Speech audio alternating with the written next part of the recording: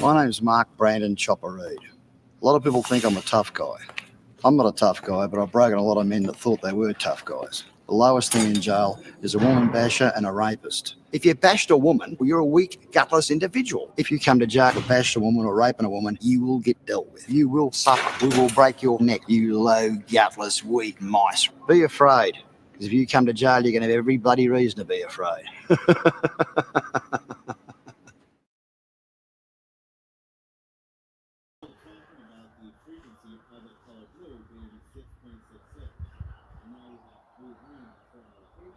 Fucking hell, they're just not quitting today. It's gotten real cold now.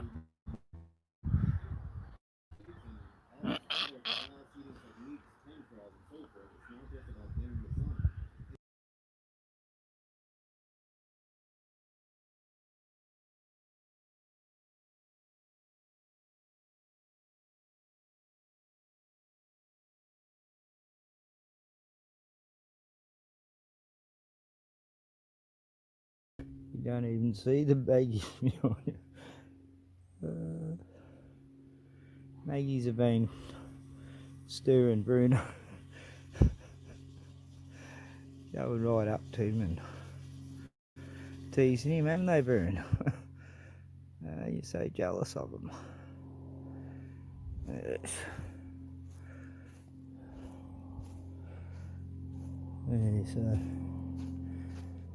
Yes, beautiful day. Hardly any chemtrail. Got the Maggie visiting. That's his mate there. Hey, buddy. Yeah, have some water. Hey, Max.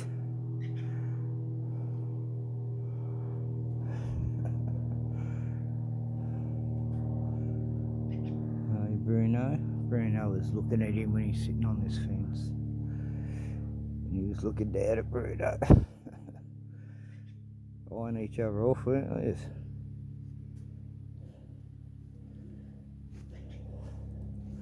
Hey, buds. It's good when you visit. Haven't seen you for a week.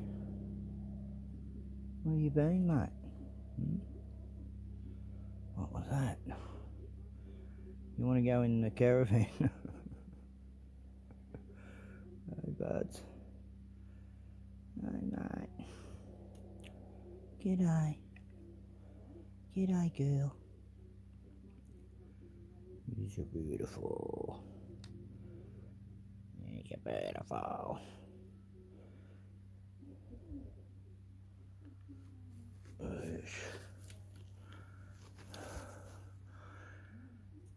It's a nice day just to sit outside and chill with the Maggies.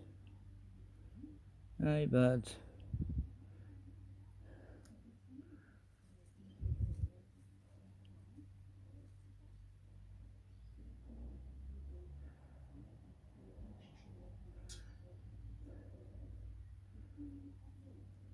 Yeah, have a drink.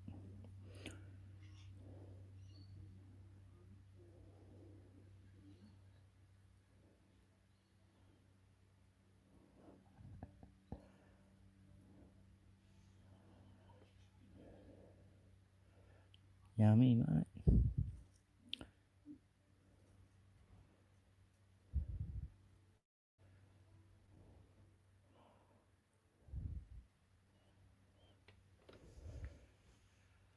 Bruno doesn't even notice him.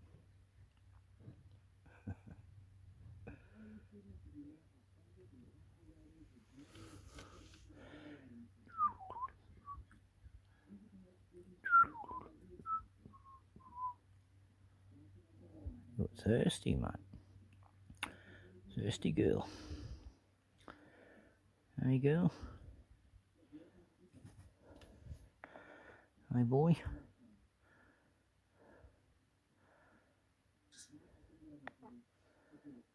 Hey, so your mate there, he turned up, so he'd follow me around. So what's been happening, eh? What's happening in the bird world?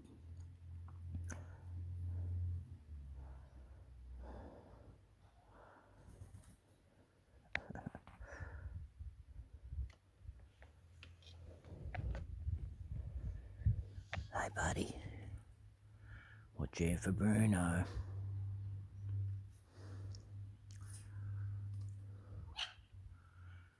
What a bird.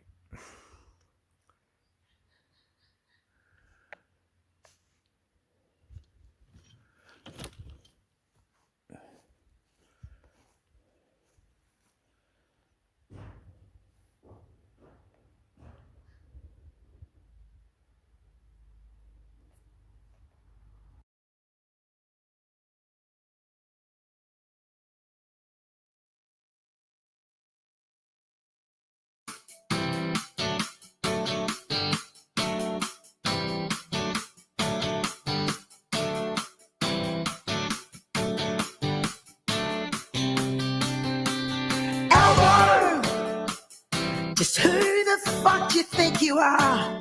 Can't believe you're still Prime Minister. Guess you're such a parasite. Doesn't we'd be just as fucked if we had you? Cause either way Australia's screwed. Cause you're such a parasite. Jesus Christ, don't you ever give up. We've got such a great country and you're fucking it up. How about doing what we're paying you for? Cause we're working our ass off. Working our ass off. Be you fucking assholes. Your head's so far up your bum. You can't hear anyone. You're all fucked up. You're a bunch of parasites. Your head's so far up your ass. You can't hear any of us. You fucked up. You're a bunch of parasites. Elections. You've decided it's time for a vote. Well, both sides are a fucking joke. You're a bunch of parasites. Wankers! We've had a gut full of it. You're all completely full of shit. You're a bunch of parasites. Jesus Christ, don't you ever give up. We've got such a great country and you're fucking it up. How about doing what we're paying you for? Cause we're working our ass off. Working our ass off. Be you fucking assholes. Your head's so far up your ass. You can't hear any of us. You're all fucked up. You're a bunch of parasites. Bunch of fucking fucked up. Your head's so far up your bum. You can't hear anyone. You're all fucked up. You're a bunch of parasites. You're a bunch of parasites. You're a bunch of parasites. You're a bunch of parasites. You cunts are parasites.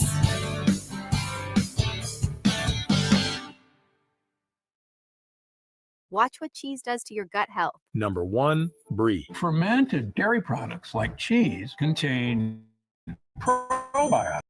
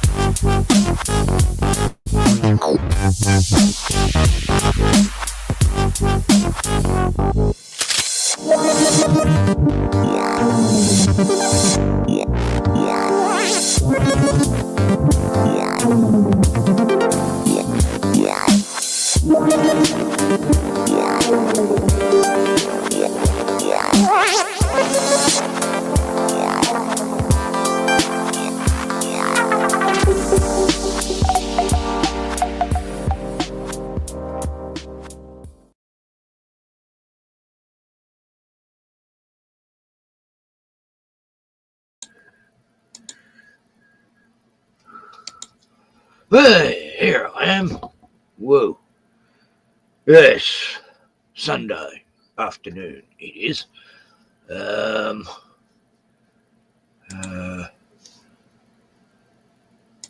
I was just posting something. And yes. We just sent a link to Facebook. I might get someone from there turned up. I don't know. No one's turned up on my new channel. It's fucked. Yeah, so it is what it is, I guess. At any rate, at the end of the day, yes. So I went on Eric Farmer's show today. At the end, he starts early now, 8:30 or something in the morning. I didn't get up till 9:30. Yes, Glenn was on. Glenn from Melbourne. Don't know where Glenn from Boston is. Haven't seen him for a while now. Anyway, it's an action-packed show today. Tonight, whatever. It's 2:40. It'll be dark in 2 hours. Hour and a half starts getting dark. Yes, brother. Yes, brother. He's guarding the perimeter. He's keeping those. Oh, no wonder no one's. Yeah, Sandy's got a stream going right now. What? So whenever certain ones are streaming, they're all there. There's a few that might come here.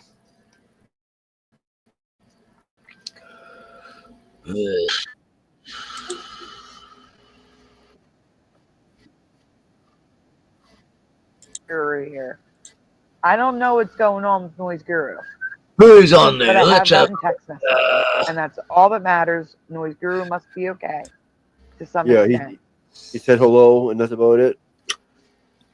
Well, no, he's sending me links for he sent me a job, a possible job for a YouTuber. I'm not qualified for it.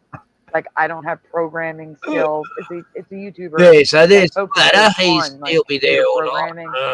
All right. And they wrote a list of things, and most of the stuff is a big X for me, like a big red X. I don't know that stuff, so learn it or fake it. No, I can't learn that. Yeah, anyway. And not only that. Right, so there's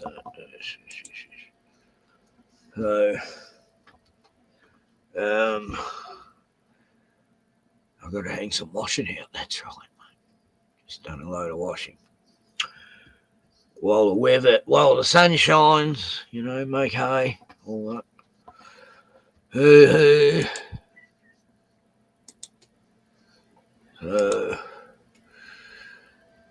We got a new pope, eh? An American pope this time from Chicago.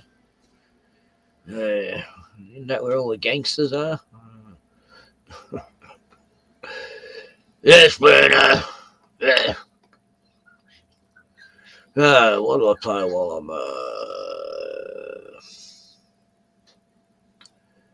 hanging out and watching something I've seen?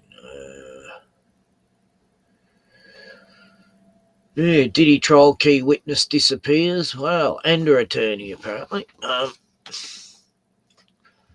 That's pretty fucking weird. All the chances, huh? Yeah, okay. Jimmy Dore covered it. Gotta get past the. How's the underground scene in Melbourne? Fuck all fad.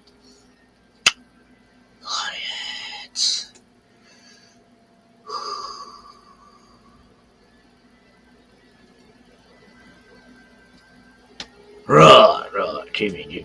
Connection to 4 alleged victims who were forced to participate in drug-fueled freak-offs. Wow, so a freak-off is not just circus performers with strange facial features? No. How many? Like a bearded lady. My, how times have changed since I was a kid, huh? Prosecutors this week tried to play down the bombshell news that one of their star witnesses possibly dropped from the case. Comey told the judge there are still many acts of racketeering apart from Victim 3. While Victim 3's identity remains unknown to the public, Gergo said in public the woman has been around Combs for a long time. Combs has pled not guilty. Is it Martha Stewart? Combs has pled not guilty to all these charges. His defense team has said that the alleged victims are ex-girlfriends who willingly participated in threesomes. Prosecutors have said that victim 1, Casey Ventura, plans to testify using her own name. Well, they just... Well, why? I think her name's out there already. Why are they even still calling her victim 1? To make it fair to the victim 3 so she doesn't feel left out, maybe? I don't know why. And by the way, when he pleads not guilty, it's not that he means he didn't do it. It just means he doesn't feel guilty about it. The judge has approved prosecutors' request for victims 2 and 4 to testify under pseudonyms. Or pseudonyms? Pseudonyms. I always say pseudo. I don't know why. I know. In a shocking decision, Combs rejected a last-minute plea deal from prosecutors. He rejected a plea deal. He faces life in prison if he's convicted on all charges. Wow. And though there's probably some overlap, prison probably has an entirely different meaning for the phrase freak off. Am I right? It's pretty close. You'd be surprised. And anybody with his money, he's going to get the Mafia Don prison suite, right? Where they slice the garlic with a razor.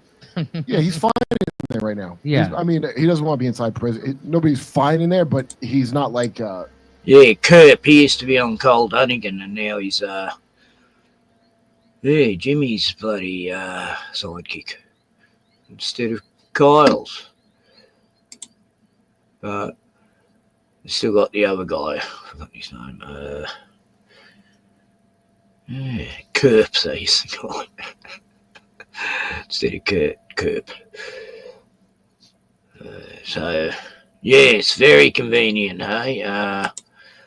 Witnesses vanishing everywhere. The Epstein witnesses and dropping like flies, and the Diddy witnesses now. Mate, this shit up. From the prisoners or for any kind of shit like that. Not at all. Hopefully he won't be using seed oils during his prison sex parties. That's all I hope. Come see us live in Los Angeles, Buffalo, Toledo, Okay. Don't want to see you. Concerts. Sorry, Jimmy. I'm not going to America anytime soon. It's fucked enough in Australia. Australia, you're standing in it. So I knew every time Sandy streams and a couple of others, I never get them. Just few people that watch their channel. Where is Glenn from Boston? I haven't seen him in any other people's channels either. So Gordon should be back in a week or so. He should be. Yes.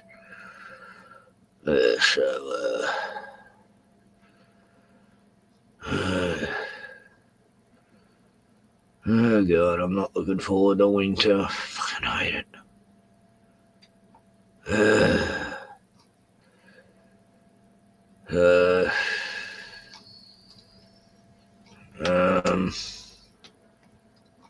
Piers Morgan, that idiot.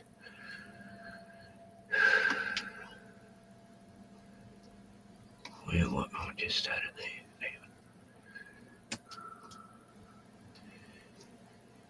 Oh, where are we? Yeah, I've lost it. Oh, wait, is this it?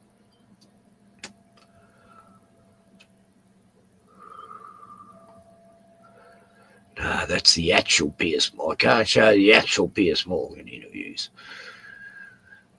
And, God, I can't stand that guy for years. Such a pompous athlete.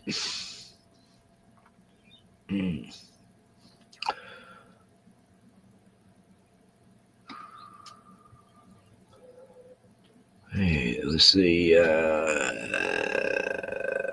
Sutton twins.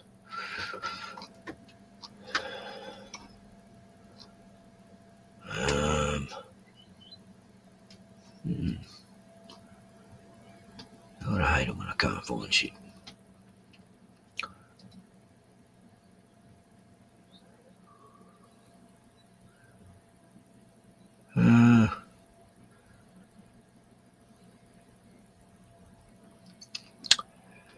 Fuck. I watch too much shit.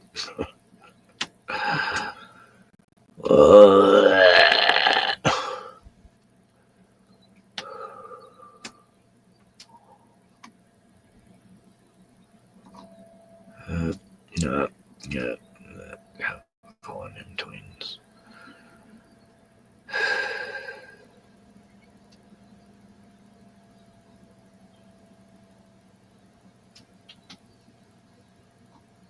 I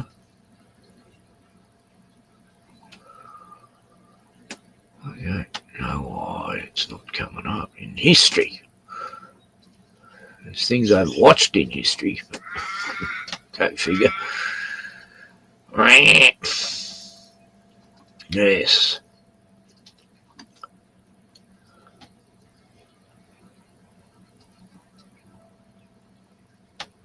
So I've watched a few videos where I won the show, and then I've noticed in the description they absolutely say you cannot show it. I was like, oh well, I can't show that. At least they warn you.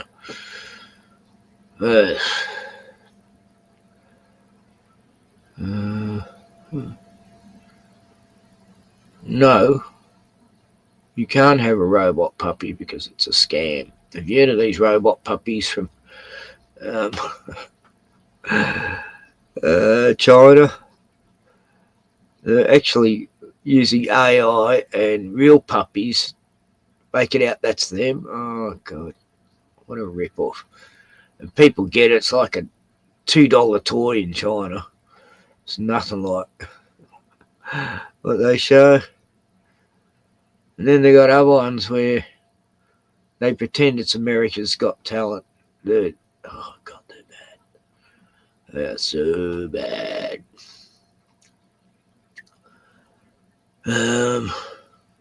Some Jewish guy, prominent Israeli guy, demands gas chambers in Gaza.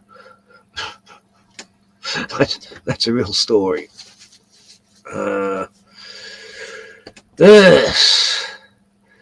How things have changed.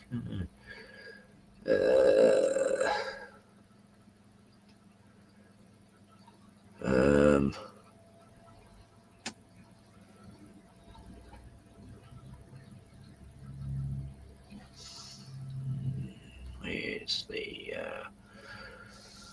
the twins coming at now? Okay, Greta. I'll go to Greta. The majority report. They're okay. Non-biased. What do you want to be when you grow up? With ease, Oh, yeah, that's expertise, and great value. Know how to grow with UniSuper. A high-quality Japanese-style kitchen knife as a gift for less Do than it. $20. Holy shit, it's amazing. Seriously, this is a one-time thing, so don't be an idiot, guys. Israeli drones fired at a freedom flotilla.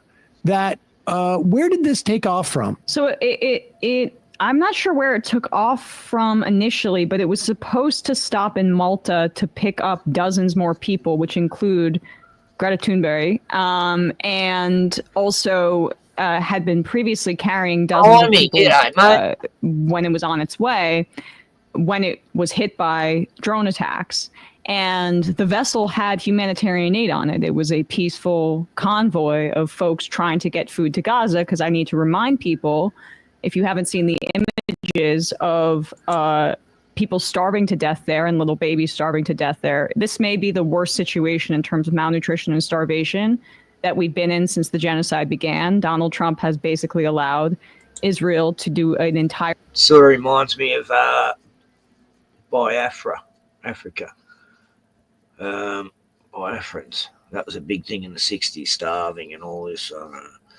But this is the worst thing I've ever seen in my life, what's been happening the last year or so. It's more than a year now, isn't it?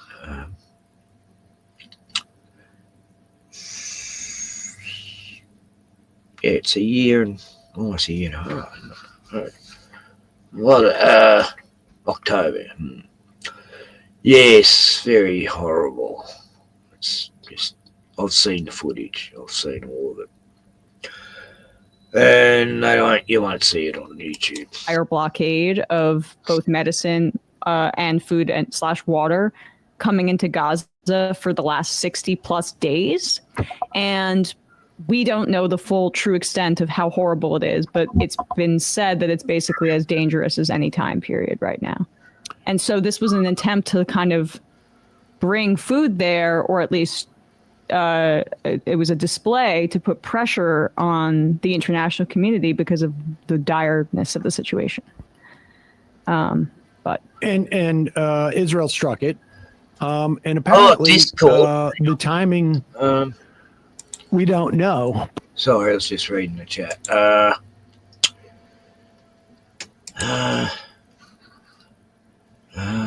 Discord. What's my Discord? Oh God, it's on another browser. I'm not even sure if I'm signed in.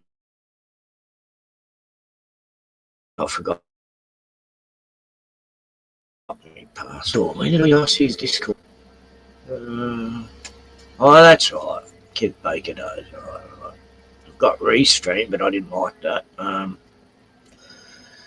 Discord, hang on.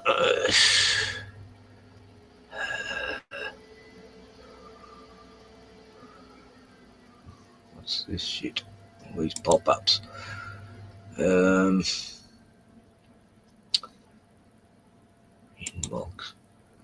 Nothing. Where's my channel? Is this, am I signed in or what? Huh? God, it's confusing me already.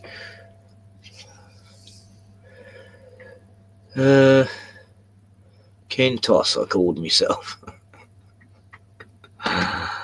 Kentos. Okay. God, I don't even know how to send messages. Send friend request. Oh, I'll just put the link in anyway. If you know Discord, you'll work it out, I guess. I've got no content there at all. Right. Okay.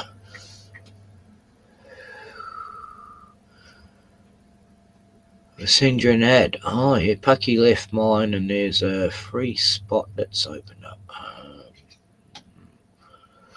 Yeah, look, I only use Discord to get into one group, really. I never really explored it much except for that. I've got Kick, but that confuses me a bit too. And I had Snapchat on my phone. Someone sent me a link and I pressed it and there was Snapchat. And I got rid of that today because I hate it.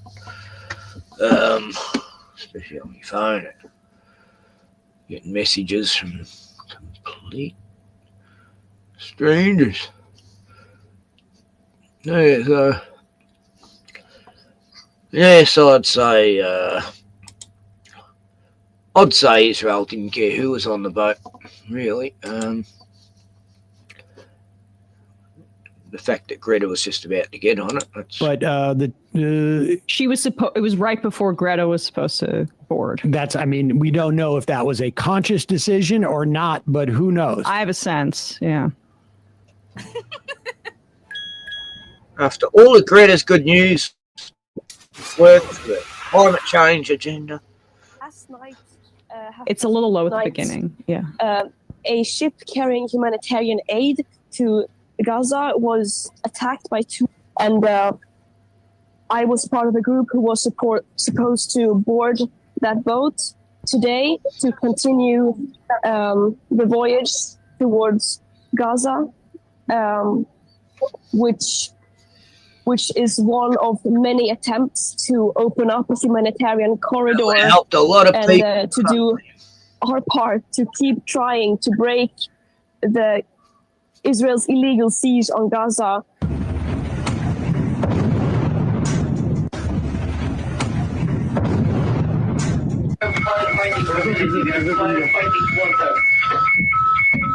For 2 months now, not a single bottle of water has entered Gaza, and it's a systematic starvation of 2 million people. And Palestinians have been resisting the unimaginable oppression for decades, and the silence and the passivity, largely from the outside world, is completely deadly. And we all have a moral responsibility to act against that and to do our part to demand accountability for war criminals and our own government's complicity in this genocide and illegal occupation and siege. Time magazine put her on the cover for that, or no? It does not happen this time around. Doubtful. She's gotten a lot less press coverage since she's been vocal about Palestine's. Weird. It's a couple things. I think it's definitely that's the main thing, and also a lot of these governments have turned their back on some of the climate commitments that they made during the previous years too. Europe backsliding on that thing, but shame on countries that had previously celebrated this girl who is among the best of humanity for all the smears that she's had to endure. I mean, Sweden, her home country, is still calling this a humanitarian crisis in Gaza. It's a genocide. Yeah, so Greta was sort of mocking herself a lot about the climate change thing. That was, I was thinking maybe there's hope for this girl. She actually, I've seen her when she's not doing the big speeches and shit, and she seemed like a normal, happy teenager, really. And then now she's realised that that's a globalist thing, and she was actually supporting the globalists in pushing the climate change. And it's not because she's gone to the Palestinian protesting thing. It's because she's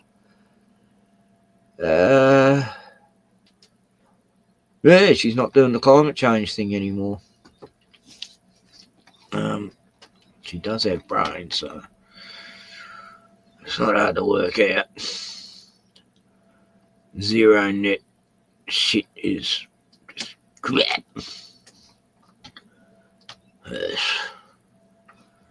And it is what it is at any rate, at the end of that. And I actually said that to someone the other day. I don't really know what to say, so I said that just. You say it as a joke, but. And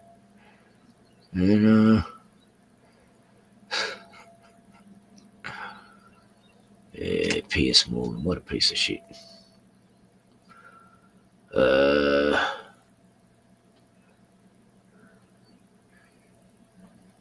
Oh, here's a bit more about it. This is Democracy Now!, democracynow.org, Oh, no, the War and that's- Peace Report. I'm Nadine Sheikh in New York with Amy Goodman in Good Baltimore. channel. No, Hi, that's- Amy. Hi, Nermeen, and welcome to all our listeners. I was using a U-block, blimey, and I kept getting warnings from YouTube that I'd be banned from even watching YouTube unless I got rid of the U-block. And it wasn't actually working for some, like they seem to be able to override it anyway. I was actually getting more ads when I had it on than when I turned it off. It's just crazy. If you got an old YouTube, it's because I've had new accounts and now it's newer YouTubes or something. I don't know. There's all this new crap on there. They want your fucking ID and your bank details to watch a over 18 YouTube video. It might be a bit too graphic and verify your age, and then you got to give them your bank details. No, I'm not doing that. What the fuck? Me bank details just so I can watch a video.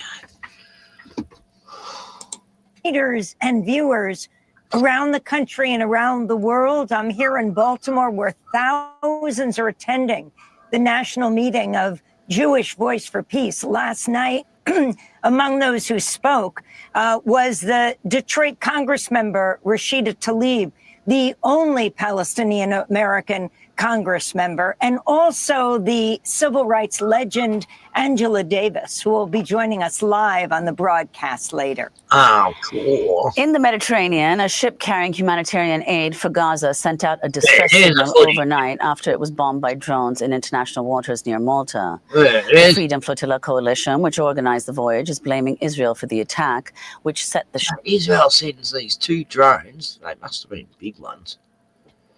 Is that them up there? No. And all the way from Israel to Malta, or it could have been launched from a ship. Yeah, that's easy enough. But God, they can blow a whole ship up, eh? They blew up the front of it. Don't think anyone got hurt. They must have been pissed off. No one got hurt. Actually, they normally like to kill them, or at least maim. Ship on fire, punched a substantial breach in the hull, and cut off communication with those aboard. The Maltese government said 12 crew members and 4 civilians were confirmed safe after a nearby tug helped put out the flames. Dozens of international activists were preparing to board the boat and head to Gaza. Just before the broadcast, Democracy Now! Reached retired U.S. Colonel and former State Department official Ann Wright, who was in Malta waiting to board the flotilla. My name is Ann Wright, retired Army Colonel, former U.S. diplomat, and I'm here in Malta with the Gaza Freedom Flotilla. Oh, hi, Ann. This morning, How's early, things just there? after midnight, 2 drones struck our Oh, Gaza what? Freedom ship called the Conscience that was in international waters off Malta. And if you remember, we've been sending ships to challenge the Israeli illegal naval blockade of Gaza since 2008. And actually, 15 years ago in 2010 was when the Marvi Marmara was attacked by the Israelis and 10 people killed and 50 wounded.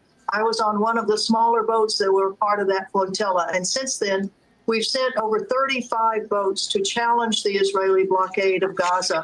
And now our flotilla is challenging not only that blockade that has kept all of the food and water and everything out of Gaza now for almost a month and a half, on the genocide that the U.S. is complicit of, the Israeli genocide of at least 55, 60,000 Palestinians in Gaza, and then the ethnic cleansing of the West Bank.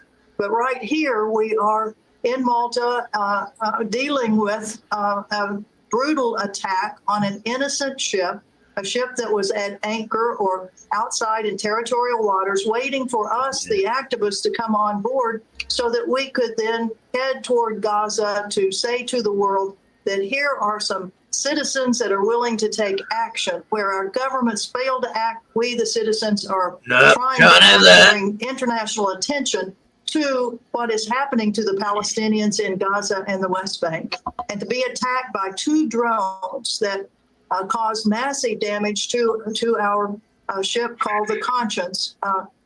To see that while we cannot yet identify the source of the drones, there is no doubt in my mind that there is a history of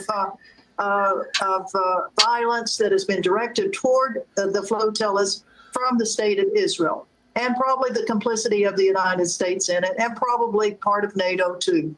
So we are here to stand up for the people of Gaza, for the people of the West Bank, as international humanitarians and human rights defenders when we see a genocide going on in Gaza. We have people from 22 nations. We've got young and old, and we've got people of note. We have Yvonne Ridley, who's one of the great authors. We have a very young person, Greta Thunberg, and 2 of her friends from Sweden who have been doing Palestine solidarity work in Sweden and wanted to be a part of this. So we have the very young, and we have the older folks too.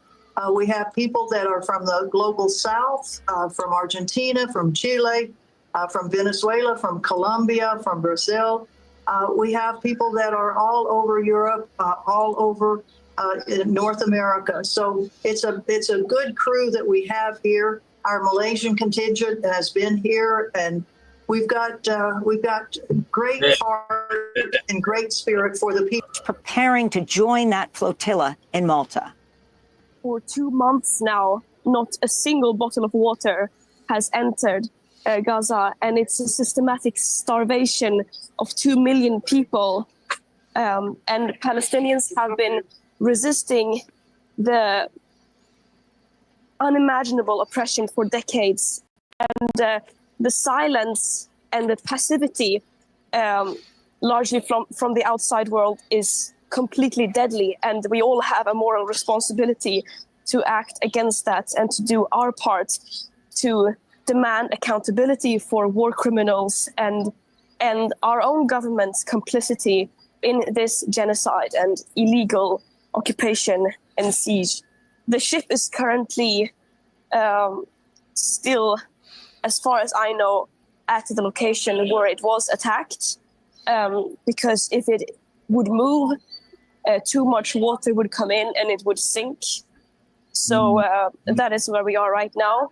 What happens now is uncertain, but what is certain is that us human rights activists will continue to do everything in our power to do our part to demand a free Palestine and demand the opening of a humanitarian corridor.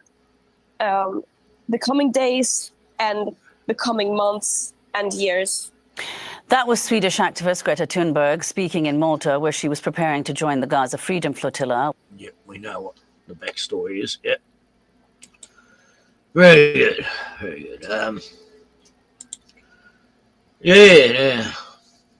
I mean, they're actually letting the people starve now. I've seen the footage. It's horrible. These babies and kids and skinny as, terrible. And they cry when they get food, like of happiness. You know, this little girl singing, just she's got some pasta, nothing else, just pasta. That's the worst thing of it. All the last year and a half is never seen anything more horrific in my entire life. Things like the Boxing Day tsunami was horrible, and the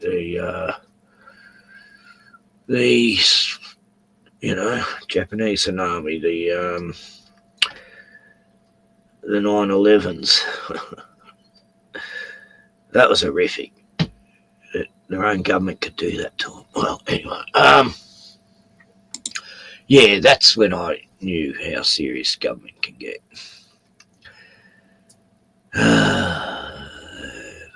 That's depressing. Let's watch something a bit funnier. Let's watch Kanye West. He's always excellent for a laugh.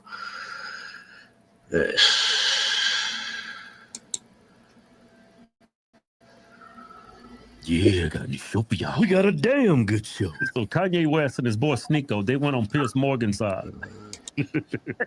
show. Yeah. And whenever you interviewing Kanye, it's gonna be a damn good show. yeah, it's gonna be a damn good show. All right, but before we get to the show, don't forget we got a new giveaway. Ram Diesel. All right, anything you buy on my website get you automatically entered to win it. Ram Diesel and 10,000 in cash. Yeah, get that. You some damn good coffee or some methylene blue. Yeah, gonna win that car. Get to the show. Welcome to Uncensored. Yeah, we haven't spoken for a while. How are you? I'm doing good. I don't use the term West, you know, the whole drop the slave name idea. Okay, so we just call you yeah? Yes, sir.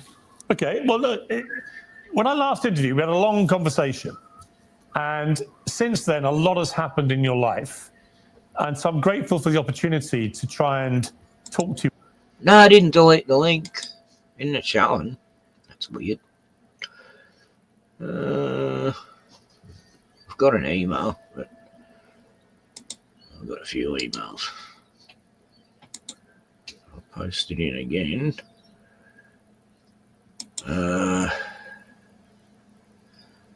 Yeah, Discord's, God, it's annoying. It's like, take messages. It's quiet for now. No kidding. Friends, have I got any friends on Discord? Can't find any of me friends. I'm sure I had heap. What the hell's going on? Maybe this is another account. I don't know. I can't even get into my account. I can't find me out.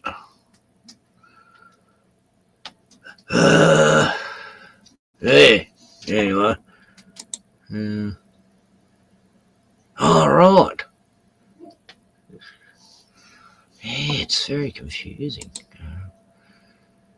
I haven't got any friend requests yet. Just says I'm online. New group.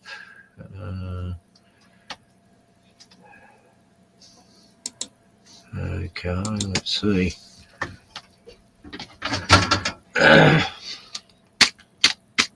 I'll see if you come up, blimey.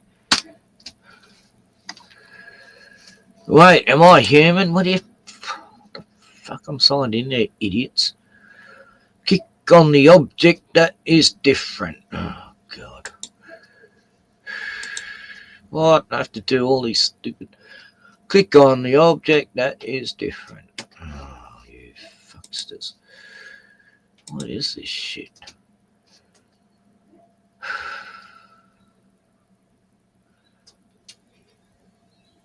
Oh, it was sent. Right, so... But I should be getting a friend request. Find or start a conversation. Where do I want to go? No, this is weird. Why can't it find all my Kev Baker mates? Yeah, I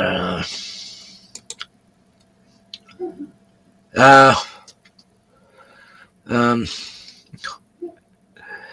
What did I call this? Kentos. KNTOSS.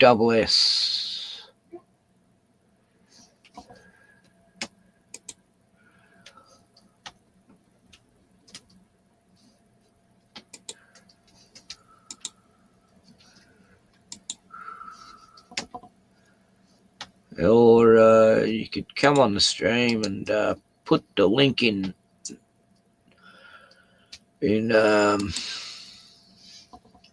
messages in StreamYard. In what do you call it? Private message. Private chat. Yeah. Get rid of that. Get rid of that. Yeah, so I had a good day of the magpies yesterday. That was fun. Always fun. I don't feed them too much. They seem to find enough food anyway. You about some of this. How would you say your life is at the moment? He on the phone. Yeah. I mean, you see that view? Yeah. He said, "How your life going? You see that view?" I think this is in Spain. Yeah, that is gorgeous. Yeah, that's beautiful. Yeah. This is where we live. What's inside? People. What's outside? Your life is good? Well, judge it on the view as the answer to how my life is. Judge me by the view. Well, the view is Mallorca. I've been there. It's a beautiful place. Mediocre, you know, what an arrogant fucking... Oh, God. He hating. But he said that view's mediocre. Piers Morgan is a straight hater. Yeah. For all intents and purposes, you seem very relaxed and happy. That is in direct contrast to your public image at the moment over the last couple of years, led by your ferocious... Well, hang on, let me finish the question. Led by your ferocious use of... No, but I already Oh, can you? He's just ready for him to say the wrong thing, and yeah, it's like he's got better things to do than talk to Pierce, but he's just it's almost like he went on here just shit stir him. Disagree. It's not in contrast. There's so many people and artists that are championing the idea of someone being able to just express who they really are and have been able to go through the war of being attacked by the banks, being attacked, by the banks. That's the best way to put it, being attacked by the banks and to still be here with this. Know what he means by the banks. That's the win. So I think I'm in contrast to your contrast.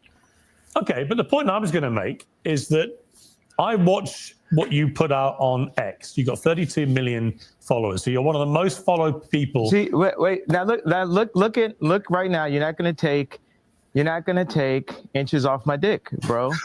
Like, how many followers do I have? Well, how many is it? I think you can do the study. You got a whole staff over there. I thought it was 32 million. How many is it? You obviously know. I mean, no. I've never heard that one before. Don't help them out. I'm told that's a great one. Not going to take inches off me dick, mate. Fuck you.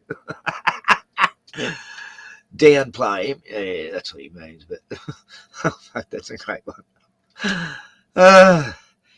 You're always guaranteed through Kenya to say something funny, I'll tell you. Well, it's 33 million now, so congratulations. You're slightly bigger following than I thought. No, congratulations. Your information is correct. You're not just some, dude trying to sub. I'm a gift, bro. You know what I mean? Why do all you people in media act like you haven't played my songs at your weddings or graduations or at funerals or when your child was born? You take somebody that's living like a Lennon, a Michael Jackson, and you just take all this time to just like a gift, bro. You know what I mean? Why do all you people in media act like you haven't played my songs at your weddings or graduations or at funerals or when your child was born? You take somebody that's living like a Lennon, a Michael Jackson, and you just take all this time to just like that nuance right there. It's idiotic. It just shows the hate that you put out for people that put love. There's so much love in the art that I put out. What are you talking about? I haven't said anything. What are you talking about? It's dirty. Okay, now you're not taking accountability or responsibility. You said that you implied I haven't played your music. Of course I played your music. No, sir. This is what you get for now. We can circle back when you can count. Okay.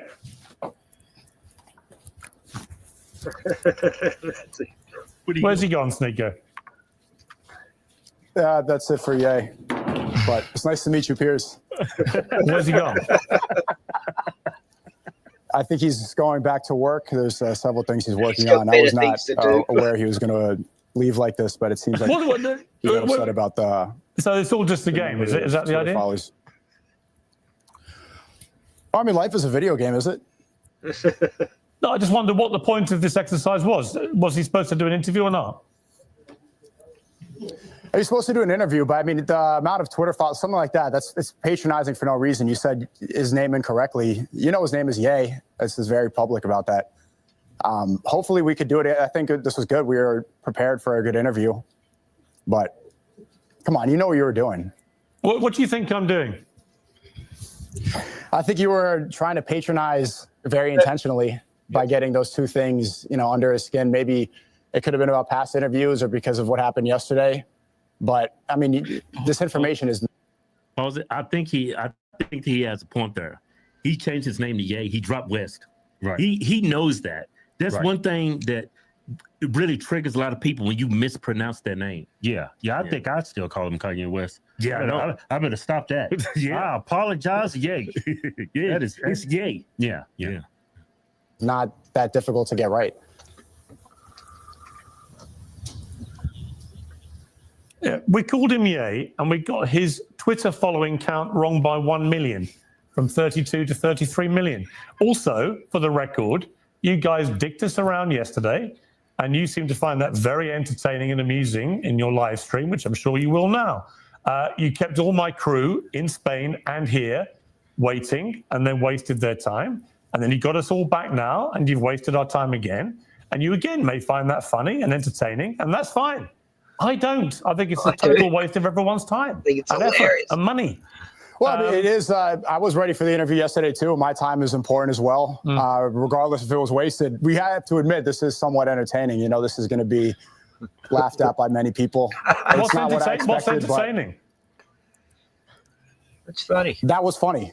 That's undeniably walking off right into the beginning of an interview is funny. Yeah. Oh, totally get Nico. He's pretty cool. Calm, cool, and collect this guy. Out of interest, what do you do with him? I'm working on several films right now. I am streaming out here. I'm editing, and I work on things behind the scenes, some inspiration for art. I'm just there to try to help fulfill his vision. Well, let me ask you the questions I would have asked him. So, I mean, out of interest, what is with his obsession with Hitler? Why is he so rampantly anti-Semitic? I'm not going to answer questions on his behalf. Yeah. Well, you're going to have to. I can't answer questions on his behalf. He's not there. It's just something you don't do. What's that? He's not there. Literally, he's dropping a track today called Heil Hitler. Why are you happy to be associated on his behalf, with somebody like that, out of interest? Well, I'm not going to speak on his art and his vision. I'm asking you why you're happy to be associated with somebody who most of the world believes is now a rampant anti-Semite. Well, you're associated as well. Your show's called Piers Morgan Uncensored. You tried to get him censored on X. And here you are on the days we're going to release the song doing an interview with him. So we're all involved here. It's not like I'm the only one complicit. Yeah, the reason I wanted to get him on was because I don't think anyone holds him to account for anything he does on X. And in fact, he deliberately breaches all of X's rules, and yet he does it with impunity and is allowed to do it, whereas millions of other accounts get suspended for far less offenses. So I was going to ask him directly, which is why I mentioned his X following. I was going to ask him about what he... So Pierce tried to get him suspended off there. Puts on X, and why he does this, why he continually attacks Jewish people, why he continually celebrates Adolf Hitler. And then I'm curious about, given he's not there, can't answer these questions, what your association is with this guy, and whether you're comfortable to be associated with somebody who most people consider to be an anti-Semite. I think I just answered this question. And these are good questions. I think I just answered half. We haven't answered the question, have you? But I mean, if I did. You said, what are you doing out here? And I said, I'm doing films and I'm recording behind the scenes and I'm streaming and I'm editing and helping fulfill his vision. Have you been helping him with the track Heil Hitler? No, I don't. I'm not a music guy. And if you wanted to get questions about his Twitter or X correct, then you should have got the number of followers correct. That was something intentional that you knew what you were doing. So I got the size of his dick wrong. Is that what you say? Well, if you know everything else that he's tweeting, you should have got that right as well. Oh, don't be so pathetic, Sneaker. Honestly, what you're trying to do is you're trying to get good content which will promote you, Sneeko. And I'm just curious how you, Sneeko, deal with the fact that you are so openly associating yourself asked that question with somebody. I think he was disingenuous at the beginning. He said it was a mediocre view. Yeah, and he wants Kanye to be canceled. He don't want to have no friends. He don't even want him commit. This dude want Kanye in a dungeon all by himself, locked in a cell 24 hours a day, no human contact with anybody. Yeah, that's what he wants. Mm-hmm. Who seems to worship Adolf Hitler and is pro the Nazis. Do you feel comfortable about that? No, we worship God. He worships Adolf Hitler. I'm here promoting this. We could talk about how pathetic it is that Adolf Hitler. Look, he keeps talking. That you were essentially working for Israel up until a couple months ago, and promoting when was I working for Israel? Like genocide and not pushing back. When was I working for Israel? If it's pathetic to make films behind the scenes of one of the greatest living artists, probably the greatest living artist, well, he certainly was. To point the finger at you. He was a great artist. Unfortunately, he's become a rampant anti-Semite who adores Adolf Hitler, embraces Nazism, uses swastikas. I'm pretty sure he says he loves everyone. Sell his I'm not going to speak and for has him. a new record out called Heil Hitler. So forgive me if I don't currently see him. Everything you're saying in this question is incorrect. Yeah, but I don't see everything you're saying in this question is incorrect. Sorry? The song isn't out. The song isn't out for one. And two, he says he loves everyone. He says he loves Jews. He says he loves Hitler. He says he loves everybody. So when he says, well, it says that in the Bible. Yeah. Don't hate the person, hate the sin. Right. You should love everybody. Yeah. Love your enemies. Yeah. So he worships God. He's always said that. So right. I mean, but you're not going to gain good answers for Snake friends by saying you love here and then. Doesn't work. Let me ask you, given you're the one sitting there, he said Jews were better as slaves. You have to put your Jews in their place and make them into your slaves. He then said, make your Jews work for you, but watch them as close as you can. Whip the Jews. You comfortable with that, Sneaker? That's the lyrics. I guess it is. That's because not many Jews work. Right? It's a joke about how they never work, and he's making a joke. We should make them our slaves and make them work for once in their life, because they got everyone else working for them, Hollywood and the banks and the pharmaceuticals, and they just sit back and watch a genocide and popcorn. We've been lied to. This is the worst I've ever seen it. This is a place where really, people are so angry, so frustrated, so fearful. The influences, I've never heard of it. We got people afraid. God. Yeah, really. I think I find it funny. That's not something that I would do personally. I don't whip anybody. You think it's funny, do you? Whipping Jews? Slavery. Using Jews as slaves? I think the context of that is funny, yeah. What's the humor? To remove any sense of humor. I'm missing the humor. What's the humor? Do you want me to break down a joke for you? You think it's a joke about whipping Jews? Yeah, I'm pretty sure it's a joke because I've been here for a couple of weeks and he hasn't whipped any Jews. Really? Because he hasn't actually whipped any yet. Yeah, that's a joke. He really has. Yeah. Really has. But Piers, before I leave, I don't want to speak on his behalf. If you're agreeing that he's the greatest living artist right now. You set this farce up. He's dicked us around. You're the one left. So you're going to have to be accountable for him. Unless you want to walk away too. Accountable? What do you want to hold me accountable? If you don't want to answer questions either, you are free to stand up and walk away like a little sniveling. Well, you can ask questions. If you have questions for me, then I'll feel free to answer those. Here's my question for you. Why is your mate Ye? Is this whole thing going to be interrupting, or is this whole thing just going to be interrupting? Do you want me to speak at all? You're sounding like Andrew Tate Light, like his annoying little younger brother we never knew about. Okay, doesn't work with me. Okay, you set this thing up. It's obviously some kind of elaborate prank. Okay, your team asked me to do this. If you want to be Netanyahu light on TV, given you want to you can't blame him for Kanye's behavior. You can't blame him for his lyrics of his music. Yeah, he didn't get up, walk away. He's willing to have the interview. Yeah, blame Kanye. Don't blame Sneeko. Yeah. If you want to be Dave Portnoy with the suit, it's fine. Then sure. If you want to do ad hominem attacks, then why invite someone on your show? I set this up because your team asked me to do it. I did everything that I could. If I knew that this would, I'm not here wasting your time. You're angry at me for setting up an interview that you wanted. If you have questions for me, I'm happy to answer those. Here's my question. There's no point in me being here. Why did Jay stand up like a sniveling little coward and walk away before I could ask him difficult questions? For the third time, Piers, I don't know if you have a hearing problem, but I'm not going to answer questions on another man's behalf. Really? Even though you set up the interview with him? Another time, that'd be great. Yeah. Okay. What's on him from me? He's a sniveling little coward, and he's an anti-Semite and a Hitler worshipper. That's what I would have asked him if he'd had the balls to sit there and take the questions. And there you are, proudly associating yourself with him. Good luck to you, Sneeko. Everyone can see you for what you are. Well, I don't agree with those lyrics. I've always been critical of Israel's government and the innocent people they've, unalived, trying to get rid of Hamas, but they're not innocent. They're Hamas. Oh, that's right. They're Hamas. Yeah. Get it right. Yeah. What do you I think all three of them entered this interview disingenuously. Right. Right. All parties involved was going to try to one up each other. So for him to say that's what Kanye did, he was doing it too. Yeah. That's the whole Especially point. towards the end. Yeah. Yeah. Yeah, Pierce wants them on for shock value, Okay. Oh, God. I thought it was quite funny.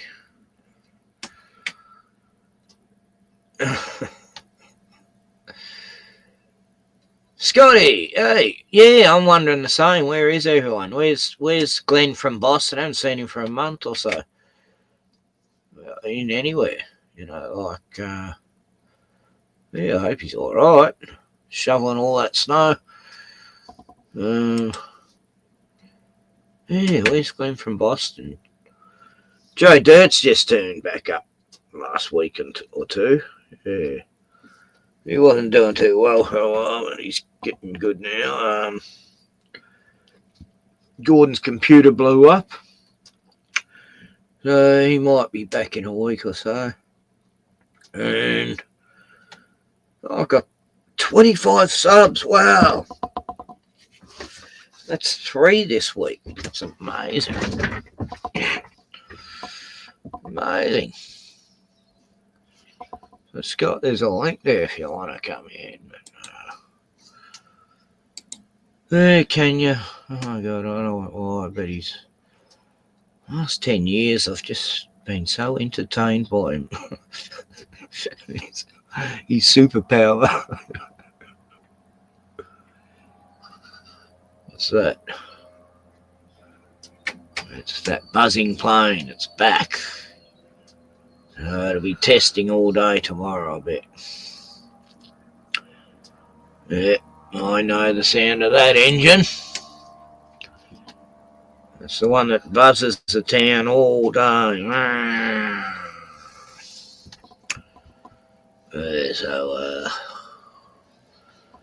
Right, let's watch this Aussie guy. He covers all the ridiculous woke clown world.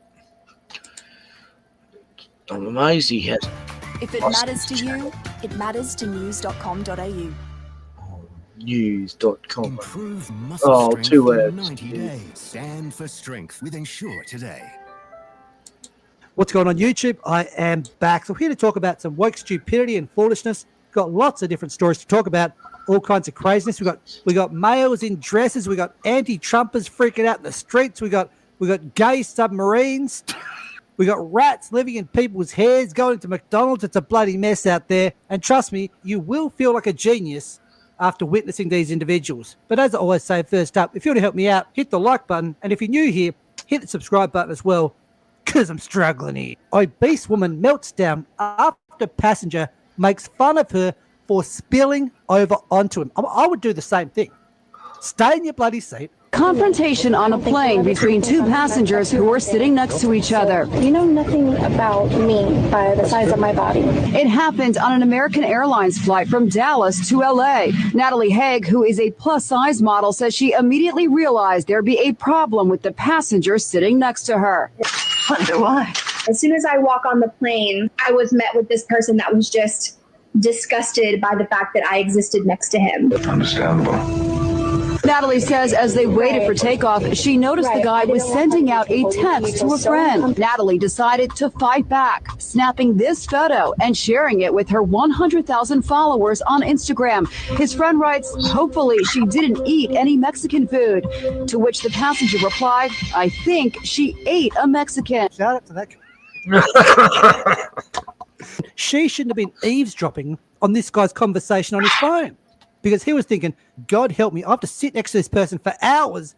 They're going to spilling all over on me. Holy hell, what the hell is going on here? And I'm not sure what they're doing. Let's check it out. Look, this is the state we're in. We've literally got, I'd say, 50-year-old males walking around dressed as little girls. That's creepy as fuck. People are cool with this, are they? Like, what kind of effed up society are we living in? It's weird as fuck. Now we've got this video here, a very important video here about a crime that was committed, right? And this clip is not about mocking the guy's voice, okay? How dare you? If you do that, shame on you. Jeremy Scott left for brunch and came home to what he describes as a movie scene. I'm going to start carrying my pistol. If we in the Wild Wild West, somebody need to let me know. Crime scene tape, dozens of police units, investigators everywhere, all before 2 in the afternoon. This is broad daylight on a Sunday. I just moved in here, so I'm wondering if I picked the wrong place. The victim identified. Now let's go to the UK where a monkey starts attacking a truck for some reason. Let's check this out. Fucking bit.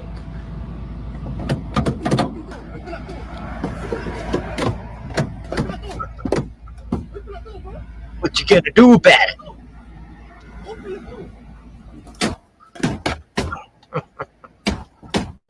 You idiot.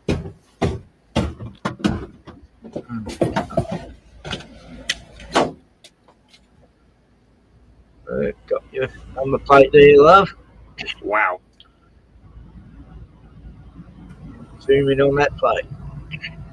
Even though they didn't show it there, they're going to be feeling that for a very long time. There's no doubt about that. Tried to walk it off. I'm not buying it for a second. I swear to God, the only way to get a job as a teenager is to know somebody. Because the only job I'm actually getting an interview for, my friend works at. And the only reason she works there is because her mom works there. I need me a job, bro. And don't you say it's because of my appearance. I take these things out. If you ask me out and you're a millionaire, I'll say yes. If they're not a millionaire? Then we can be friends. If he doesn't own a house that's over $7 million, I won't date him. I just have, goals and expectations and boundaries, and this is what I strive for. What are the other criteria that you're looking for in a guy? I want someone that's successful, Sure. motivated, Mhm. influential, Okay. good values. Minimum height? Actually, I'm okay with the guy being short as long as he's rich.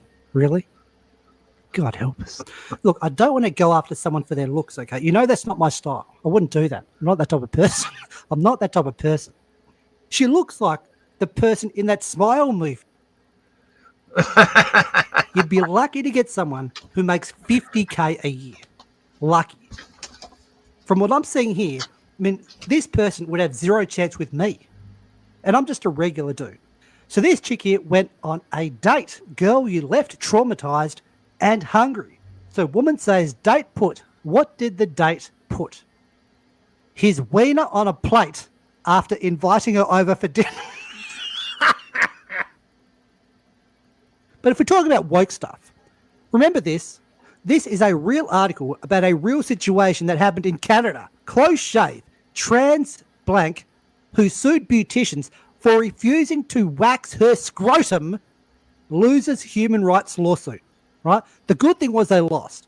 But the fact that this is even a thing is diabolical. But now we've got Jesus Christ. Jesus. I need your help here.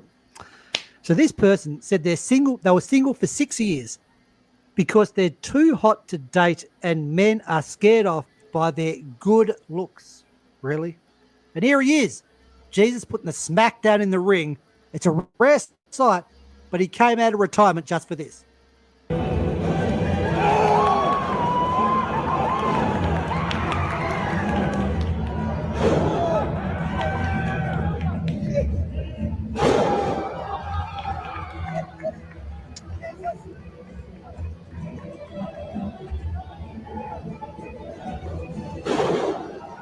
He didn't even need to touch him. That is the power of the Lord right there. Shout out to him. I did learn that apparently trans people experience time differently. Did you know that queer and trans people actually experience time completely differently to cishet people? It's a concept called queer temporality, and it basically has to do with the fact that historically, as queer and trans people, our lives have started much later and for a whole bunch of reasons ended earlier than our cishet counterparts. So as a result, our experience of time is compressed. Fuck off! Fuck off! Fuck off! US fleet welcomes newest USS New Jersey, the first gender-neutral submarine. This isn't satire. This isn't a joke. This is real, right? There's literally a gender-neutral submarine. If there's any war in the future, I think the US is just going to have to. You're going to have to throw in the towel, right? There's no comeback from this, right?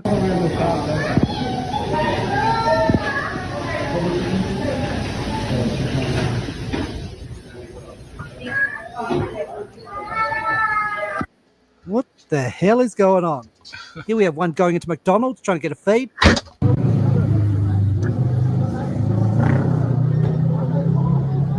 No! No! Open the door. Oh! Yo, it's in the McDonald's! Oh my God! In Australia, we don't have as many rats, but we do have other wildlife trying to get in on the fast food action.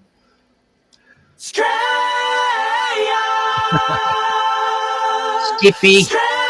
There's Skippy everywhere. My country don't share no borders. And as I always say, get the peons the hell out of my stinking house. Yes. Johnny Somali, he's facing 31 years in jail. Yes. I was hoping he'd do jail, but 30 years a bit harsh for anyone. He hasn't killed anyone or anything. But he's one of the most annoying streamers I've ever seen. Yes, Bunch. What's happening, bro? What's happening, Bono? Yes, second beer. Where's the? It's in the shed, right? Can't even open the fucking bottles there. Hands are so fucked from arthritis. Yes, it's already starting to get cold now. We had a beautiful, beautiful day. Very much a spring day. Even though it's autumn. And, yeah, Scott, where is everyone? I noticed Ray hasn't been doing any streams. I guess he's getting into his music career. Oh, well, what's going on here? LC.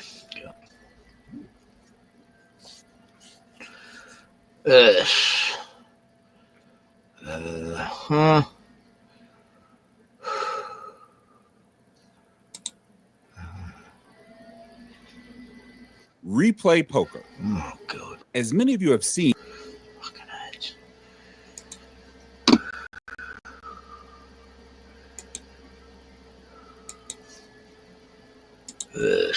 More news, I guess. You know, we'll have a word from my sponsor soon. And how Israel just continues to bomb Gaza, including on top of its starvation campaign. Gaza's government says that more than 3,500 children face imminent death by starvation at the current moment. It's been over 2 months of a total blockade by Israel of all medicine, food, and water. And I guess, honestly, this is probably the best time to bring to show this footage here. Just before we play this, I'm still waking up to see on like the timeline of Twitter things like, oh, a restaurant was bombed in Gaza, killing dozens of people, and then the immediate replies of people who pay Elon Musk to get a check mark saying, I thought people were starving in Gaza, and you're saying there's a restaurant? The sort of nasty genocidal. They don't believe frenzy. what they're saying. It's. I mean, obviously, just because there's a restaurant doesn't mean there's food at a restaurant. You idiots! And just like the sort of casual. I mean, this is the stuff you used to talk about with like Radio Rwanda and stuff. And you see this is just a huge part of society with beepers in their usernames on Twitter and stuff like that. We have a profound sickness that's galloping across the world right now. And I think that part of why liberalism is failing to confront so many of the different maladies in our society right now you can trace it back to that, because I think there's this impulse by many liberals to think that like everybody wants the same things, but we just have to find the right way to work together, as opposed to a more militant left-wing approach, which means no, there are some people that need to be defeated, either by taking their money and redistributing it to the to the less wealthy, right? Redistributing resources via the government, via taxation, or whether it's like, no, these people can't be reasoned with. They're lying on purpose to justify genocide, and they like it. They know what they're doing to these folks. They like images like you're about to see. This is the Associated Press, obviously run by Hamas. I want to warn people that this is difficult to watch, but it's important to show this. These are children in Gaza just days ago. The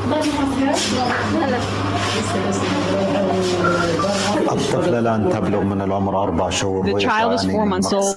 She suffers from extreme low weight because of severe acute malnutrition. Those kids usually are lactose intolerant, and regrettably, there is no alternative inside Gaza because of the war. And the border closures and the lack of special treatment milk. This is a doctor speaking at Nasser. Only they can get goats. They don't even have goats in Gaza. You can see this child. There's no meat in the market. Go ahead, Matt. I was just going to say, that special treatment milk that he mentions, we do have like a long-standing critiques of the impact of USAID and the uses it's been put towards. But the complete just pulling the rug out from under a program, guess what? USAID was paying for this sort of malnutrition assistance for Gazan children. Exactly. And it's disgusting. It's not like an attack on the deep state that Trump got rid of that. It's, Because it's very important. If only that aid ship had got there, but no, we're going to make sure that, they blow them up, even if the ship gets there, then they blow them up on their way there, not via trucks and cars, buses. So many times the aid there that the humanitarians have been murdered as well, but no one talks about that. Important just to build on what you're saying, the kind of food and nutrients that addresses this level of malnutrition is basically like a pace, because when you're at this point near death via starvation, your body's going to reject almost everything. It needs to be protein rich and easily digestible. And this is what USAID, what Trump cut in USAID. And this also applied to other nations in the world too.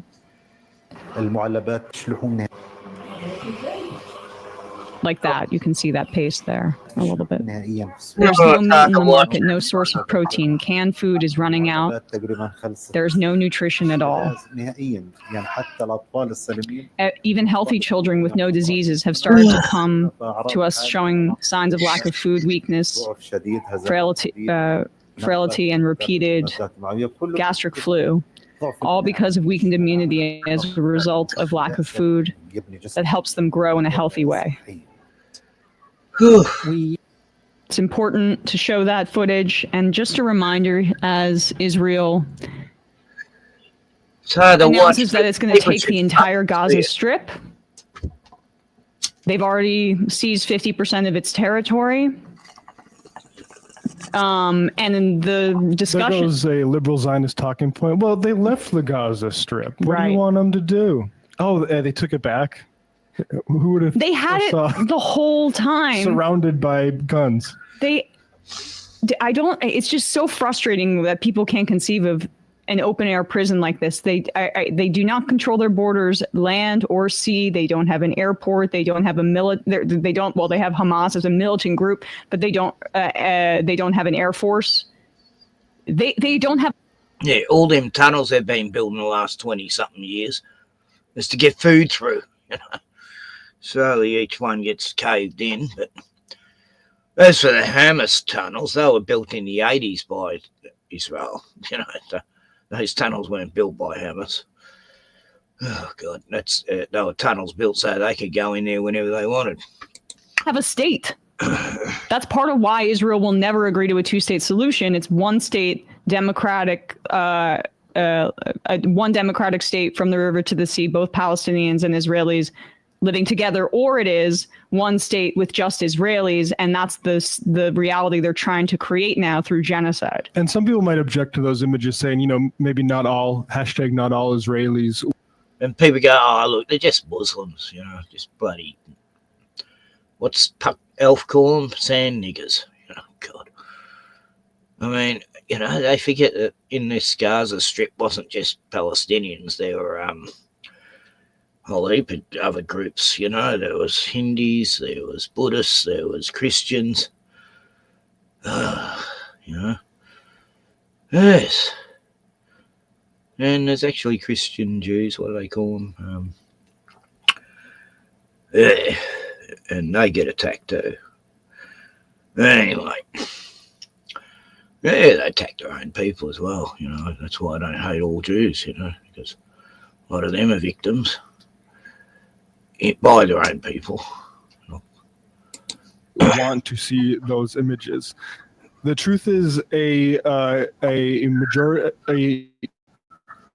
big enough majority of them prefer those images than what Emma is saying, which is one person, one vote.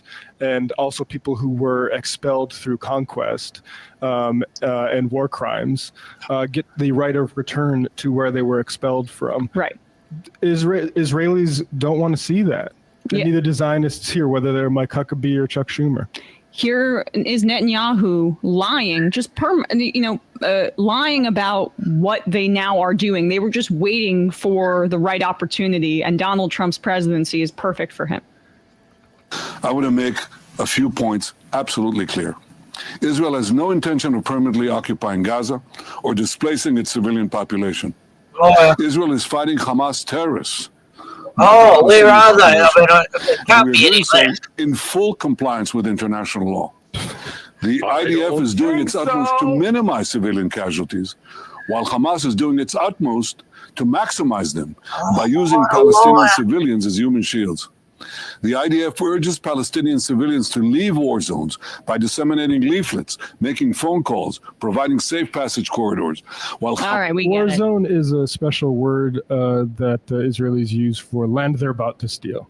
We got it. I mean, you heard that. That's from January 2024. We know that that's contradicted. And also, we're hearing that there are talks right now with the United States about helping administer the Gaza Strip via military contractors. You can probably hear Eric Prince salivating from here. And there was a source that spoke to the Reuters that's compared the proposal to the Coalitional Provisional Authority in Iraq, which was went so well. Which was the government that the United States tried to impose on the Iraqi people. We took a bunch of when we were trying to overturn Saddam Hussein's we invaded grip on power. And then said, here's a bunch of think tank freaks from the Heritage Foundation or the American Enterprise Institute or whatever. They're going to be your new kings. Yep. They're like 30 years old. But isn't that, and when you look at that proposal, the United States was heavily reliant on mercenaries, private mercenaries, with Eric Prince and Blackwater. And that's the proposal again. So we're about to talk to Austin Coker about how the Trump administration is using something called a 287G agreement to try to enlist local police and sheriffs to help with their deportation regime. You know, the first time that was ever deployed was in 2002 in Florida with Jeb Bush as the governor in reaction to 9/11. Everything we're seeing right now, Richard Beck's book, Homeland, is an exhaustive examination of this, is an outgrowth of the war on terror and the erosion of our civil liberties from that point. And of course, neoliberalism and are the economic conditions and how we have no social services to offer people, only like cheap goods and consumerism, and people are revolting against that economic model because it doesn't provide much for them. So fascism has a clear vision and clear enemies, and that's what unfortunately we voted in. And our democratic leaders aren't meeting the moment on this front.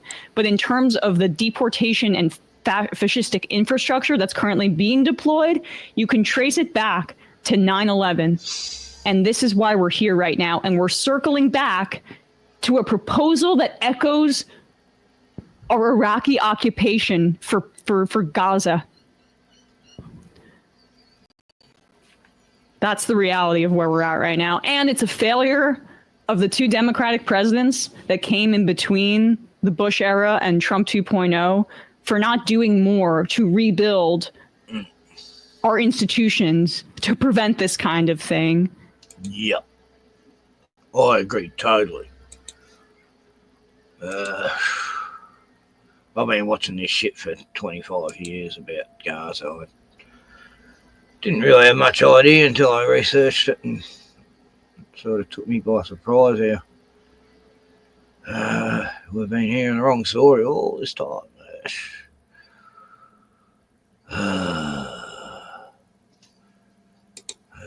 Okay.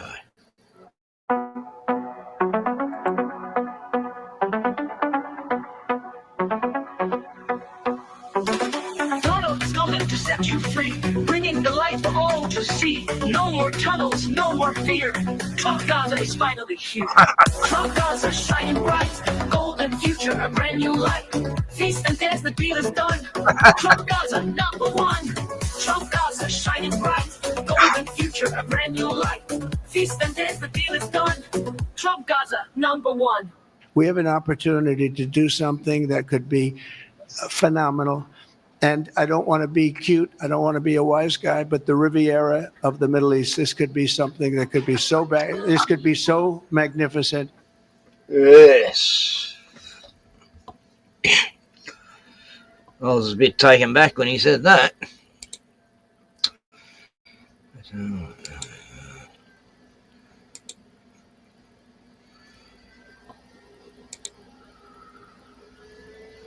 Presidency made up of days full of so many headlines. On this day, there was just one.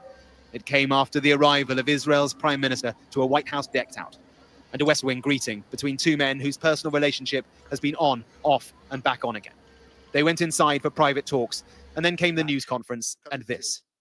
The U.S. will take over the Gaza Strip, and we will do a job with it, too. We'll own it and be responsible for dismantling all of the dangerous unexploded bombs and other weapons on the site, level the site and get rid of the destroyed buildings, level it out, create an economic development that will supply unlimited numbers of jobs and housing for the people of the area. The reaction from the gathered audience reflected the enormity of what he'd just said.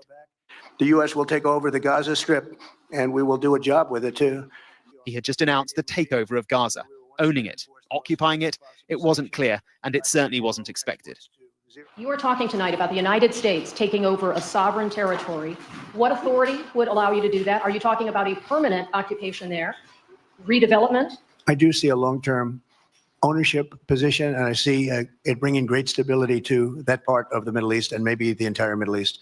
And everybody I've spoken to, this was not a decision made lightly. Everybody I've spoken to loves the idea of the United States owning that piece of land, developing and creating thousands of jobs with something that will be magnificent. It's not clear who he had spoken to, but even Sky sources close to the top of the Israeli government did not know about the idea. And despite trails of other plans for Gaza, this one came from nowhere. And I don't want to be cute. I don't want to be a wise guy, but the Riviera of the Middle East, this could be something that could be so bad. This could be so magnificent. Perhaps tellingly, Netanyahu did not pass particular judgment on the idea, but it certainly will help him with his own hardliners who he needs if he's to hold on as prime minister. Well, that truly was a remarkable moment. Just the phrase that America will take ownership of the Gaza Strip. Everyone here is trying to absorb quite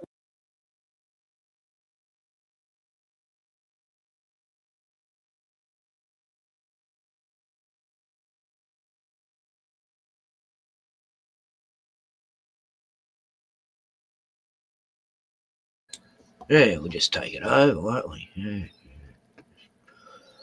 Nothing about where the people are going to go. Oh, we'll find a better place for them. Not where. Oh, yeah. Yeah, I got a T-shirt, you know. Leave only trails.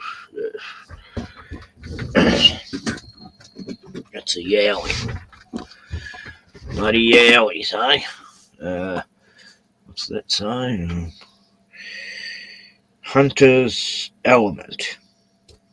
No. Yeah, I don't know if it's from America, whether that's a Bigfoot or a yowie. A Yeti or a Sam Squinch. Sasquatch.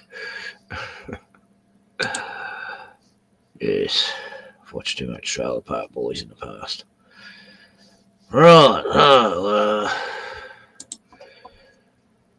Yes, we've covered Greta and the Gaza and the Trumps and the missing witness for Diddy and Kanye and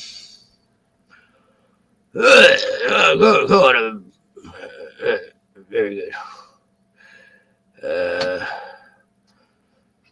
Now I'm getting lots of videos of, all for Yeti BB fucker. Oh god. Why would I want to watch that? Fucking hell. God, the day in a life of a man who orgasms 100 times a day. I mean, what the fuck? Teenager who rapes a 91-year-old woman. I don't want to watch stories like that, and it keeps getting suggested over and over.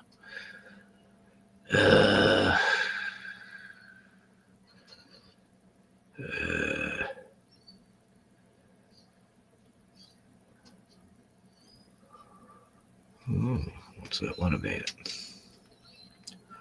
Trump dumps BB. I doubt it.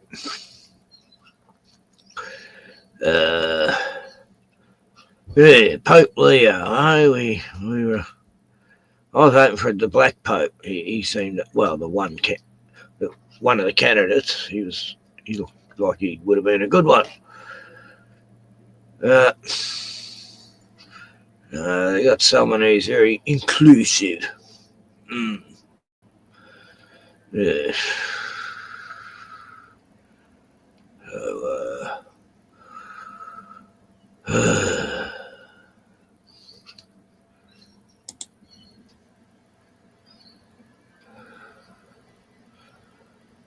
Okay, let's watch America's Got Talent. Yeah, there's some amazing, brave people in this. Oh God, it's insane.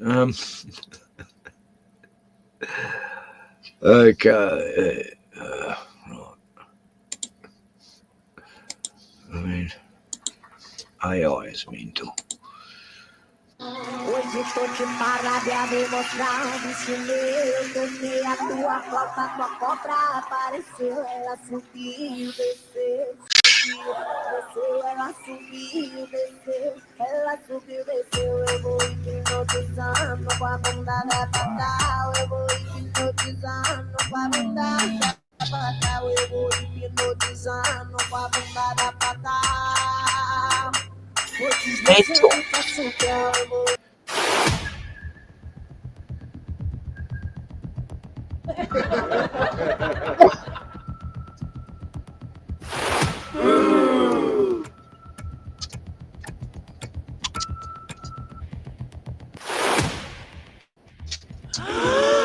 Oh wow, it's amazing.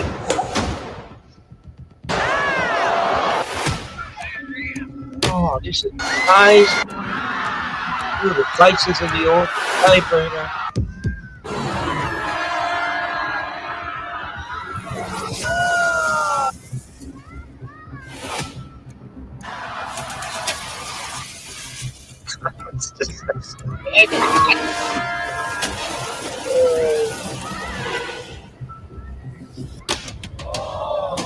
Oh.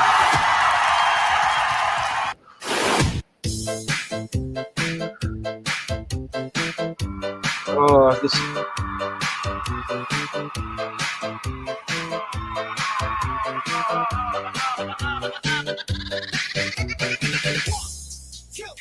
One, two, three, let's go! Clap, clap, clap, clap your hands. Get funky with it. Clap, clap, clap, clap your hands. Let's go first. Clap, clap, clap, clap your hands. Get funky with it. Clap, clap, clap, clap your hands. Let's go first. DJ Torrance on the mix. Burning in your eyes. You look at me, they don't want to catch on fire. Edit too. Buried in the soul, California boy. Found the light in me. Sorry, it's just too mental. But this is what AI is doing. It's just fucking our brains. Oh god. Oh no, I've got it.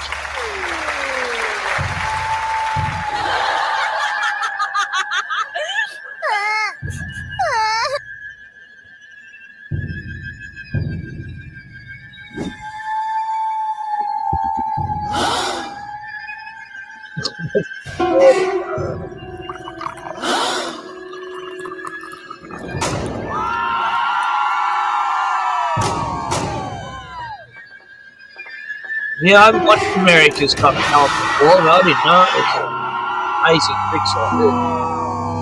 Wow, that was amazing. Oh wow. Yeah, I think that comes from India. That one. Oh god. That's insane. They got what's the other thing they got? They got medical information YouTube channels. They're all just created by AI with absolutely just making up shit. They got a true crimes investigation channel. They're all just made up stories. AI using, the photos of people who are meant to be in the story. Oh god. It's just insane.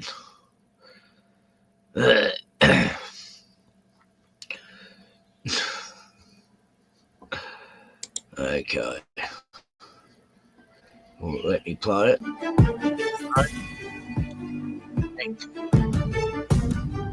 This is a luxury done by halves. This is a grand statement. This is a Grand Cherokee. It is, right.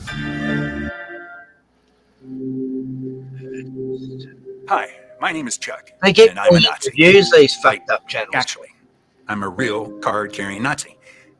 Literally. Here's my card. I've been a Nazi as long as I can remember. I believe all the standard Nazi stuff. I hate minorities and undesirables. I think Aryans should rule the world. The Third Reich shall rise again. All the classics. But it's not as fun to be a Nazi anymore. When they started calling Elon Musk a Nazi and Trump and, pretty much every Republican, it made it a lot harder for me to stand out. It's like I go out in public and I'm like, hey, everyone, I'm a Nazi. And they're like, big deal. Everyone you don't like is a Nazi. It makes me feel less special. No, this is an AI. The swastika armband, it used to mean something. Now I'm walking down the street and every Tesla has a swastika painted on it. Every Republican's garage door has one. I just can't stand out from the crowd. Nowadays, anyone who owns a Tesla is a Nazi. Anyone who voted for Trump is a Nazi. Anyone who believes in enforcing our nation's laws is a Nazi. Anyone who doesn't want to sterilize and mutilate people in bizarre medical experiments is a Nazi. Which is a real head scratcher because, honestly, we've been huge supporters of that. Mangala was a real pioneer. I'm just feeling discouraged. I used to be unique, special, different. There weren't many of us. It took real effort and commitment to be a Nazi. Now all you have to do is simply imply online that you don't think students should be stabbed at football games or track meets, and bam, instant Nazi. I used to be able to seek Heil in a crowded room and really cause a scene. Oh, that's But against now, the law in Australia. anyone who's doing the wave at a baseball game or sending their heart out to you in a speech is apparently a Nazi. I guess I just want to go back to the old days when being a Nazi meant something. Because if we change the definition of Nazi to include any old Joe walking down the street, it loses its power. Because when everyone's a Nazi, no one is. Elon Musk is not a Nazi. Jordan Peterson isn't a Nazi. Ben Shapiro, now he might be a Nazi. Nah. But he's a Jew. He is? Oh, I just assumed he had a bald spot he was trying to cover him on the back of his head. Okay, Ben Shapiro is not a Nazi. Hey, you! Are you enjoying these videos? Then I have a loose suggestion for you. Yeah, I don't care about your suggestion, mate.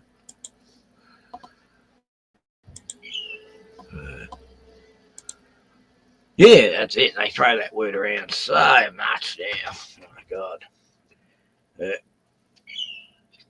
Anti-Semitic or Nazi. Biggest words you'll hear these days. Private chat. Oh, here's a link.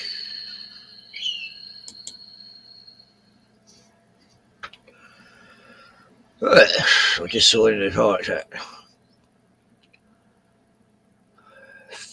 Furry Knights of are you a furry? Blimey, wow, I've never met a furry before.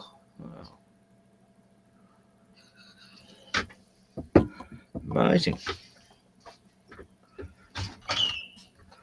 Am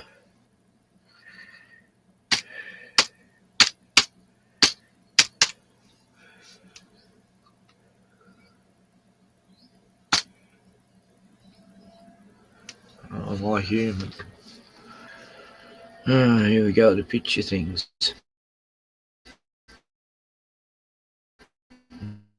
Mm-hmm.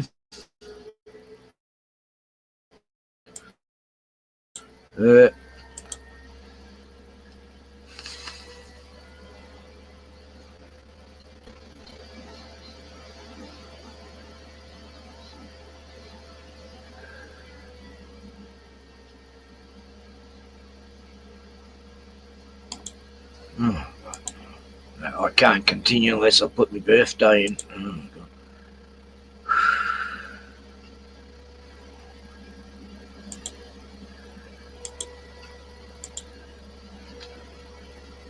Oh, God, all the shit you have to do to get there.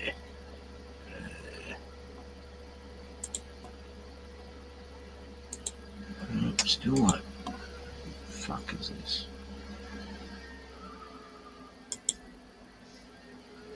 Just put it in.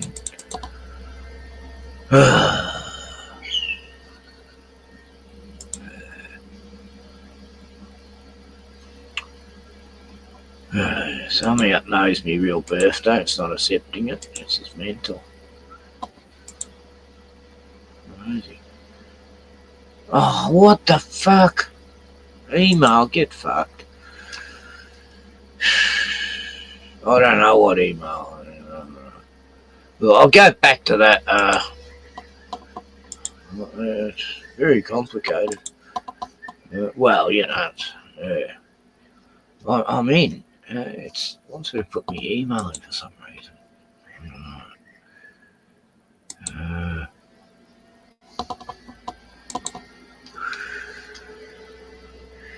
I don't know what email I signed in. I've got it signed in on another browser. It's not showing anything though.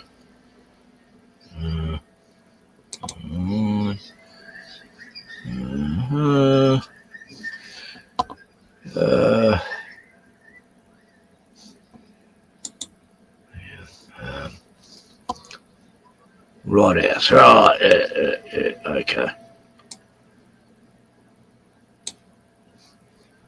I forgot. I've got like 10 emails.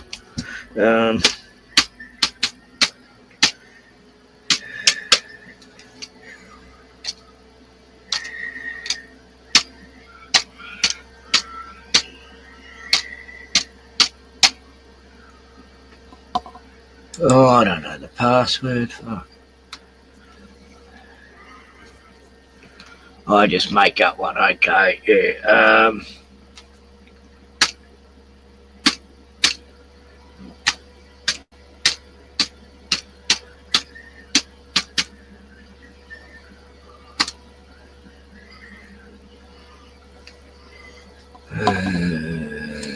Okay.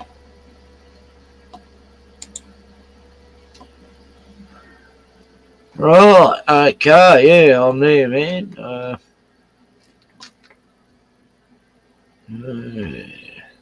don't know where my other groups are, though. I used to have a few groups in Discord. That's weird. Stop smoking crack. I'm just looking up the feed. Oh, Puck's there. Yep.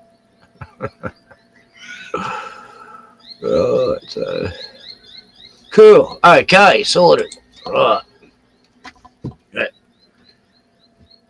I need the app. Oh, it asked me if I wanted to add the app.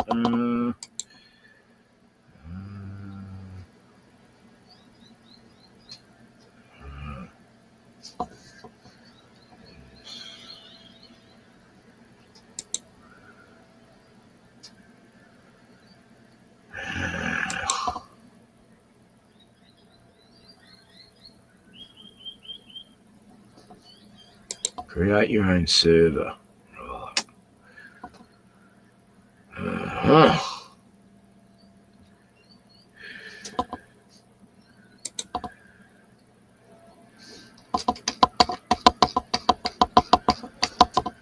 Right, okay. This is on another browser, so I can't share it.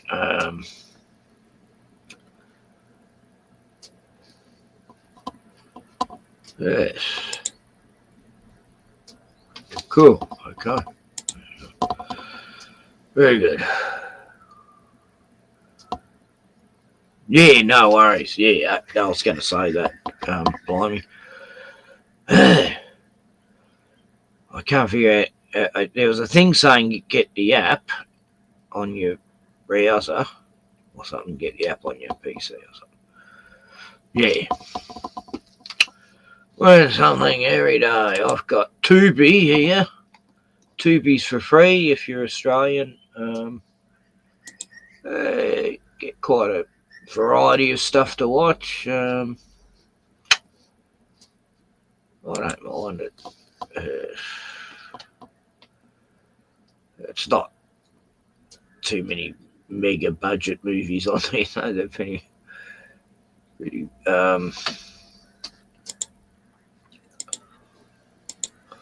small budget.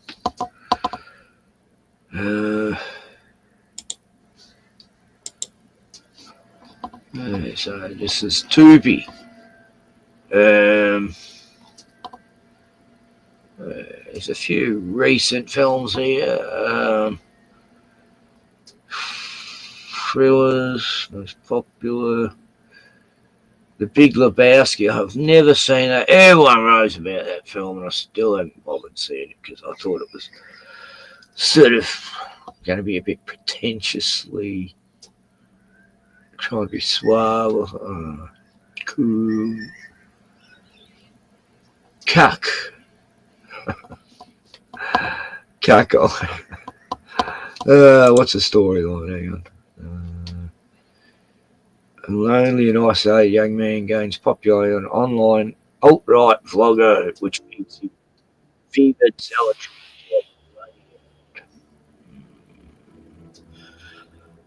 Looks like it's in LA, is it? Yes, okay. Might be interesting, I don't know. I'm a cuck. I'm hearing beeping sounds. I don't know what that is.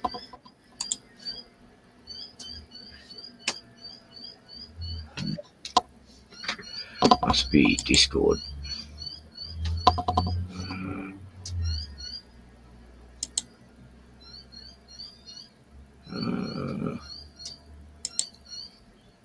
It must be.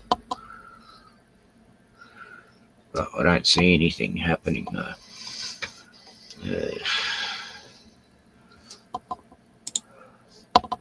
Very strange. Right,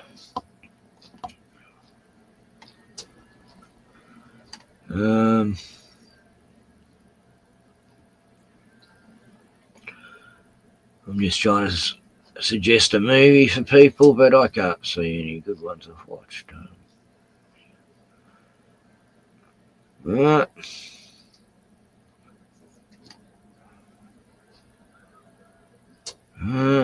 There's a lot of shit ones here as well.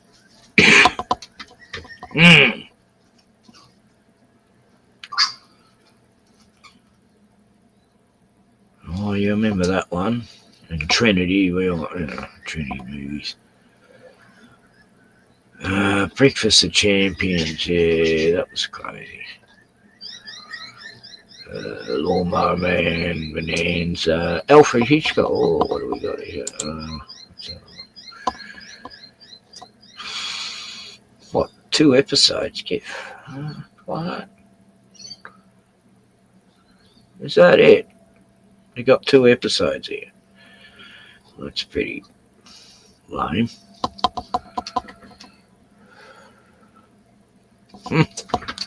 Yeah, I love the old Alfred Hitchcock series,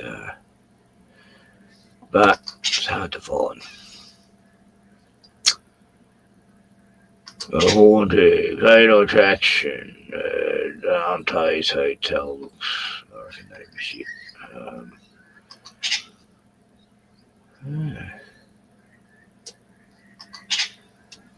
I'm impressed they haven't got all these Indian films here, like they normally do.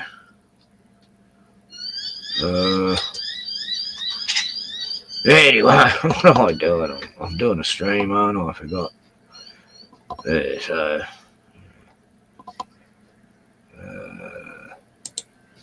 okay. Right. Don't know that. No, don't know any of these shows. Cuck, haven't seen it. I don't think. It was 2019, right. I think I've seen VHS 94. I haven't seen that one. Bulletproof, yeah, that was good. 1996, yeah, Adam Sandler. And Copycat, typical serial killer film. American Crime. Have I seen that? Probably. Don't know about that. Anyway. No insects for ages, and not even mosquitoes lately. It's been pretty good, I must say. The flies about the only thing I get, but I've got this fly spray repellent thing that sprays every 20 seconds. And yeah, the flies piss off straight away. It's great.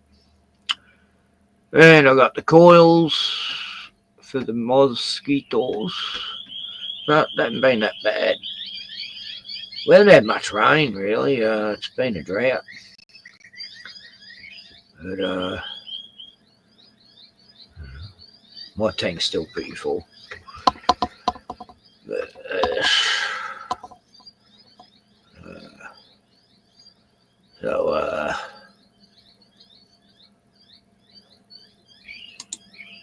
bloody parrots. Noisy fuckers.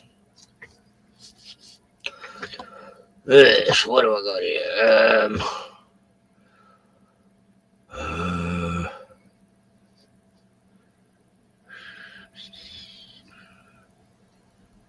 Animal shorts. John Ruddy expands speech. Oh, I can't play if it's banned. What did I even bother? Right, okay.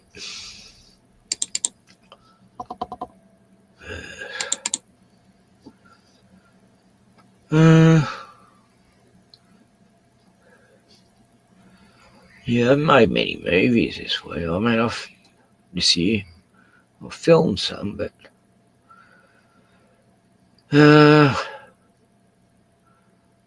There, God. Oh, pretty piss poor. Yeah. I made a few in 2024.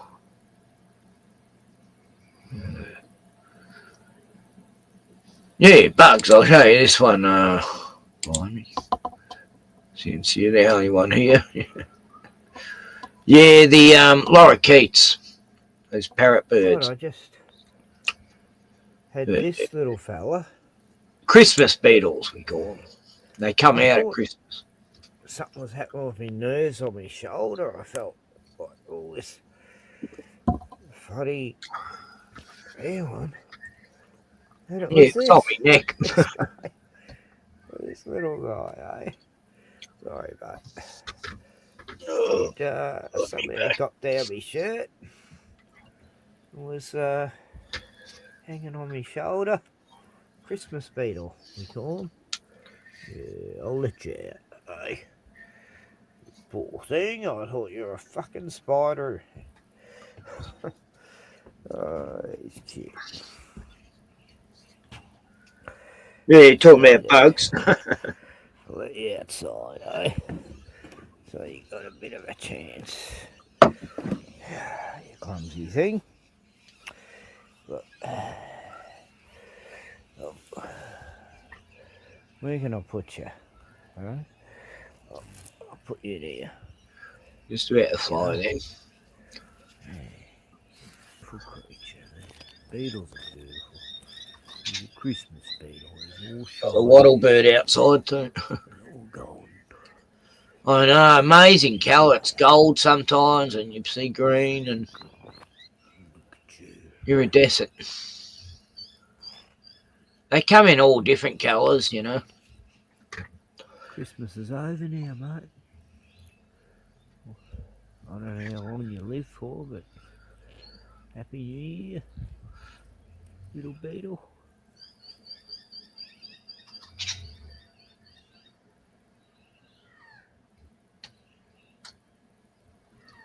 Right at the end.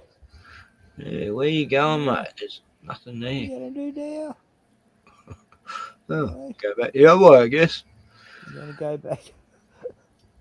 You're going to go back, so hang on, that's not the best way. Yeah, Mags. Yeah, Maggie.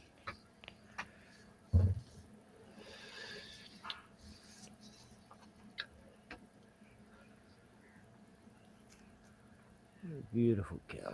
His legs are beautiful.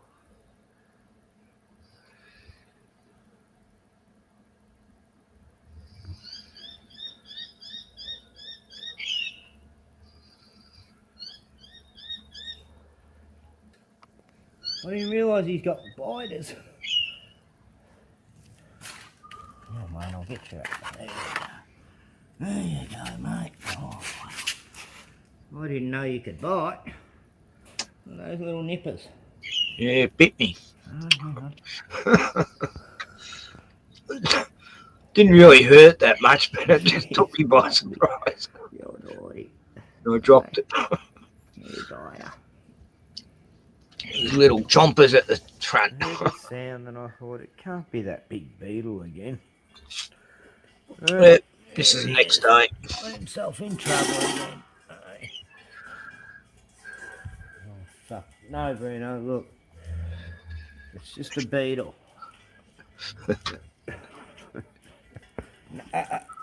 Leave him alone. Good boy.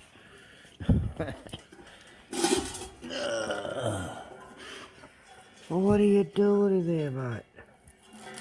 Alright. How many times do I have to save you? Try and get that web off you. Get that web off you. You're all covered in spider webs. There, got the web off you. Hey? So to cool down here. Been in here for like 2 days now. I'll let you out, eh? I think you'd be better off in the bush. As long as the bloody magpies don't get you. I'll let a Christmas beetle go. in the exact same bush. I think you'll love it here, eh? Alright. See ya. See ya, buddy. Big nippers. You do bite. You do bite, mate. But you know I'm trying to help you. There's a cricket over here. Oh, it stopped just as I got to it. Harlequin.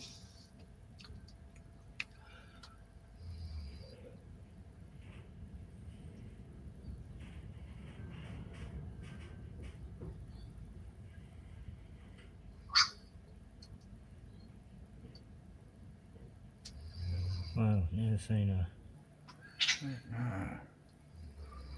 Only half a wing. Got 4 wings. I think I'll put you out. A more better chance, eh? Yeah, nature. Always put him in the same bush. Might need the sun, eh?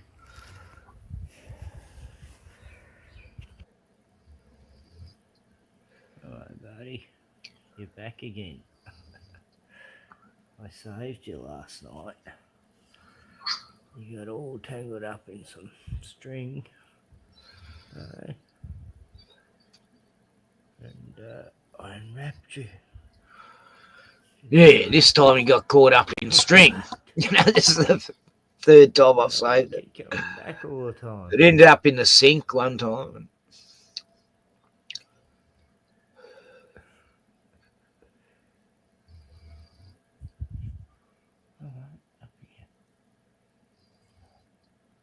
I forgot the name of these things.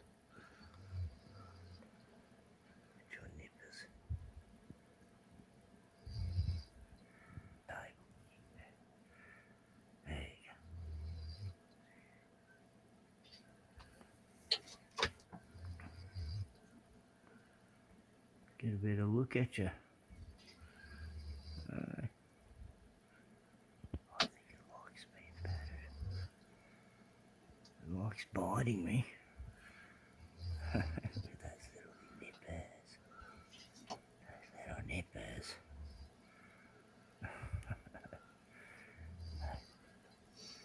Where you gonna go? Where you gonna go? Where you off to now? Caught a big wolf spider just then. I moved him over here because I already mowed here and I'm going to mow where she was. Back when I could mow. Check this out. Yeah, wolf spiders. See, I mean? They're beautiful. Beautiful. Look at her. She's got a big egg sac on her back. It's going to burst soon. And they'll all be hanging on her back. Thousands. So, I'll let you go, eh? I'll put this down. There you go, mate. There. Beautiful. So quick.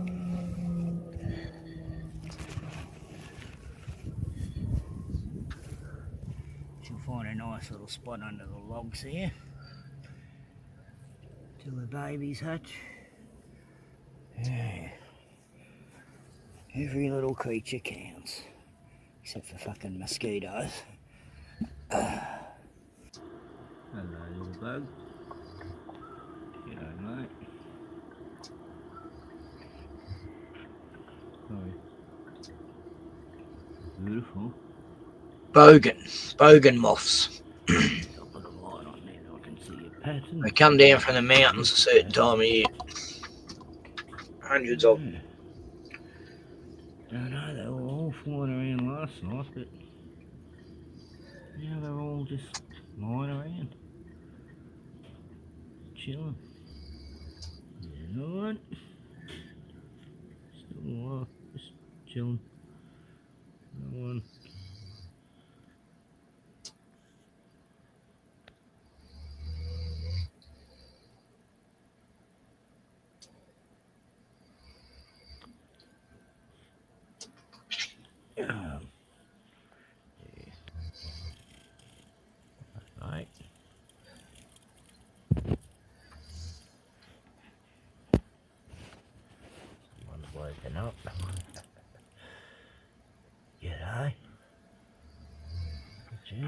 Just hanging around, eh? Right. Oh.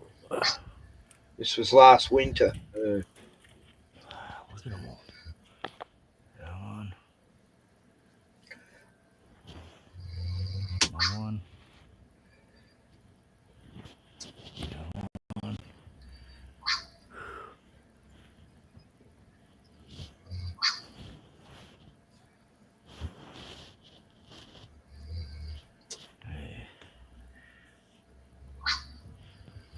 Still all in here, they're just sitting around all still. Crazy. Why are you shaking?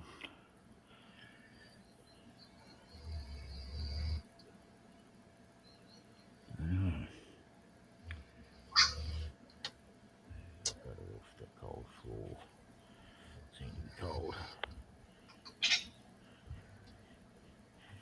It was shaking because it was cold, so I put on there.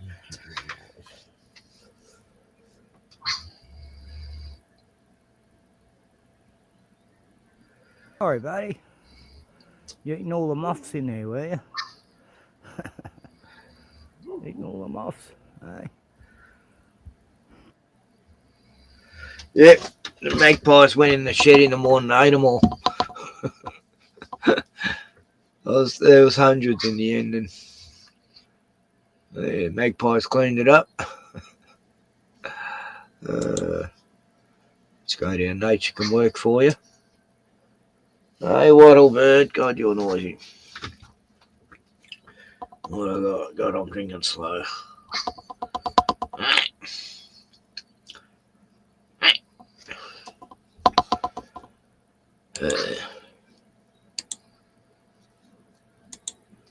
I don't think that last video I showed was AI.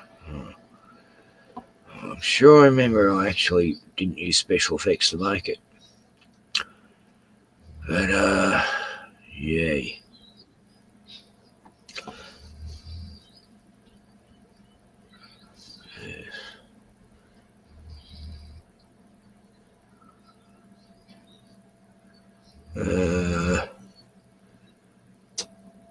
What was that chopper clip?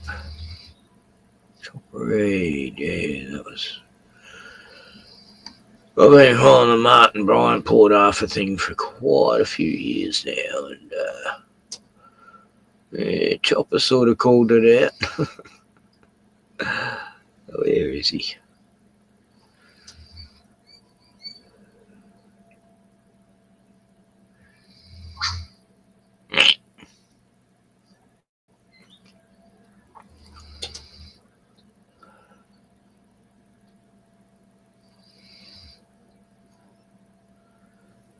Yeah, so the mushroom lady, her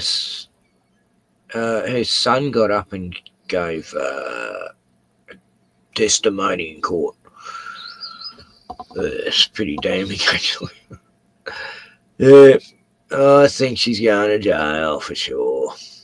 I hope. Murdered 3 people, tried to murder 5 by poisoning mushrooms. That's going to go on for weeks and weeks. In that case.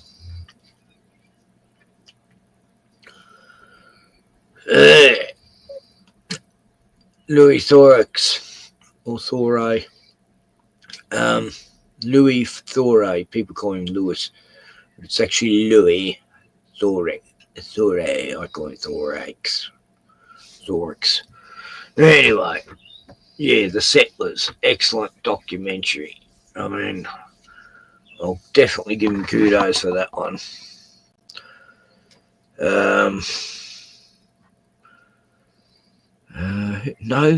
Navarra.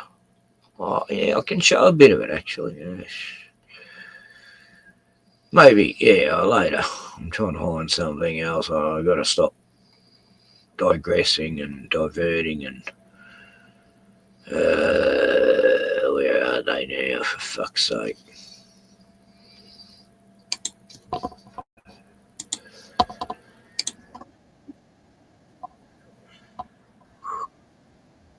Oh, shit. Oh, God.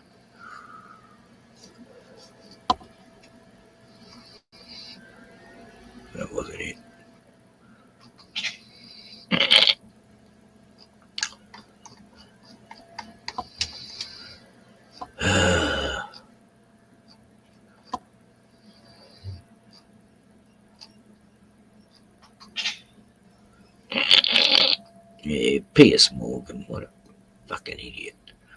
Cowards. This is how he titled his version of it on his channel. Coward. Kanye West, yay, walks out on Piers Morgan interview with Sneaker. How'd he put the name Kanye West when he knows Kanye likes to be called Yay? in the title after. Oh, well, that's funny. That's on Pierce's own channel. Piss Morgan. Good old Piss Morgan. Expose why the world is rejecting US beef. The dark truth. Hustle bitch. Because there's too many drugs in the meat. Yeah, that's the main reason. Australia doesn't get their meat from America. I mean, it's $99 a kilo for fucking organic steak here. There's a butcher that only caters to totally organic meat, and God, it's expensive. So, the cheapest meat they have there is $89 a kilogram. So, yeah, for 4 chops, that's $100. I don't know if I could justify it. I don't know. No, I couldn't. I'd rather eat baked beans than spend that much.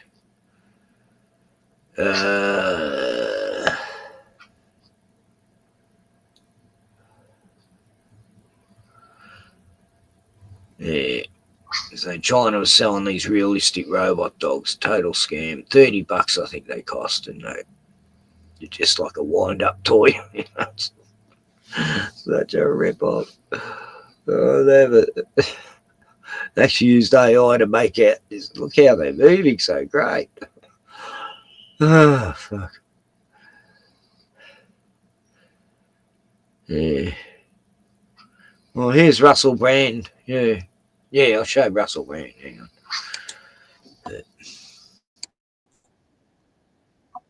Oh, shit. I've got to share screen. Yeah.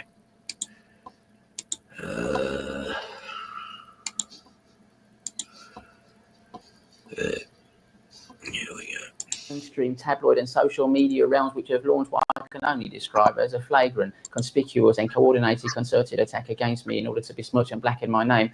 I feel that you are part of the problem. All I can do is not be silenced. I will not be browbeaten, and I will not be subservient to the powers that be that come not necessarily from above, but from a place of what I consider to be a below depth hell. Or, of course, if you take it from the lateral point of view, when you think about the spirituality of it, the only way that I can deny these most egregious, pusillanimous, ignominious and parochial, rather parochial ways that I would say these accusations are constituting is that I totally, utterly deny and reject, debunk all of the accusations that have been alleged against me. Because when you do consider what we have got to do as a responsibility, not as individuals, but as a community, we have got to come together. It is our job to demarcate, to legislate, to lacerate, to dedicate, to legislate in order to facilitate and, of course, to impregnate as much as we can, not impregnate in the literal sense, but in other senses, in which I will not go into in this video in order not to incriminate. All I can say is whatever it is that you choose to believe, and it is your prerogative, you have got a responsibility. For God's sake, please stay free.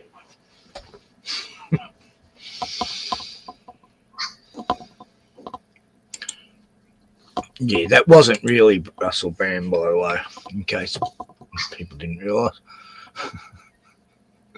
He does a good. The words were brilliant. That's the sort of shitty talks that I use in these big words and tries to make out he's intelligent.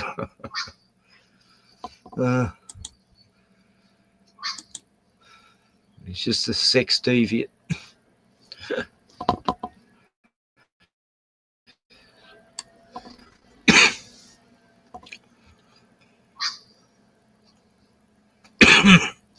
Yeah, so people are dying on the roads, you know.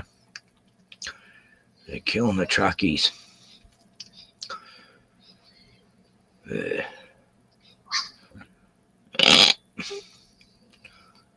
Bloody wattle birds.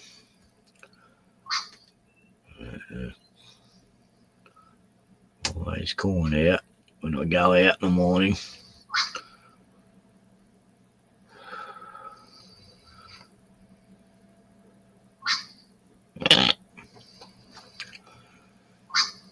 Yes, yes, yes. Where's that? Oh, here we go. Yeah, this is it.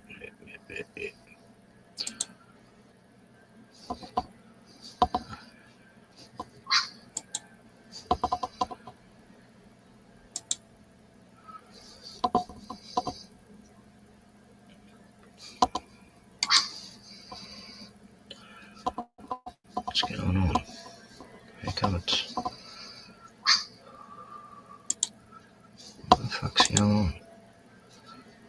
I saw Martin Bryant. He had his hands between his grill gate, white overalls, blonde hair, green eyes.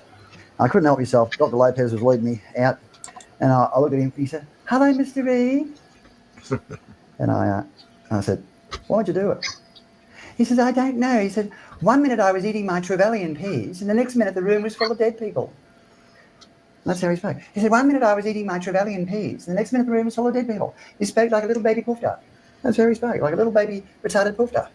1 minute I was eating my Trevelyan peas, and the next minute the room was full of dead people. Oh, oh, oh. And I said, "Oh, good." Turned around and walked out. But that's a very strange thing, considering he killed 3 people from a distance of 300 yards with a .308 bolt action. Straight in the face. Bang, bang, bang. Face shots. Got them all. Just blew their heads off. And he killed 2 other people 27 yards away, standing in the one position. He went bang, bang, bang, bang, bang. 3 people in front of the Broad Arrow Cafe from 300 fucking yards. 300 yards. Who can shoot 3 people? They're obviously running or walking or bending over, crouching or whatever. Who can shoot people in the face from 300 yards away with a bolt action .308? 300 yards. That's it's a long way. Unless he is an idiot savant with a God-given gift for target shooting, and they could easily prove that by taking him to a military rifle range and giving him a .308 and getting him to just shoot targets under supervision. You'd have the gun chained up there so he couldn't spin it around on you. You have it chained up there, and so you couldn't move it that way, just like bang, bang, bang, just to see how good a shot he is. What went on there that day? How do you get 34 people? Yeah, from a 300 yard, how do you shoot that many people? There's one man shoot that many fucking people. At this amazing distances, he's getting them with a .308 hunting rifle. Because there's a body of opinion that suggests that there are other people doing the shooting. Yeah, the whole thing was some sort of a get up to take the guns off the Australian public, to disarm the Australian public. I sort of tend to believe it could be true. Yes, chopper. So do I.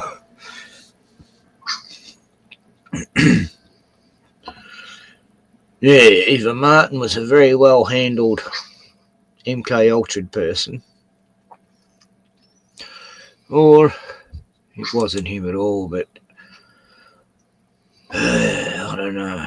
The interview, I can't play it because it'll get me taken down. But there it is. There, Martin Bryant pulled off a shooter. Yeah, everyone should watch that just closely. See how this interview goes down. It's a joke. Like, you know, he's laughing because he can't believe they believe he did it. He thinks it's all a joke at first. Hey, Eric Banner. Right.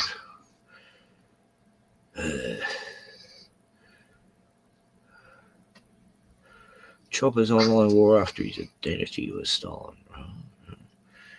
No, I don't remember that. Anyway, after you know it, Chopper's identity was stolen. What?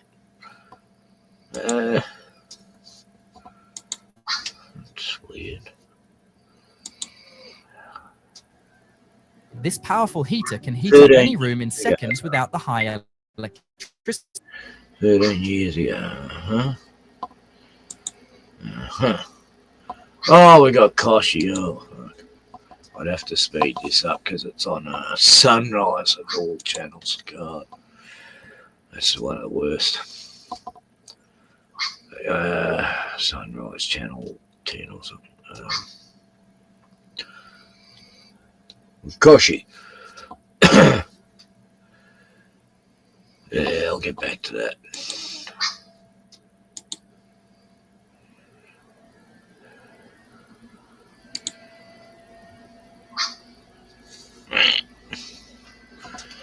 Yeah, there's something about the Port Arthur shooting. Where was it?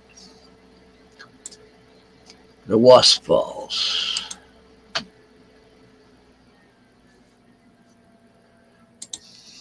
That's weird. Weird shit going on with YouTube. Doing funny things. Trump saves beagles. I covered all that, didn't I? Yes.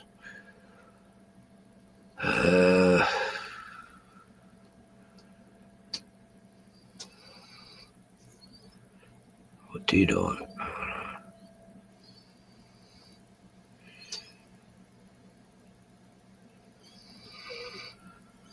Anyway,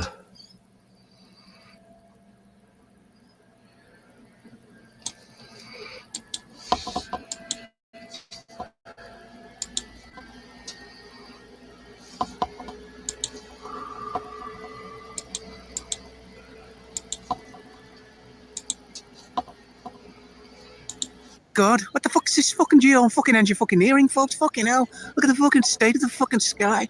I'm breathing this fucking stuff in. What the fuck? What the fuck? Who the fuck? How the fuck? Fucking hell, folks. Fuck me. Fucking stiff for fuck's fucking sake. This is fucking horrendous. Fucking horrible. Fucking shit. In the fucking air. Fuck me. Look at it. Oh my fucking G. Fucking whiz. Fuck me. Fuck. Fuck, and fuck some more. Fucking wake up, folks. Fucking wake up. Fuck, fuck, fuck them.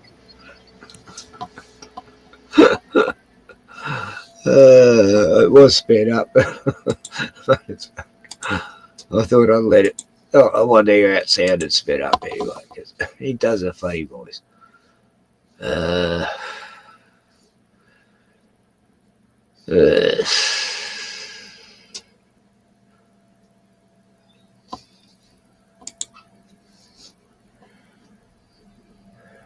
Hey, Puck. Yeah, there's a bean Puck. I haven't seen you use your StreamYard yet. I've, briefly checked in on your stream, and you're still not using StreamYard.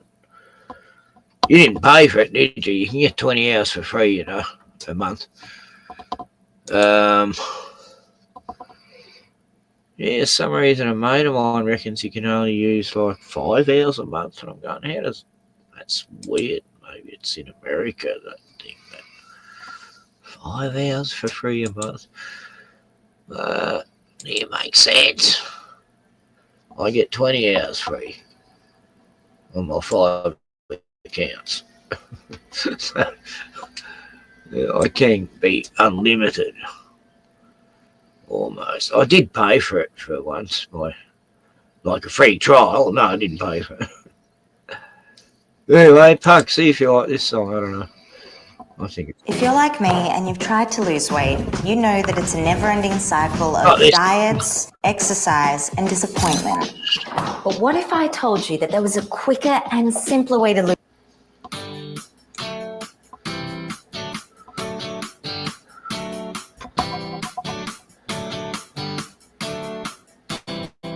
Jenny Talia. God, she reminds me of a friend of mine in town called Jenny. Same body. Just who the fuck you think you are? Can't believe you're still Prime Minister. Cause you're such a parasite. And doesn't we'd be just as fucked if we had you. Cause either way Australia's screwed. Cause you're such a parasite. But Jesus Christ, don't you ever give up. We've got such a great country and you're fucking it up. How about doing what we're paying you for? for, cause we're working our ass off. Working our ass off. Being fucking assholes. Your head's so far up your bum. You can't hear anyone. You're all fucked up. You're a bunch of parasites. Bunch of parasites. Your head's so far up your ass. You can't hear any of us. You fucked up. You're a bunch of parasites. Elections. You've decided it's time for a vote. Well, both sides are a fucking joke. You're a bunch of parasites. Wankers! We've had a gut full of it. You're all completely full of shit. You're a bunch of parasites. But Jesus Christ, don't you ever give up. We've got such a great country and you're fucking it up. How about doing what we're paying you for? Cause we're working our ass off. Working our ass off. Being fucking assholes. Your head's so far up your ass. And you can't hear any of us. You're all fucked up. You're a bunch of parasites. Bunch of fucking fucktards. Your head's so far up your bum. You can't hear anyone. You're all fucked up. You're a bunch of parasites. Yeah, they're a bunch of fucking parasites. You're a bunch of parasites. You're a bunch of parasites. You cunts are parasites.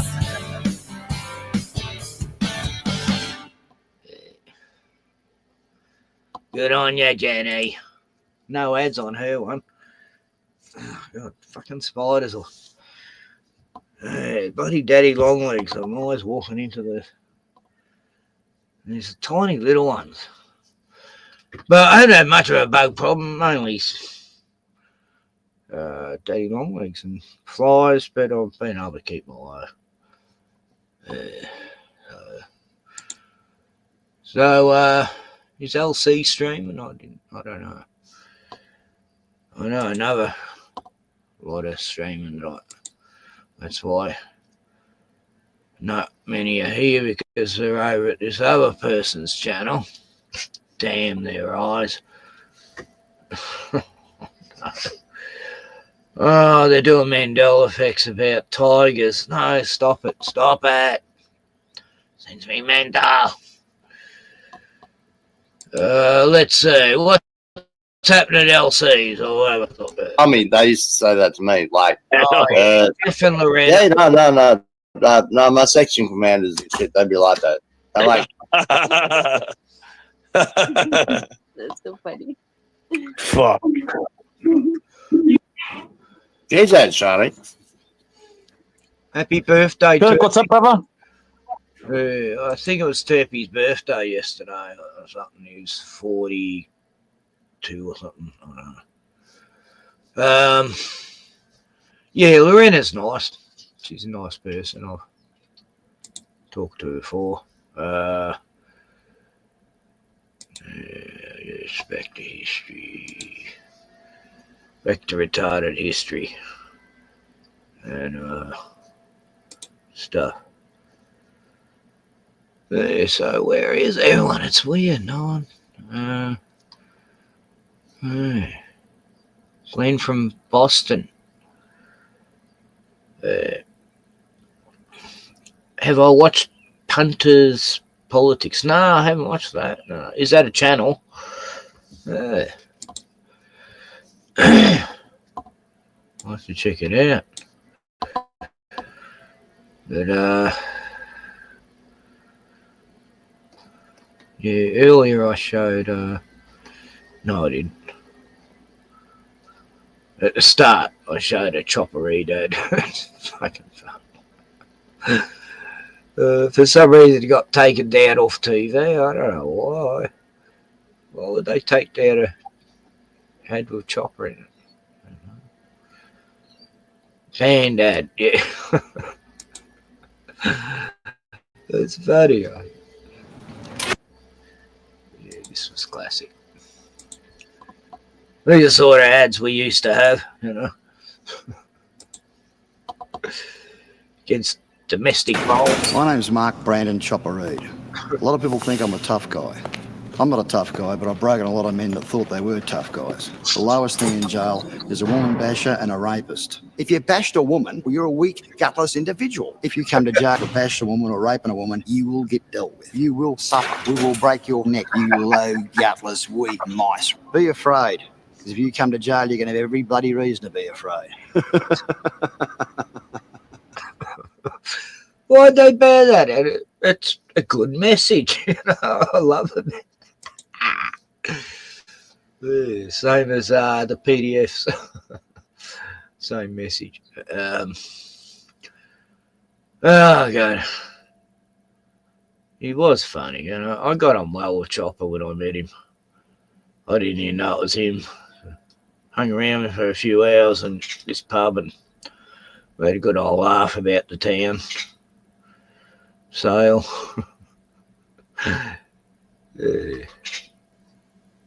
He told me he'd been a sale prisoner. I didn't even connect the dots, and I'd read his books, and he had no ears, and I didn't even twig. And then the barman told me later. I go, oh, fuck, I thought I knew him. I was thinking, I must know this guy from something. Sure, I met him. Yeah, no, I'd read his books. They were quite entertaining. He's a good storyteller. But, yes. What happened in Springfield today in America? They were eating the cats and dogs, but something happened today and I've forgotten. Something funny. Oh, I've forgotten now. Training wild magpies. I watched that yesterday. And the guy's a fucking idiot. Look, check it out. Like, he thinks this is what you feed. 11 essential vitamins and minerals. Oh, look at this cup. Low GI, protein, high in fiber. It's amazing what they squeeze into an up and go. We squeeze more good stuff in so you can get more out. How you going? Now, if you aren't Australian, you probably don't know who this guy is. But for Aussies, no other animal strikes fear into the heart quite like the magpie. The magpie is a very intelligent bird. I don't know what he was feeding them there. That looked like coconut flakes or something. Intelligent, it has always beat me in Scrabble. It is also very observant and watches all the horrible things us humans do throughout the year. And then, in September, the cunning magpie decides it's had enough of our shit and that it's going to get revenge. It's normally a sure sign that spring has well and truly sprung. Magpies swooping pedestrians and bike riders on the streets of Sydney. Its revenge is so brutal that it makes primetime news. No other animal systematically attacks and torments people like the magpie. It doesn't matter whether you are a 90-year-old woman returning home from your weekly bingo game or a schoolboy walking home, the magpie will chase you for a kilometre, shit on your new shirt, and make sure you don't leave your house until October. Anyway, I'll get past we had a this friendly gang of magpies hanging around in our yard, and I conceived a wild idea. If I could befriend the magpies before they turn their backs on me, or even train them, then I could avoid a month of fear and embarrassment, and I might be able to harness their infamy. If everyone fears the magpie, and I control the magpies, then everyone would fear me. Now, I don't really have the greatest plan, but I reckon that if I seduce the magpie with a wide range of bread, and I ring this bell every time it eats, I can get it... Right, don't feed birds bread, everyone. It's processed food. Their stomach can't take it. It's fucking insane how so many people do that. And it's so bad it kills kangaroos. It's not good for the birds. They need a lot of different... That bloats their stomach up. Anyway, the guy's got the right idea as far as making friends of them. But a bell to get them to come, you don't need that. They got good hearing. They'll come when they fucking want. You don't want them coming at every single day at the same time. To associate this annoying noise with myself, food, and happiness. Oh, so funny. I already know it works on humans. At first, it was tough. Oh, God. The magpies didn't really want anything to do with me or the bell. But when I persisted, I noticed that one of them, this little maverick, let's call him Zuko, was pretty comfortable. So I figured I would target him with the sourdough bread.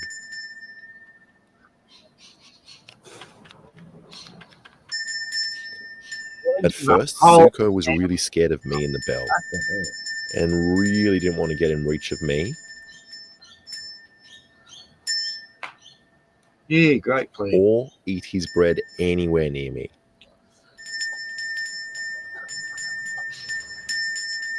Now, why is he But ringing the bell? after trying a couple of times, he was more comfortable and started to trust me a bit more. He's going, I know Every he's an morning, idiot, but I would just be chilling out, waiting want outside bread. the door for his feed. It's junk food for them. Although his mates, let's call them the T-birds, still didn't trust me.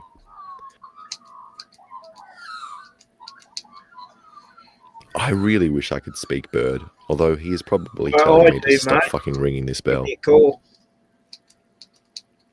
Eventually, Zuko started hanging around a lot more.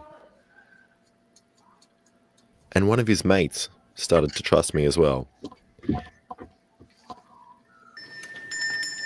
I purposely don't feed my magpies that come and visit me because they come here because they're always pulling stuff out of the ground. They find heaps of stuff in the lawn, all these bugs, and you don't need to give them bread. You know, if they like you, they'll come around. You know, like this guy's.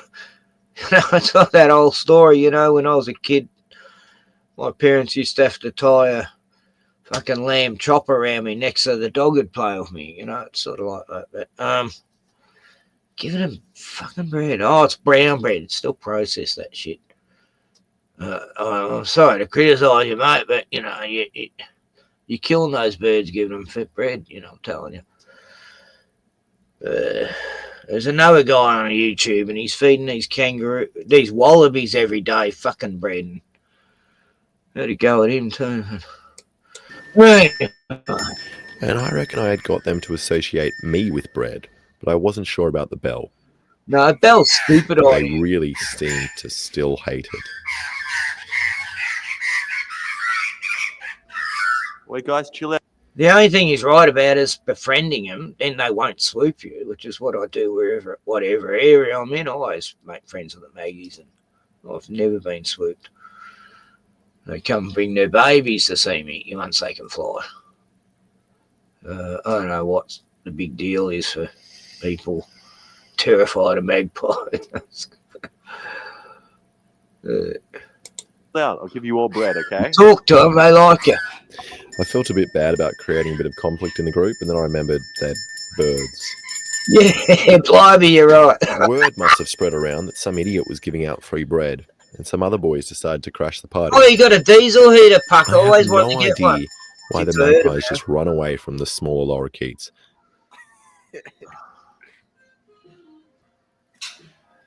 They would definitely beat them in a fight. Female lorikeets. Although maybe it's because they hop around like freaks, or maybe the hierarchy of beauty applies to the animal kingdom as well. Magpies going on. And they just make room for the prettier animals. Regardless, they all seem to hate the bell. bell. Eventually, what a I had demon. every bird in the neighborhood hanging around in my yard, chilling around for a free feed. And the lorikeets were still the top dogs. And the magpies had to resort to some sneaky I've seen them tactics here. aided These by myself lorikeets, to they get some attack the food. baggies and the crows. Buggers. And even though I had enough bread for all the birds, an all-out gang war broke out with my love and bread at the center.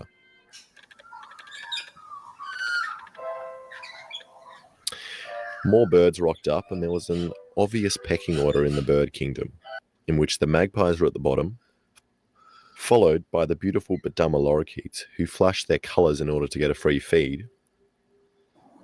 Then the kookaburra, who gets on everyone's good side by laughing at everything you have to say.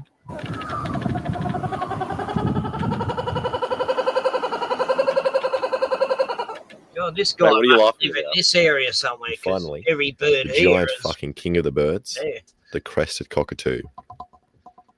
It seems as though the magpie had lost the fight for bread, but I realised they had one thing on their side, their intelligence. Bread's back on the menu, boys. Oh, you fuckwit. Out of all the birds that were in my yard, they were the only bird that learnt that me ringing this annoying bell meant that dinner was served, and they were first to eat every single time.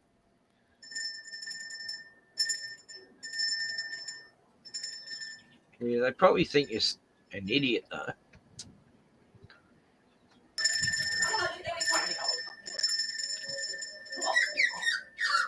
And you know, I never managed to train them to attack people or to ride them like a scene from Lord of the Rings. But I did learn a couple of things. Firstly, you really don't need a vacuum cleaner when you have a magpie around. Dude, I know, like, you're cool and all, but I really don't think you should be in my house. Although you are eating scraps on the floor. Actually, this is a great idea. What's And the rubber band doing the on reason the they floor, swoop everybody Fucking grub. is because you give all your fucking bread to the prettier birds. You know, I kept my magpies nice and You're full, not happy with that? and they didn't swoop me once in the month of September. Yeah, you're making them retarded by giving them bread. That's why. Anyway, you know, he's got the wrong idea. That guy, he has no idea. As far as what he's feeding them, you'll be feeding them Fruit Loops next.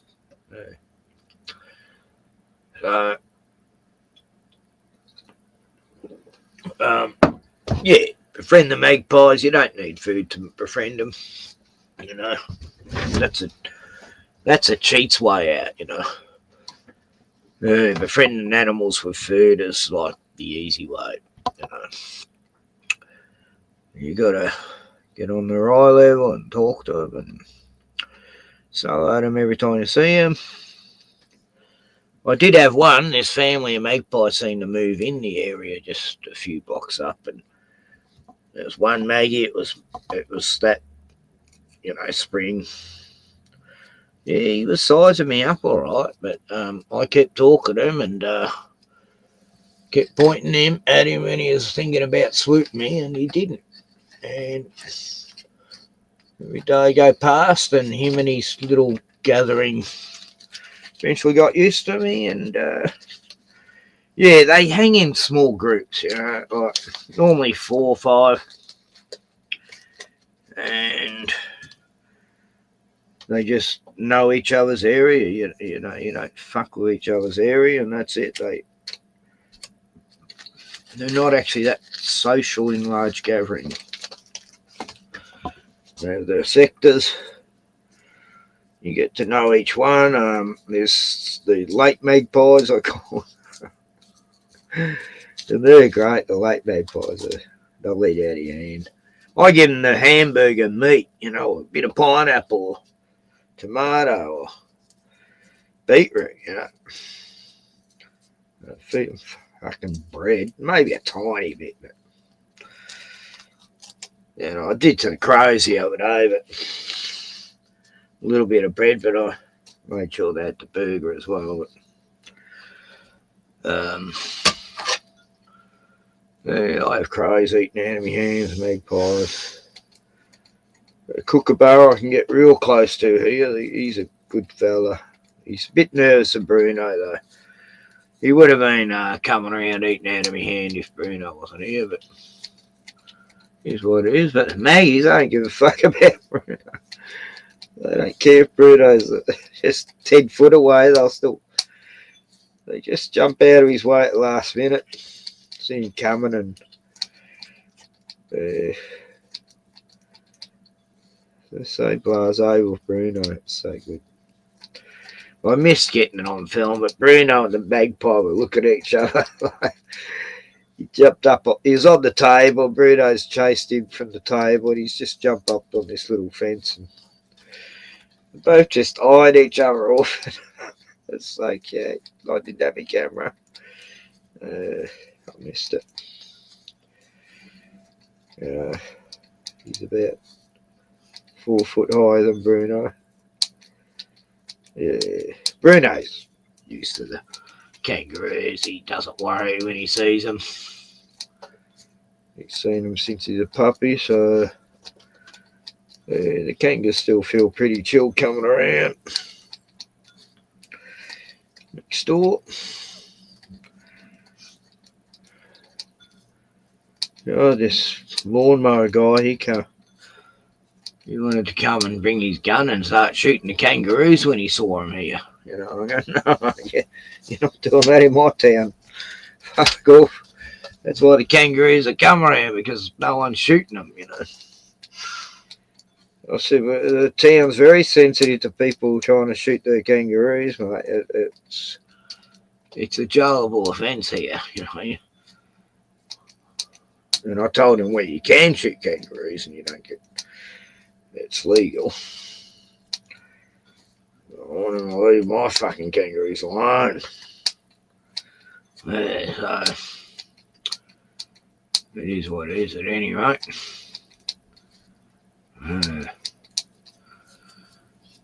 God, I miss Glenn from Boston and Gordon. And Lee. Don't know where Lee is. He hasn't been talking to anyone. Yeah, Lee never turns up anymore. Just, I'll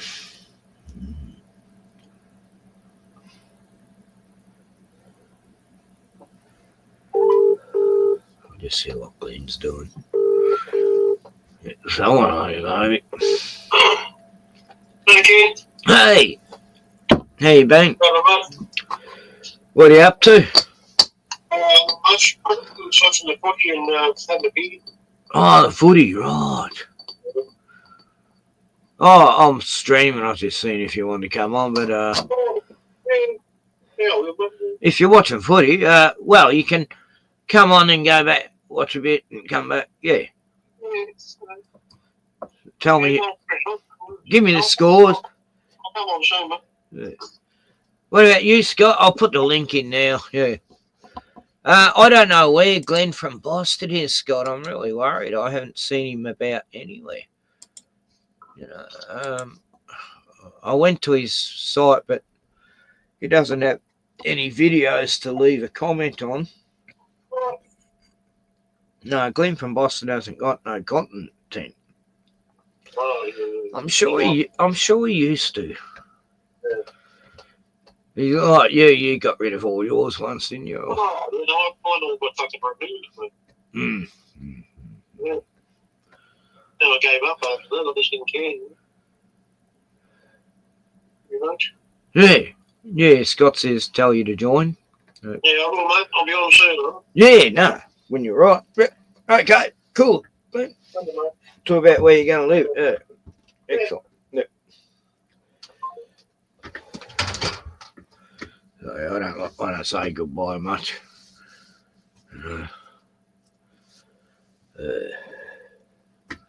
And I only say sorry when I mean it. Nah. Yeah, that was a Mad Island, Scotty. Yeah, he's going well now. Kicking goals. He got a new car today. Last week. I got to see it. Got to drive in it last weekend. Yeah, last weekend. That's right. He got it Friday or Thursday, a week ago. Oh, excellent. That means you can build like a little fence around your area and make it like long term. Yeah, no, it's like that in Locksport. They got the permanent residence and they got it set up really well, you know. nice verandas, and yeah. I should have fucking lived there instead of going to Melbourne, you know, when they were going to sell the place here. God, that was a... But then I wouldn't have experienced French Island, I guess. And he loved French Island.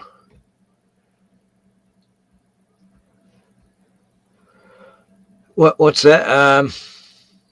People here look like shit.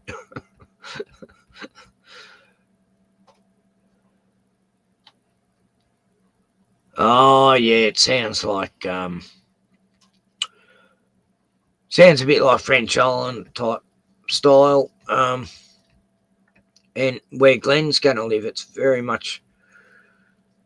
There's no electricity where Glenn's going. It's a peninsula, not far from here. It's about 15 minutes across the bay by boat.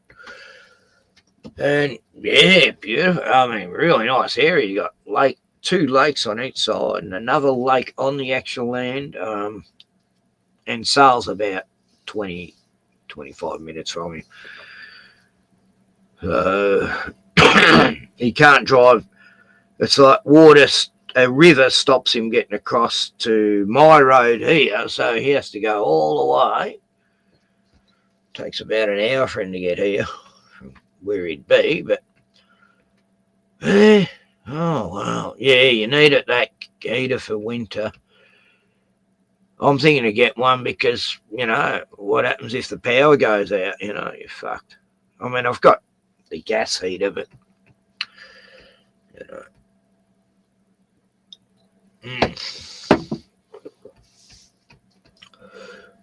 Yeah, so I'll be looking at getting a car soon again. It feels like an eternity since I had a car. God, must be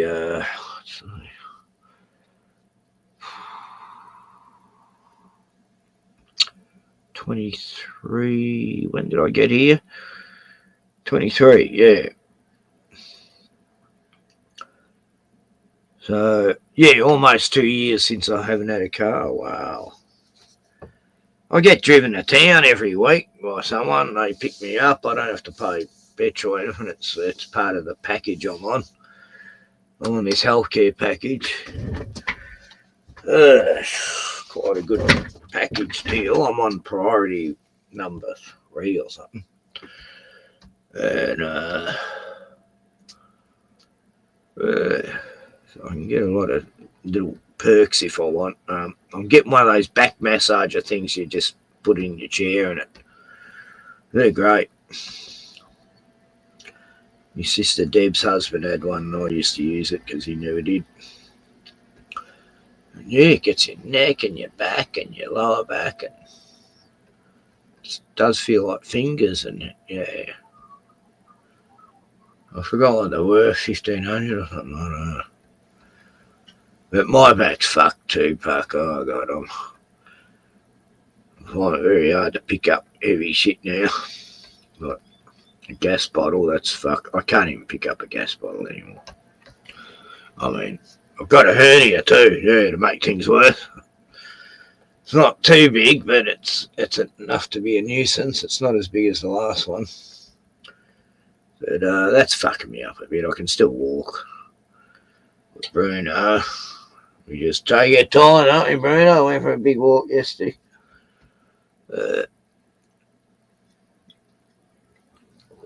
Especially while the weather's nice, I'm making sure me and Bruno go for as many walks as we can each day. Just go to the lake normally and talk to the swans and the cygnets and sometimes people.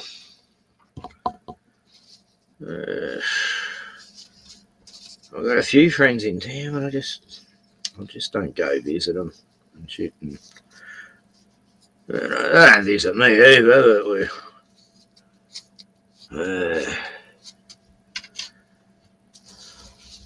so I got Facebook on this browser. I've never been able to do that before. I don't know why I'm able to do shit, but for some reason I wasn't able to because of some account settings or something. Yes.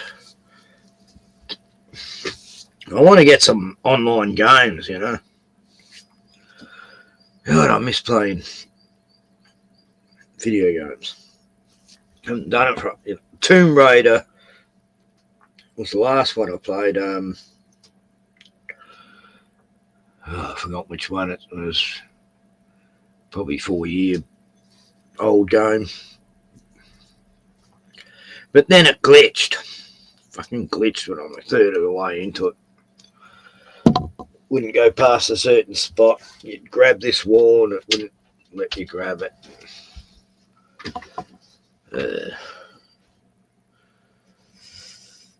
So now I've got my medical marijuana prescription. I can actually grow a plant or two if I want.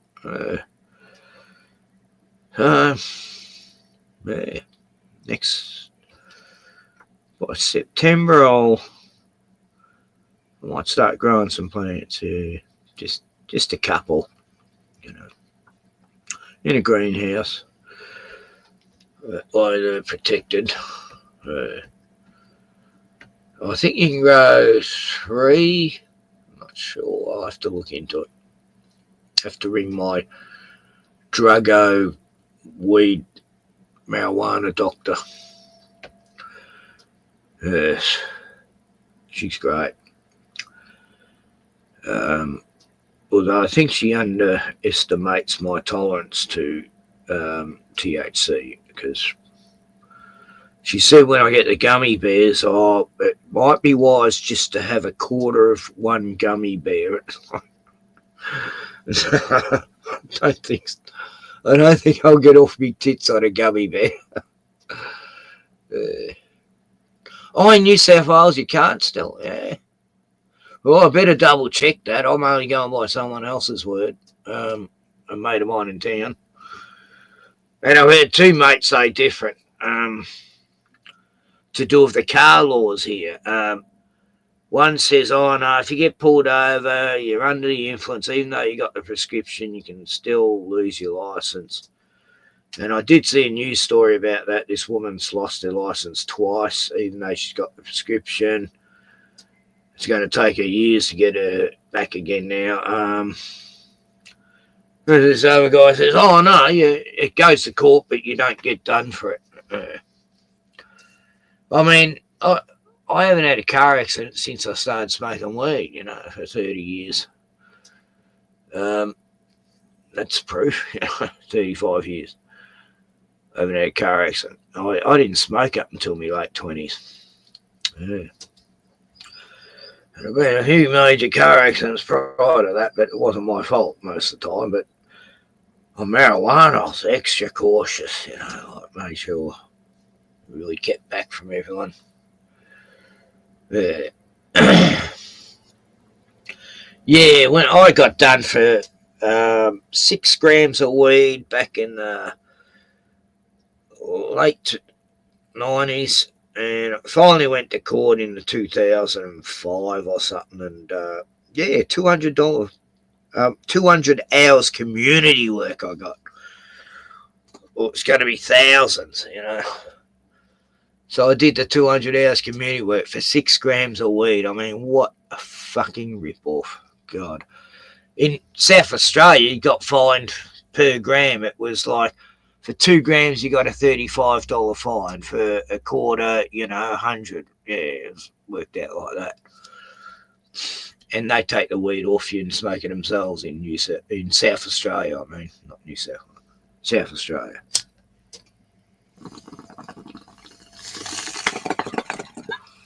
That was the 90s. Worst cops ever.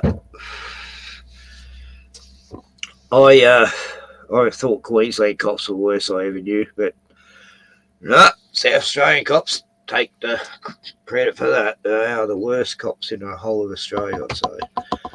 Besides the ones that were directly hired by Dan Andrews, thug cops in their SWAT teams, but yeah. Yeah, that's the thing I'm going for, Puckers, the CBD oil. That'll be the next thing I order. I've got a nozzle weed coming and a bucket of gummy bears. But I want to see THC oil. I'll order that for next month. I want to give up smoking. My lungs need a rest from the chemtrails, let alone the fucking smoke. Yeah, it helps you sleep too, you know. That's what I need it for, because when I don't drink, when I don't have beer, I really find it hard to sleep, even with weed. Oh yeah, that's what I used to do. I used to make the oil in a rice cooker with the pure alcohol outside. It was a bit of a process, but fuck it, make this thick black oil. Like you could hardly see green in it, you know, it's that thick in the end. And yeah, you don't do it inside. If one spark, boom. You know? But yeah, I learned to make that like 15 years ago. But it was such a process. I started growing less and less weed as each year went on. For some reason, less and less crops were growing because of the chemtrails all of a sudden, and same with me vegetables. I used to grow 22 fruit and veggies and sunflowers. Yeah. And corn. I even grew corn. I never thought corn grew here, but yeah, there's cornfields here. Yeah, go figure. I think they're GMO corn, but my corn wasn't. And chilies used to grow beautiful. The plants would last for years, and suddenly they start dying. And all the kumquat trees, there was about 90 kumquat trees, you know. God, I used to love them.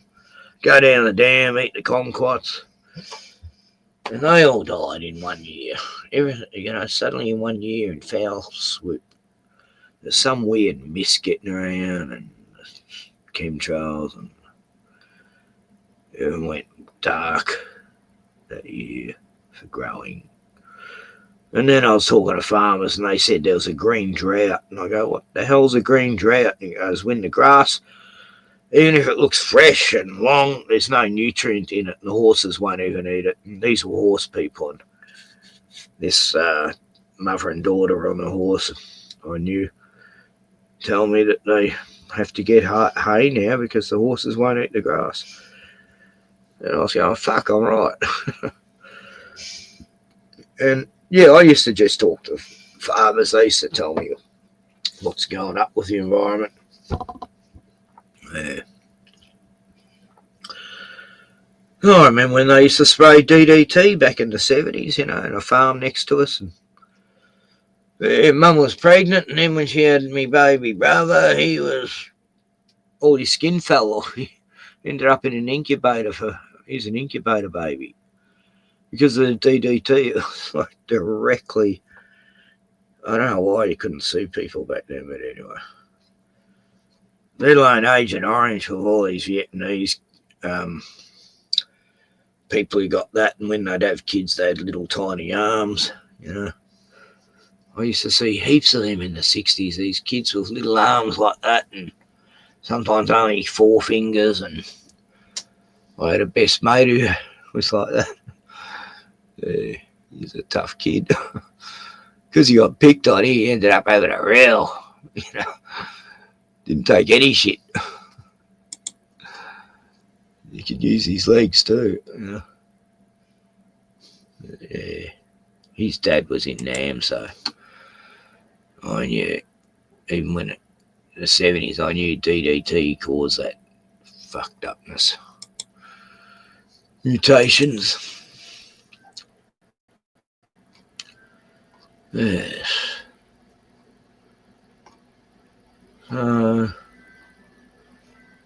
Bruno's going to be hassling me soon. Yeah, this guy. This guy. Check. They say, if you don't like it, move it to America. That line, you know, I've heard it at pubs, on Facebook, in my comment section, on other channels' comment section.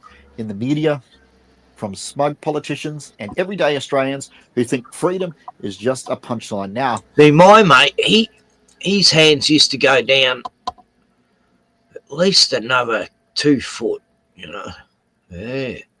I've never seen one that's just on the shoulders like this, you know. This is new, and he's not that old, this guy, so I wonder what the hell caused it, you know, really. Really, why? What the hell happened to his parents for that? Because in the NAMDA, like in the late 60s, 70s, they had longer arms, like elbow length. Yeah. So this is a new one for me. I've never seen this condition, but you know, he's still got his brains, you know. And it usually said with a laugh, like, I should be ashamed of wanting basic rights. Like, I'm the problem for speaking up. But here is the thing. I'm not the one who's given up on Australia. They are. I'm not the one that's going to go anywhere. And if you feel the same, if you're tired of being told to shut up or get out, well, this video is for you, because this is my home and I've got something to say. The lie that they push is this. Mate. Welcome that to you don't Australia. Deserve to be heard unless you agree with them. God, Real Australians don't complain. That fighting for your rights is somehow makes you un-Australian. What complete rubbish. They tell you, if you want guns, go to America. If you believe in freedom, maybe you don't even belong here. And if you don't trust the government, well, then you're a conspiracy theorist. But let's be clear. Wanting to protect your rights doesn't...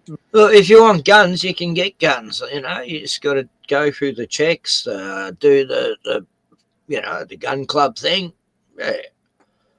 You can get it in a few months. You just got to jump through a few hoops, have 2 safes that are actually bolted into concrete or something, into a, you know, one for ammo, one for your guns. A mate of mine, he's got 3 safes, one for his handguns, one for his rifles and shotguns, and one for the ammo.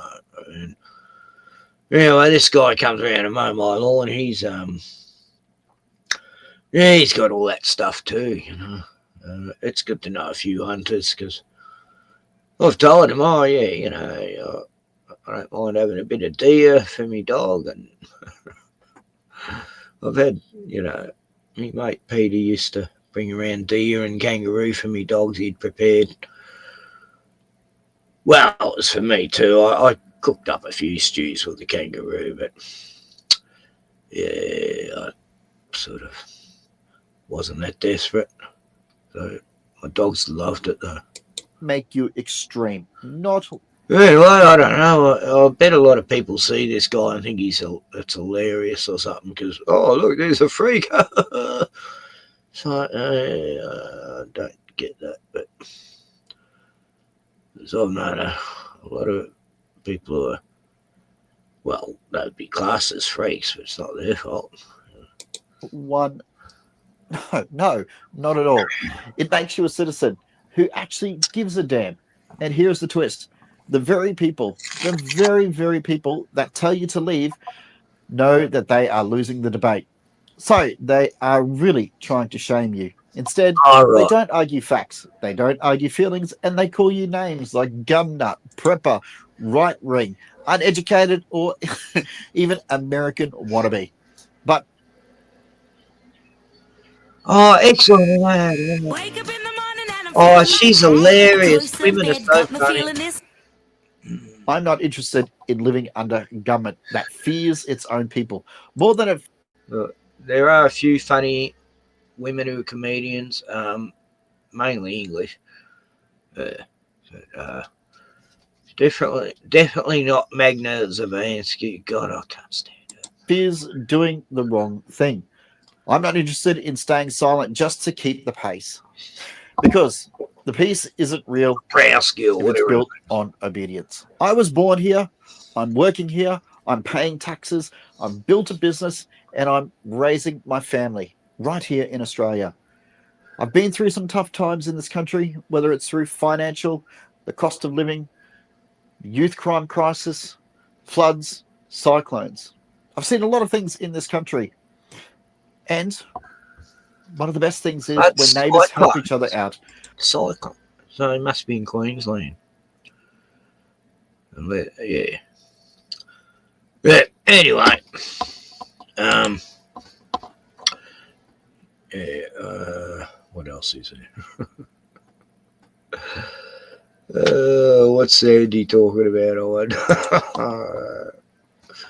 What Mandela effect does Sandy have? Actresses trying to, get their break, in Hollywood. Oh no, no, Harvey Weinstein. No, stop it.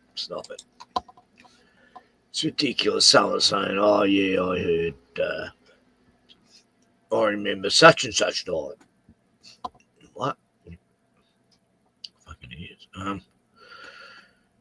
Yes, they just want to drag that Mandela effect out. Who's on LCs? Turpy, Isaac, and Jeff and Lorena. Right, okay. That's very interesting. Trump screws Israel again. No, yeah.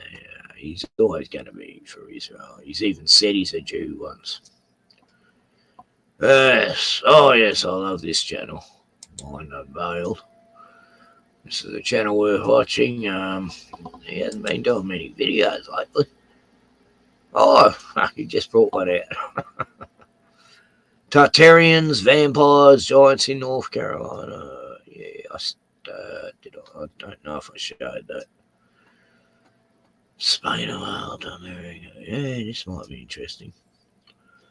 History of farting. Yeah, I haven't watched that one. The Cabbage Baby. Spy Kids. I don't think I've ever seen those films. Yeah, okay, let's see what this is about. I like movie coverage stuff. Right. Let's do a bit of research.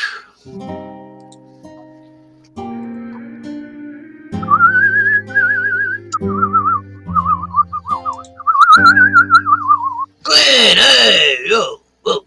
Hey, guys. Hey, Glenn, I didn't realise you were back.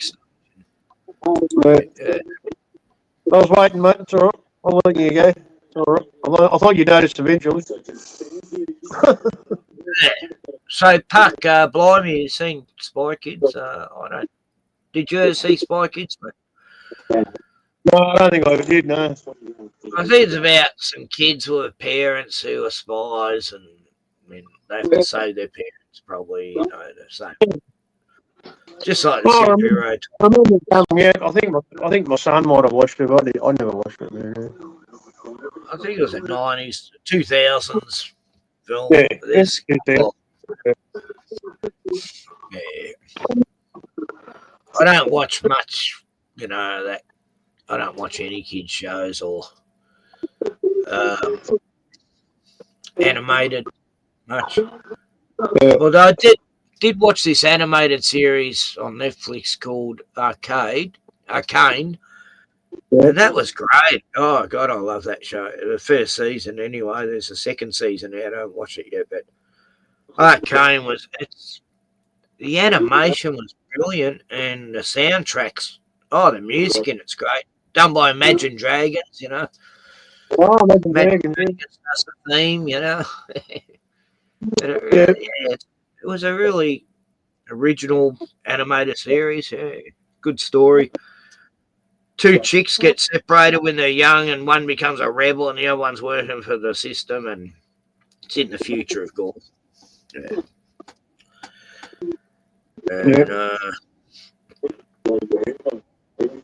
And has some surprises in it. Main characters get killed. Shit, it's like what? Yes, but that's the only one I've seen worth mentioning lately.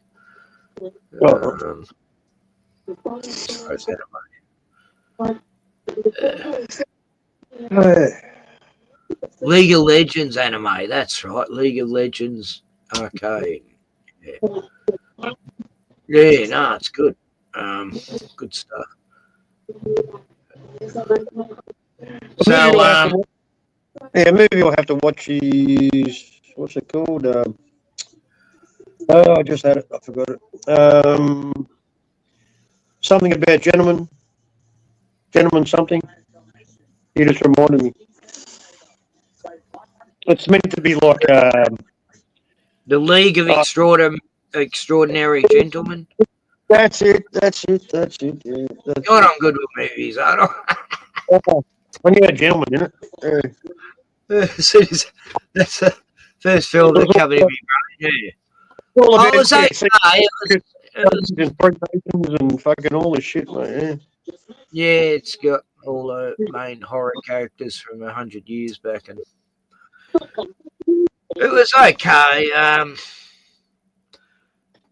I'd say it's average, but I used to have it somewhere. I don't know. A good one was Captain Tomorrow and Something of the Future. It was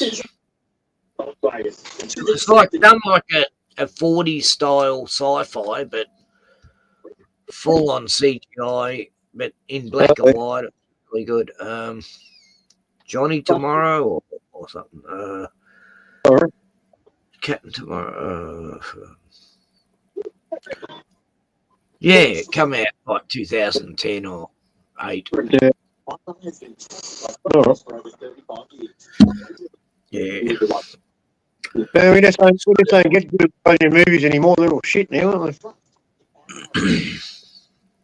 Oh, so many bad ones. Yeah, it's like I've got all these sites to watch movies. God, I'll be scrolling for like half an hour sometimes to try to find something I think's good. You know? I watched one called Barbarians. That wasn't bad. Yeah. No. There's apparently a sequel out now called Weapons. I haven't seen it yet. But yeah, Barbarians. They get invited to this place, this couple, and yeah, things go tits up. A dinner invitation movie. I love the dinner invitation movies, you know. Many of them, the menu, the invitation. Yeah, there's a whole heap of them that have that same theme. They get invited to a dinner party and it all ends up going batshit crazy. What was the other one about the Sky Captain in the Land of Tomorrow? That's it. Yes. Yeah, I remember that one well. Yeah. It was good because it was like how they wanted it to look back in those days when those science fiction annual, comics books were out. It was good. June was good.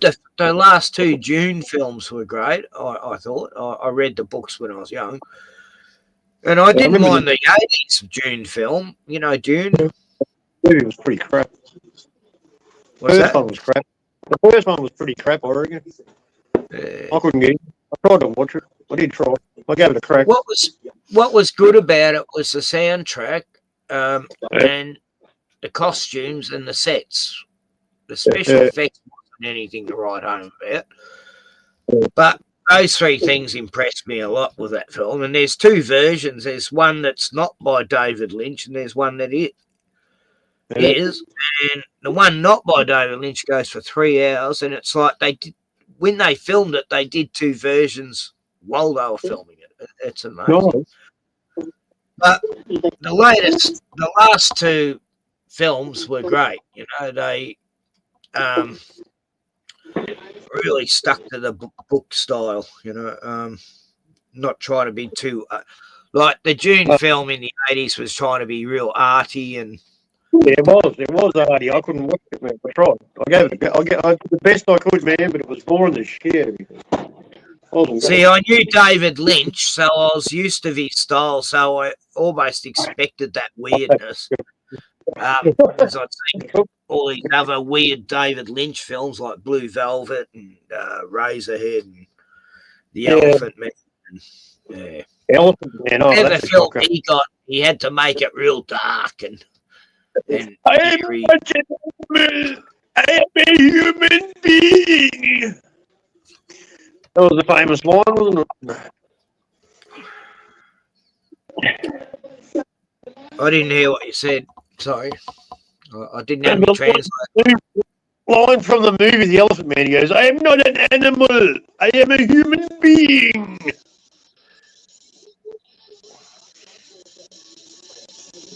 Which film? The Elephant Man.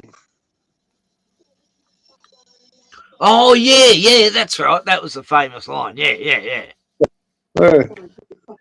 was a lot like that line in Planet of the Apes, you know.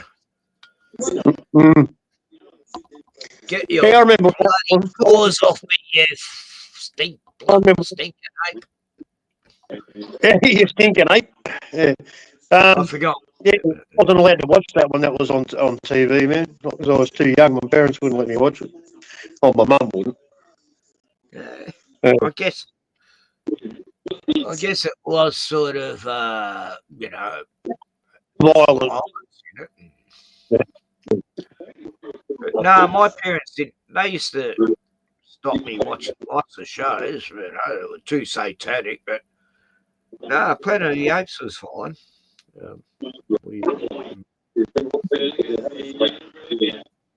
I had to go to bed before. My mum loved horror movies. It was my dad who used to get scared of horror movies, and But Damien, the movie Omen, man, yeah, that freaked me the fuck out. Yeah, I had nightmares about that shit, man. No, I never really. No film ever gave me nightmares. Always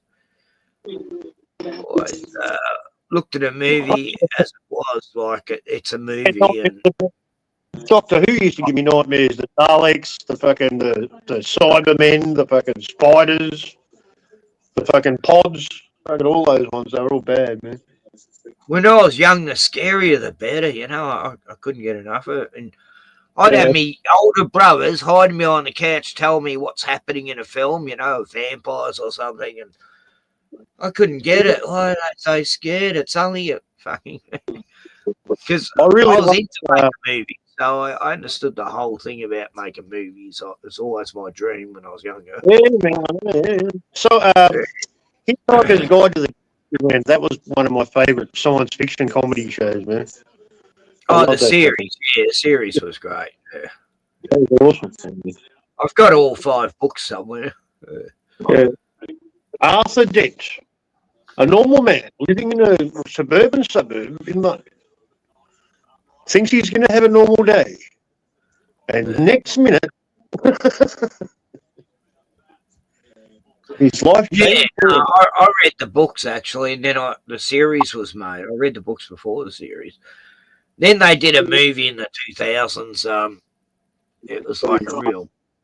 They crammed too much into it. It was okay, but... I love the series because of its simplicity and, well, same with Doctor Who, you know, the old series. No, it was funny. It was a funny movie, man. There was a lot of ridiculousness about it, you know. Well, there was the ridiculosity factor. Yeah, the ridiculosity factor. That's it. It was turned up to 11. Good. I don't want to burn it, but I just love burning. Yeah. Apple core. Yes, apple core. But I always liked ridiculous comedy, mate. That was my favourite. You know, Monty Python, Mel Brooks. I loved all that. Yeah, the Young Ones was one of my favourites. Yeah. Yeah, I love the Young Ones. Young Ones, you know, I don't like too wacky a humour, but the Young Ones, that was crazy, but it was so inventive, the humour. And Monty Python, people didn't get the humour at first, but I did, you know. I love the Monty Python. Considering I was watching that in the 60s. Along with Benny Hill, you know, Benny Hill. Carry On films, you know, they were great. The Carry On films are so silly, they were funny. Back when there was no such thing, there was no such term as politically incorrect. Did not exist. I read a Judge Dredd comic where they're watching this movie called Carry On Judges, you know, and the movie's a Carry On film. It's actually mocking Judge Dredd and all the judges, and they've done it like an old 60s Carry On film. And everyone's like, you know, because you don't realise they're watching a movie in the comic at first, then it pans out and everyone's watching it. And then the judges raid the theatre. Everyone's arrested, 6 years in a ISO cube prison. Yeah, because Carry On films are banned in the future, you know. That was the whole premise of the story, that there was all these things that were banned in Judge Dredd's era, like sugar. Sugar was banned. Anyone caught with sugar, they do 6 months in jail, you know. Anyone littering, 6 months in jail. The law was so strict. That's why I love the comics. It was such an exaggeration on the law, how far it could go. Like, they'd have little comic strips of this young couple want to get married, and they run up to Judge Dredd going, Judge Dredd, could you marry us, you know, because he's a judge, you know, police officer. Yeah. And then he goes to put the ring, give him, you know, when they're about to put the ring on the finger, he realises the ring was stolen, and they bought stolen goods, and then they get, you know, 5 years in the ISO cube. All these comic strip ones were great, you know, they're so fucking hilarious. This guy decides to make a protest outside his office because he wants fresh air, so he's outside his office, and the judges don't know what to do with him, and they're going, right, what can we get him on? And Judge Dredd goes up, hey, you've got a pen from the office, that's theft, you know, 6 months. That's fucking full of straws, isn't it? In the end, Judge Dredd started to feel bad about all the people he'd put in jail in his latter years, and his conscience got to him, and all because of a letter a kid wrote to him. And then the whole world is an apocalypse, you know, and Judge Death has ruled the world. And God, they were good comic stories, and they never made any. They only made one movie that was based on one of the comic stories. You know, it was the movie Dredd was a 32-page comic. That's a small book. Yeah, it had the main judges in it though. I was impressed with that. It could have been a great series if they had like the Sylvester Stallone one was just stupid. It's like, hey, let's cram in 30 years of Judge Dredd into one story, you know what? Yeah. You can't do that. I did like the comic I loved was the Phantom. I loved the Phantom. He was cool, man. Oh yeah, I grew up with a Phantom. Yeah. I sold a whole comic collection. They were all from the 60s. I sold them for like $50. God, I'm an idiot. I found out they were worth thousands later. Totally got ripped off. This comic shop, they closed it because and the natives hungry. To beat the jungle drums when he was coming to town.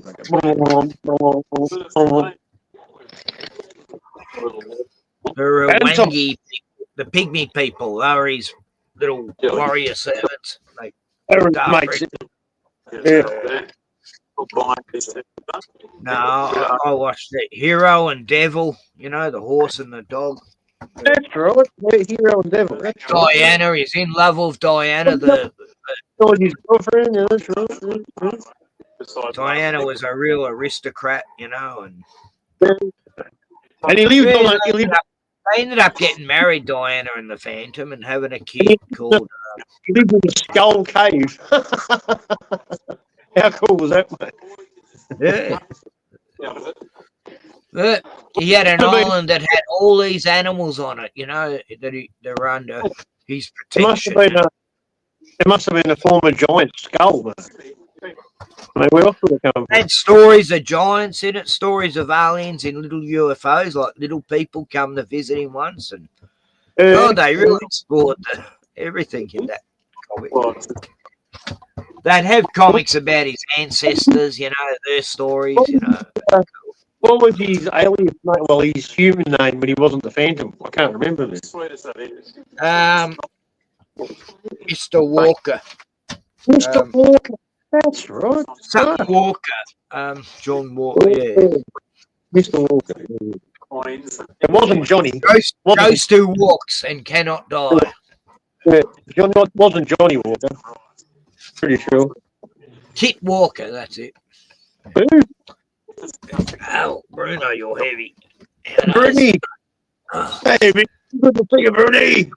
Hey, Bruni! Good boy, Look at his teeth, eh? Good boy. You're such a good boy. He's the best dog in the world. The only dog in the world, but the best dog in the world. Yep. Aren't you? You want food, don't you, mate? Eh? In the top. Are you hungry? It's 6 o'clock, right on the dot. Knows the time, mate. He won't leave me alone till. I'll just show a bit of this, Glenn. Hang on. What I feed him. I need to know it's beer too.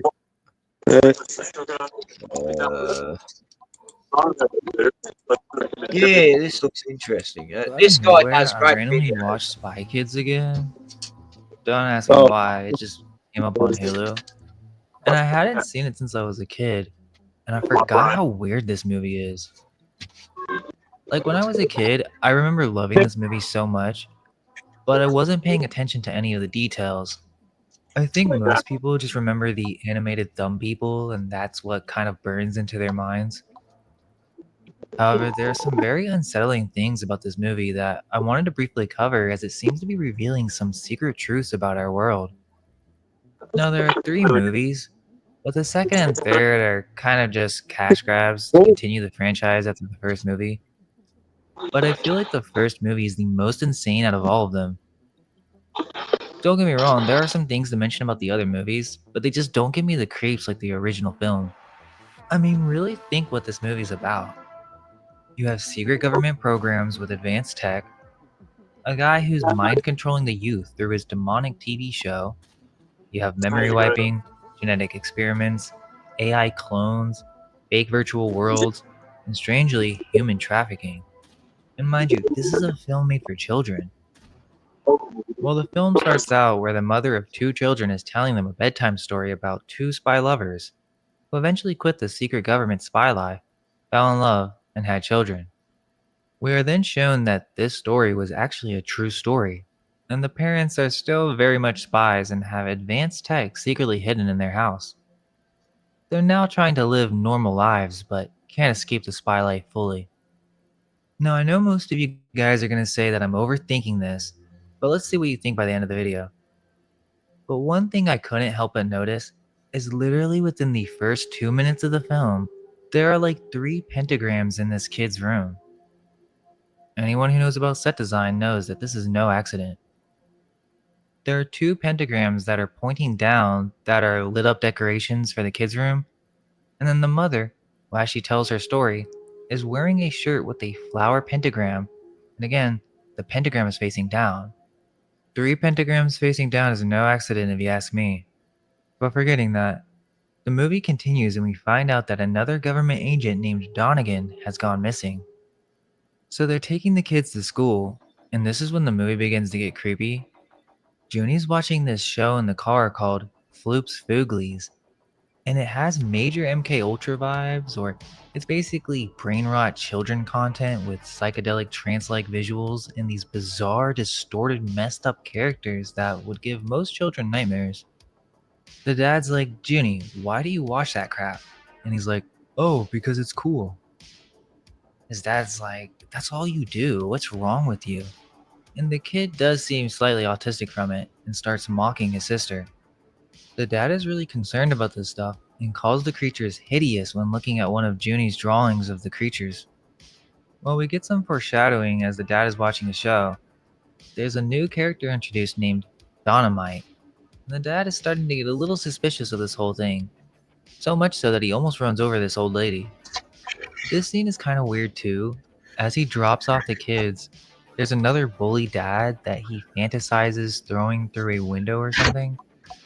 The next scene, we're shown Floop's hideout, which is a castle on top of a rock formation shaped like a boot. Basically, I'll have to check it out anyway. Where are Yeah. Creepy movie. Fucking up. Really, so spiky, so every movie. God, there's been some weird movies over the years that I'm going to say that guy sounds like a sober version of Gordon.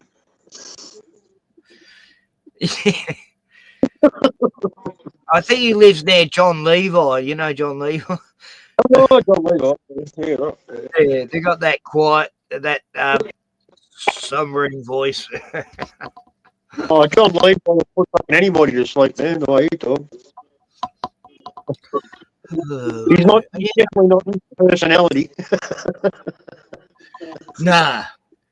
Put you to sleep, mate. He is funny though sometimes. This magnificent building. It is truly magnificent. It's like he's on fucking morphine or something. Man. So you missed all the Chopper Reed clips I showed before. Oh, yeah, he calls out the Alpha thing. you got to be careful playing. Oh, not from the movie. Just drop a read. Oh, okay. And he called out Alan Jones. You know, he called him. Yeah, I said all that. Yeah. I I didn't show that one, but I showed him when he talked to Martin Bryant. He met Martin Bryant. Supposedly. He goes, why'd you do it? And he goes, I don't know. I'll show you the clip. It's a good story. I heard it before, yeah.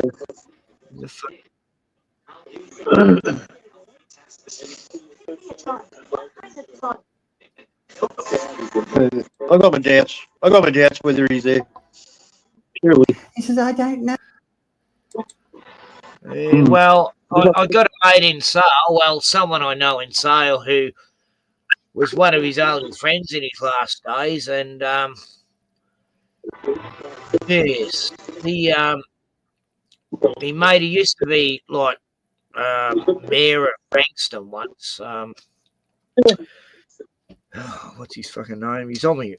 Anyway, he told me about his last week. When he met him, and I mean when he was last time I met him. Yeah. He said he's a pretty lonely bloke in the end. Oh, he would have been, mate. He had no fucking friends, mate. No. Zero. But yeah, people are friends while you're influential. Once I saw Martin Bryant. He had his hands between this grill gate, white overalls, blonde hair, green eyes. I couldn't help myself. Dr. Lopez was leading me out. Right, Brent. And I looked at him and he said, hello, Mr. Reed. And I said, why'd you do it? He said, I don't know. He said, 1 minute I was eating my Trevelyan peas and the next minute the room was full of dead people. And that's how he spoke. He said, 1 minute I was eating my Trevelyan peas and the next minute the room was full of dead people. He spoke like a little baby poofter. That's how he spoke, like a little baby retarded poofter. 1 minute I was eating my Trevelyan peas and the next minute the room was full of dead people. Oh. And I said, oh, good. Turned around and walked out. That's a very strange thing, considering he killed 3 people from a distance of 300 yards with a 308 bolt action. Straight in the face. Bang, bang, bang. Face shots. Got them all. Just blew their heads off. And he killed 2 other people 27 Pretty yards hard away, to standing do. in my I'm a good position. He went shot, but yeah, bang, I bang, can do that shit. bang, bang. All Bang. headshots. Three Every people single in one. front of the Broad Arrow Cafe from 300 fucking yards. 300 yards. Who can shoot three people? They're obviously running or walking or bending over, crouching or whatever. Who can shoot people in the face from 300 yards away with a bolt action? Well, I shot a rabbit 500 yards away with an arrow. I told Puck that, but probably about 500 feet. Yeah. Anyway, Puck called me out on that. Yeah, 500 yards is a long way. Yeah. Come on, Ken, you full of shit. No one can fucking shoot a fucking arrow that far and fucking hit a fucking rabbit. You're full of shit, cunt. But That's what what he said. Chopper's saying, like, I can't imagine how retarded, autistic guy, full on headshots, every single fucking victim headshot, except the ones at the cafe. Yeah, the ones at the cafe were He went to the autistic school sniping. 300 yards. That's it's a long way. Oh, wait. 300 yards. It's a long way.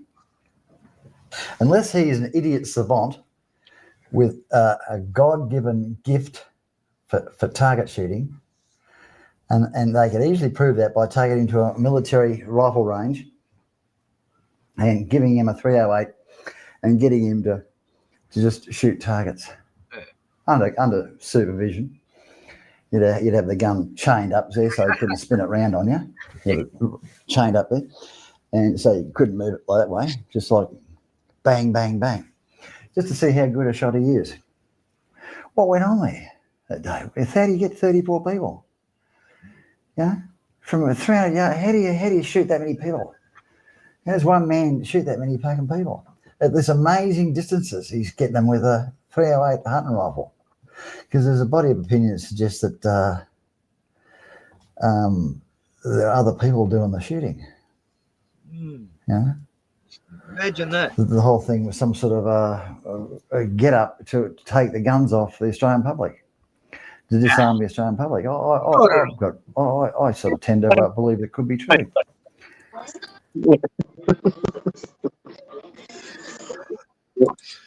Oh, fuck it.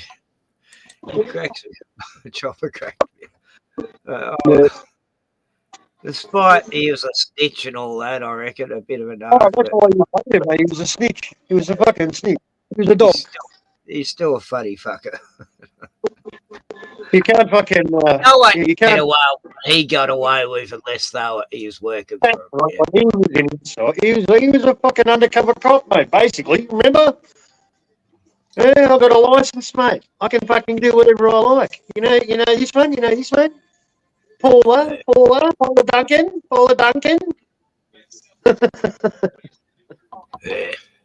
Yeah, you know what I mean? Yeah, that's right. That's right. Cop shop, mate. Cop shop.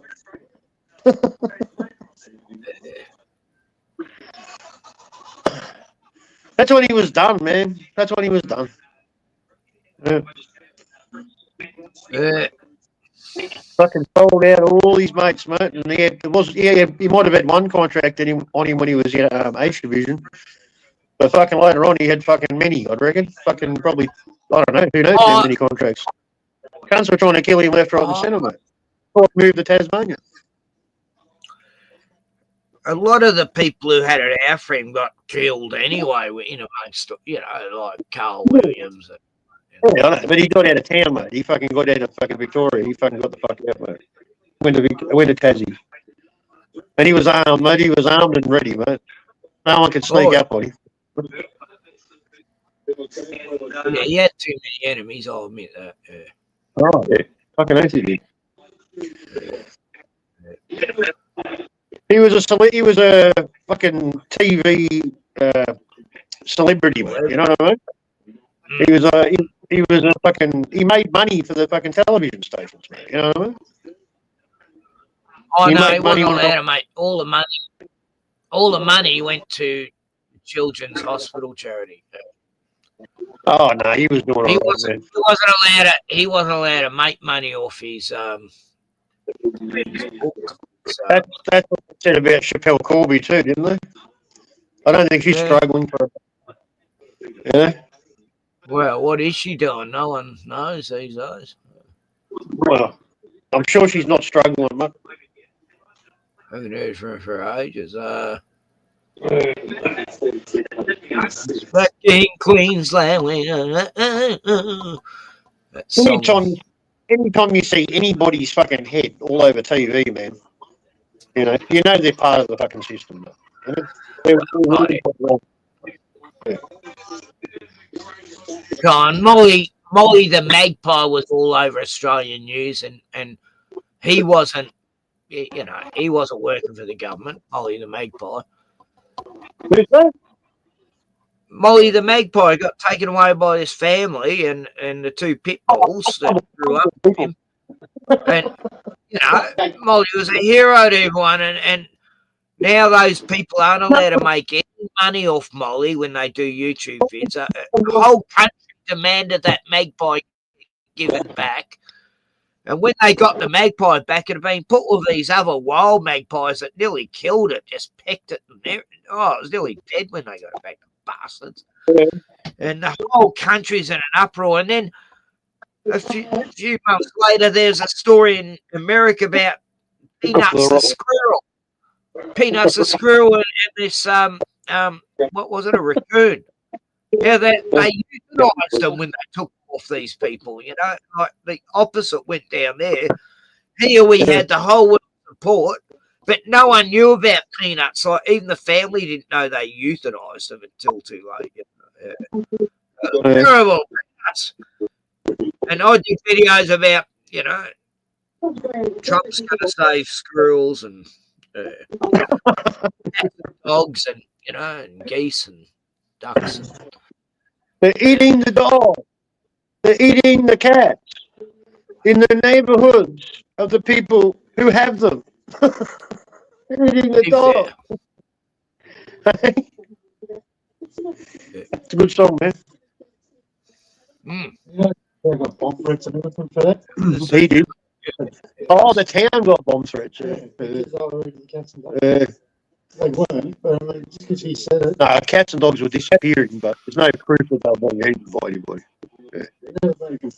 No, there's people that are suspicious that live there. No, they haven't caught them fucking with a cat in their mouth or spitting out tails or anything. No, we don't know a bit about it. It was funny when he said it. It was fucking hilarious.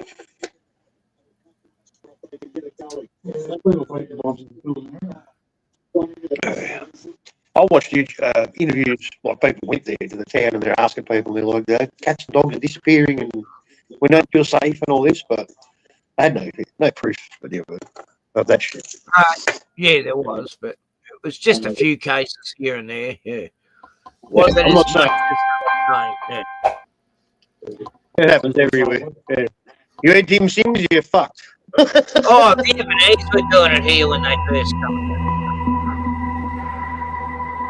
in the 90s.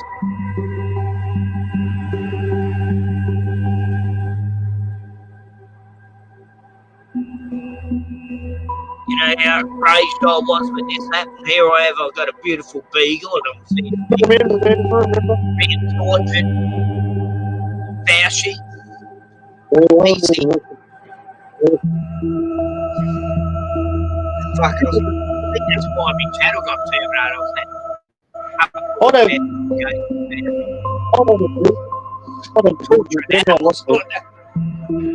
let's go pick for breast cancer, you know?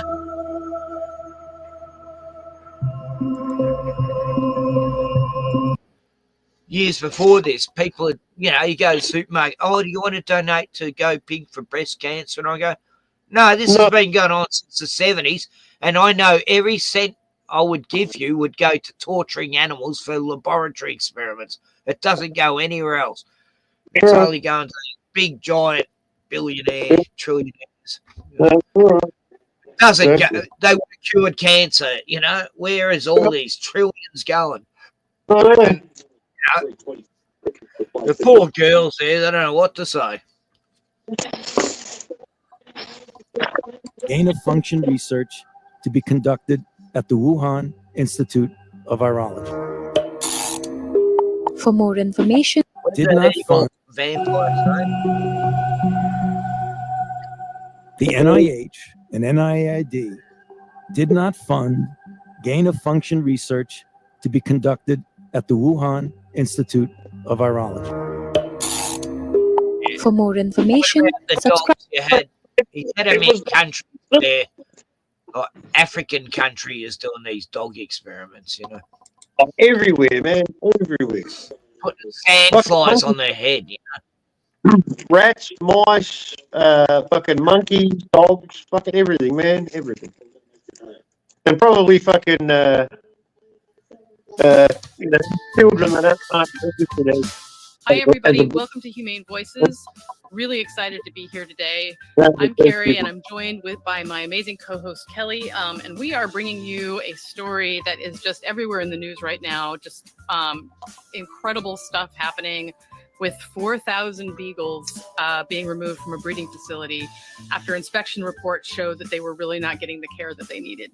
And so we are working with the Department of Justice to get those dogs out of the facility, and our incredible sort of network of shelter and rescue partners around the country are really stepping up to do a lot of work. Some of them are picking up dogs sort of directly on site, and some of them are coming to our care and rehabilitation center.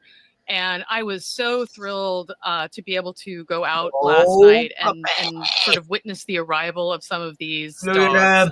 It was just one of those things, you know. This is tough work that we do. There's a lot of sad stories a lot of the time, but seeing sort of a whole bunch of puppies with their little toe beans coming off. Let alone, you know, Fauci, how could any fucking person be working in these laboratories doing these experiments? Demons. They're demons. Evil mind. Fucking. Oh, I want to kill them all, but, you know, that's what the lefty side of me, you know. Yeah. The rescue truck and a whole lot of very proud mamas who are, you know, nervous about stepping into sort of warm shavings and bedding because maybe they've never experienced that before, and sort of seeing how quickly they get used to it and become, you know, excited, happy dogs. It was really something to see. So we've got a couple of minutes. We need crazy cat ladies and crazy dog ladies in this world, you know, because yeah, they do sometimes make a difference. They're very passionate about saving animals, and yeah. You'll be seeing footage and hearing some of the sound because, as you guys know, beagles are a very sonic dog, and you'll hear from Kitty Block, our president and CEO, and also from Kirsten Peak, who is the manager of our media relations team. I gotta tell you, Carrie, I watched the video since I was not there. I know our animal rescue. Where's the video? I want to know. Obviously, the volunteers that were there are working under 8 weeks. I mean, it was just, it was amazing to watch that. So I'm sure it was pretty amazing to be there in person. Like, it was like clockwork. I mean, it was kind of funny because we were kind of expecting to be there for many hours.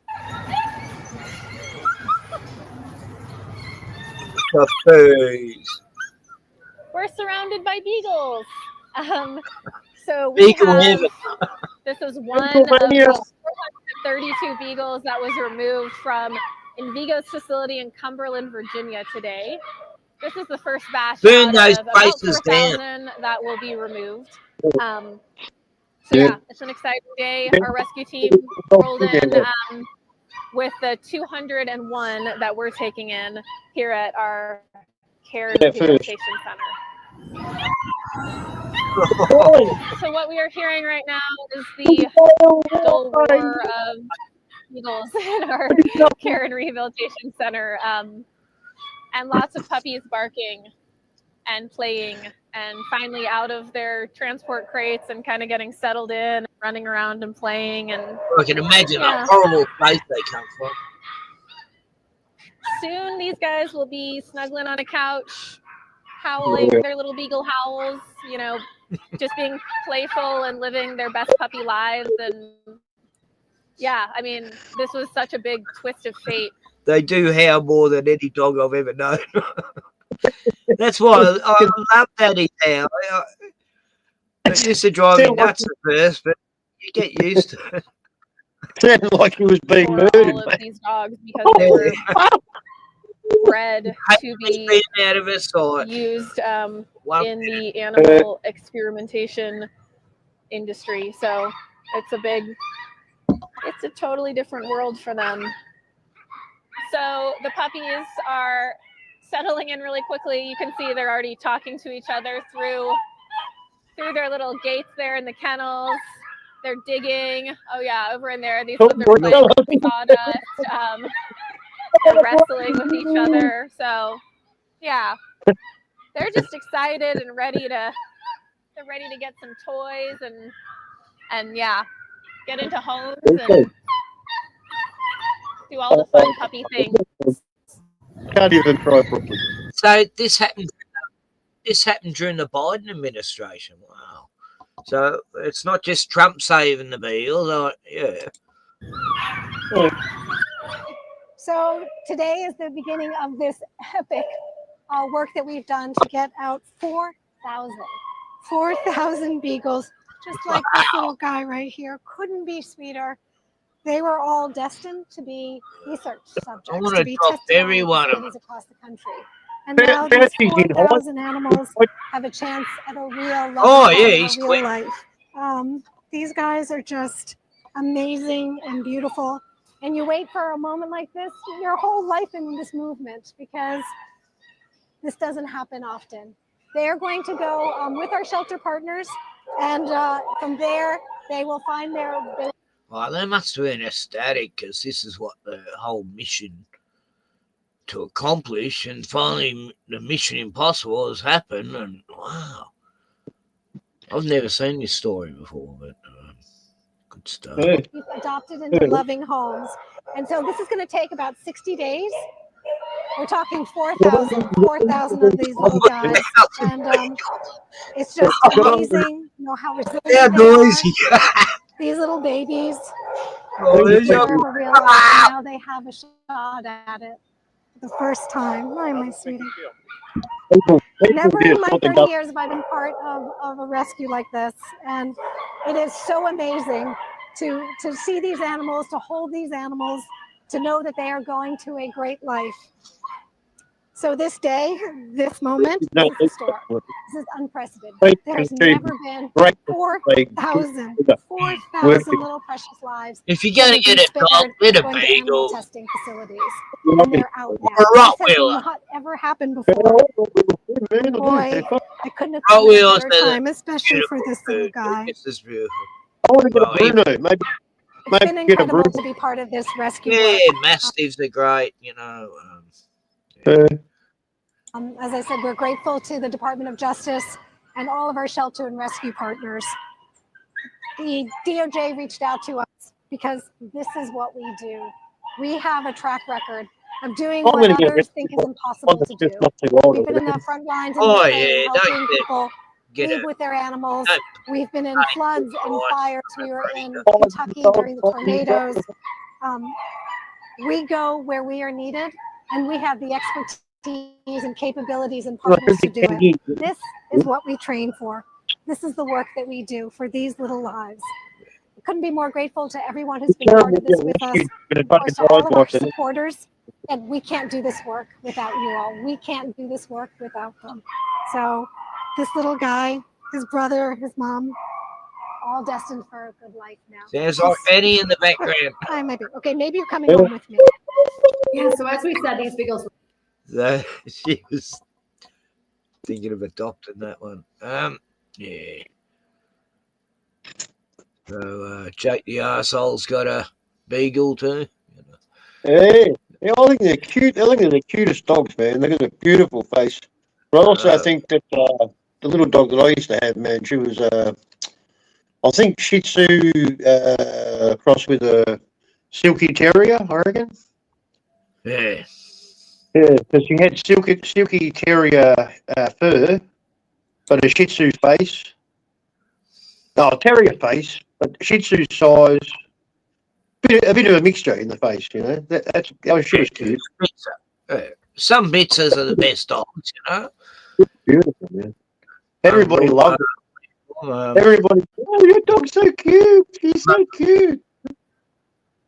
Non-stop, man. Look, and pit bulls are beautiful dogs too, but you gotta really be a good dog owner, you know. You gotta really. You gotta love them. They're brought up with kids and stuff. They're great. Like Zeeky boy, Tioni's dog. He's accepted the babies. He's so gentle with them, you know. And when the babies come, you know, when that's meant to be the most dangerous dog in Australia, isn't it?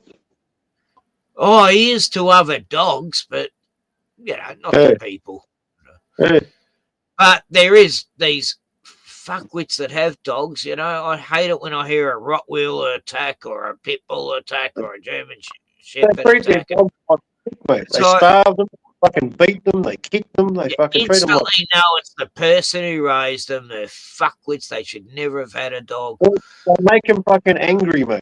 They make them fucking angry on purpose, mate. There's no such thing as a bad dog, only a bad owner. You know, that's what I'm saying. Yeah, 100%. But every dog, like even Sasha had problems when I got her, but she got right out of that. You know, once she realised what real love was, because she hadn't had any.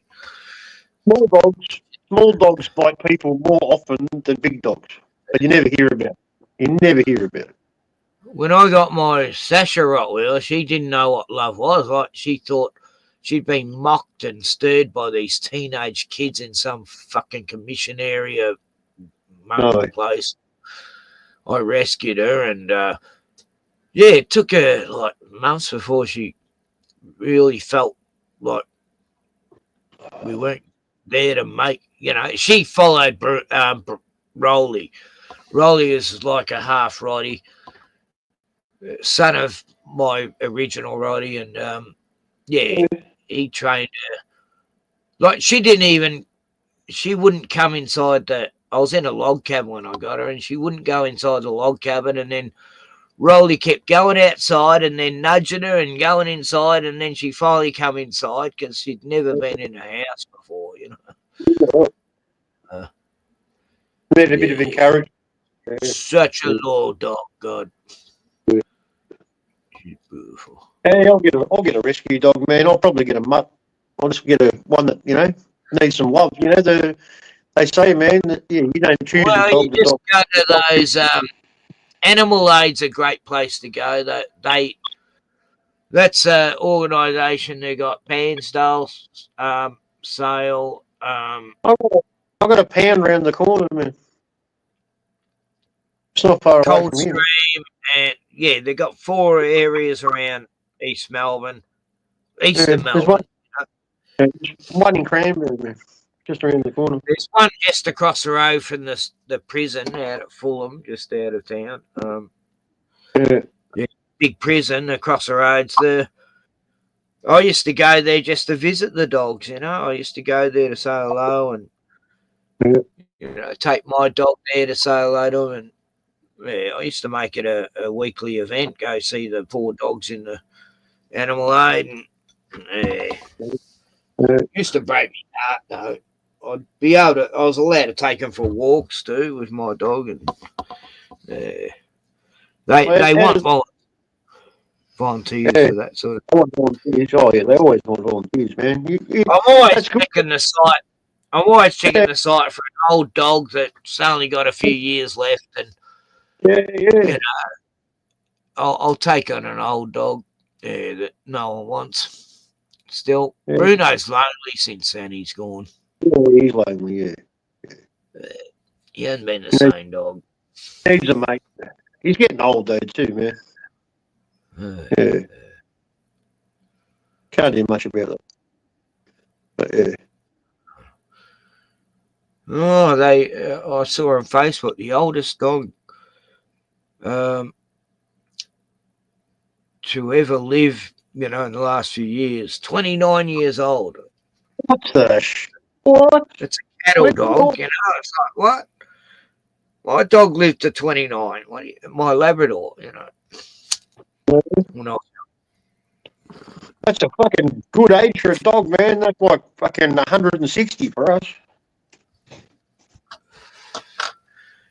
Yeah, but 60s, 70s, 80s, dogs were living to like 25 was like 26, 28.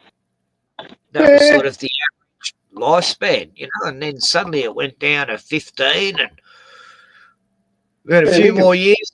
10 fucking years for a big dog and maybe 15 for a little dog, you know.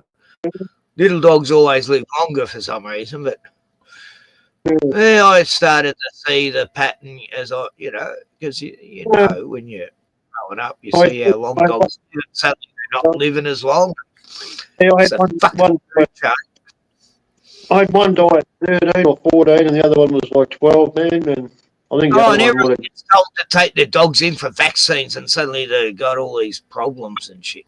have, they get cancer and they fucking die. That's what happened. That's been happening for many a year because it's the same as any other like that. The vet health system's the same as the normal medical system and shit. Yeah. Mm-hmm.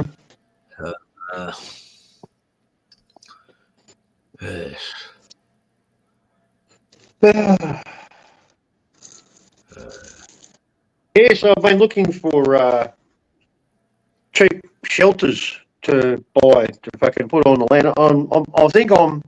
I've looked at sheds, shelter sheds, like studios, like they're like small like garden studios, you know, like an office or fucking. They're talking about 4 meters long by 2.4 meters wide. But there's one that I've seen. It's pretty good. It's obviously a Chinese one, right? And it's a pod, right? They call it a pod because it's got curved edges, you know, on the side, like it's like an old style caravan shaped deal, you know. I've seen that, on Temu, yeah. And they got big. It's all glass at the front. The whole front of it's glass with sliding doors, and it's got tinted glass. And inside it, it's got a basin. It's got a bed. It's got storage. It's an elevated bed platform, you know, with drawers underneath. It's got lighting, cupboards, fucking everything, man. Windows. There's one extra window. It's just perfect for one person, man. You know what I mean? Like, it's all right, you know. Pretty much the same size. Pretty much the same size as the caravan, my caravan, but it's wider. You know what I'm saying? My caravan's only 2,100, and this is 2,400. So 2,400 is like standard full size caravan, you know. Hey, Dean, g'day. Hey, Dean. Here's Yeah, a but it link looks if you cool. It's not big, and yeah. and it's easy. No, there's like a lot of options there, but I reckon it's dead.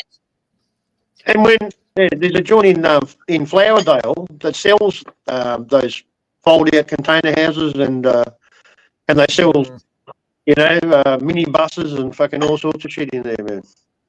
I think you'd be better off building a shed though, or getting a shed built there.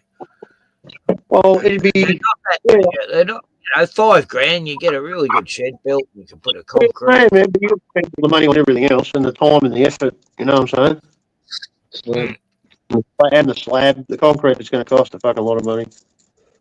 Yeah, it does. Maybe, you concrete's know, always the most expensive part of building, maybe what I'm thinking is maybe I just buy a fucking decent caravan and I put a fucking solid annex on it, you know. The guy who was here mowing me lawn, he was saying that. He was looking next door, go, that's all I fucking want is just a block of land with that caravan there. That'd do me, and I'll be fucking right, you know. He's renting, so he's thinking of the same thing as you know. And this guy's on the ball. This guy's on the ball, though. He didn't buy any of the 4 years bullshit, you know. He said, he used to say to people when you're wearing a muzzle, So when you wear that, can you smell a fart? You know, and if you smell a fart, then it's not working. You know. So what I'm saying, Ken, is that so if I get something unregistered and it's just it might need a bit of work. I just got to get it to the site. You just need a permit, a day permit. You know, cheap as shit. I could probably buy something decent for like maybe 1,500. I don't know. You know what I mean? Nothing special, but just something decent that I can, be comfortable in. Full size caravan, not a There's pop one up. here for sale for 2,000. Well, it's 23, but she go down lower. And it's so decked out well, but hasn't got the oven or anything. You know, it's been gutted out. Oh yeah. How much? 20? How much? $2,000. $2,000. Yeah. But I actually want that caravan over this caravan because it's a lot more room than this one. Fucking even if though I buy it's the your same caravan. size. The same size. Oh yeah. Maybe a little bit bigger, but it's so much room here because all the cupboards are out and she's put shelves in and. I think yours is a 17, or yours is a 17, or I think 17, man. I'm pretty confident. 17 foot. Yeah. Yours is just on the big side, We're just starting to get big. My last one was 24 foot. The one I showed you. That's a monster. I wanted to show you inside, but I didn't want to go into his caravan while he wasn't there. And even though he did that when I was away and took all my stuff out of every cupboard and took over the whole place, and then I go back and he's living in my fucking caravan. It's like, what? Yeah. Oh, that spun me out back then. How can you do that? Go through all my personal shit and put them into fucking bags and throw me shit out of the shed and onto. Anyway. If I just get a solid annex on the side of a caravan, mate, that's it. Done. Look, what I'm going to do to get revenge, I'm going to hook the caravan up, lock him in the caravan, and I'm going to drive it off and then unhook it and push it over a big cliff. Into some water. You shouldn't have done that. Darren's got a burning caravan. Darren used to love making bombs. I did have a mate I fell out with, and he was living on this old block in the Dandenongs. And it was so old, it had these ancient ruins there that were probably 800 years old. But anyway, that place was fucking haunted. He even saw ghosts there and shit. And that exact hill, I used to take friends to see UFOs. Every time I take someone there, that's I heard about it up there, man, but I never saw him. Not really. it's such a spiritual place. Anyway, he was living there in his caravan. I was going, hey, why don't we chain his caravan up and we'll push it? It was right near a hill and it'd go right down this big hill. Oh, fuck, it would have gone for like a mile. And it was just a fantasy. Jeff was like a bit of a narcissist, psychopath. But now look back, he's not as bad as some other people I know, but fuck. I did plastering with him for 2 years because I was sick of painting, and he wasn't all bad. He reminds me a lot of Ryan, actually. Tioni's but big, tall fucker. Like, he didn't need any ladder to get, he could reach the ceiling, Plasterers are good. Same as painters. It's good if you're tall. You can get up high and shit. I wanted to get up on 3-foot steps in a building and sites. It'd give you a little ladder. Painting. Yeah. Oh, fuck. What's that? God, there's a big insect up there. I don't even know what it is. Oh, yeah, it's one of them beetle things. Yeah, he's harmless. Just a big, long black beetle on the ceiling. He shouldn't be in here because I was spraying this shit. Like, I've got this insect repellent sprayer and had it going here earlier. And, Yeah, that's probably like him. Gotta be careful about it. Yeah.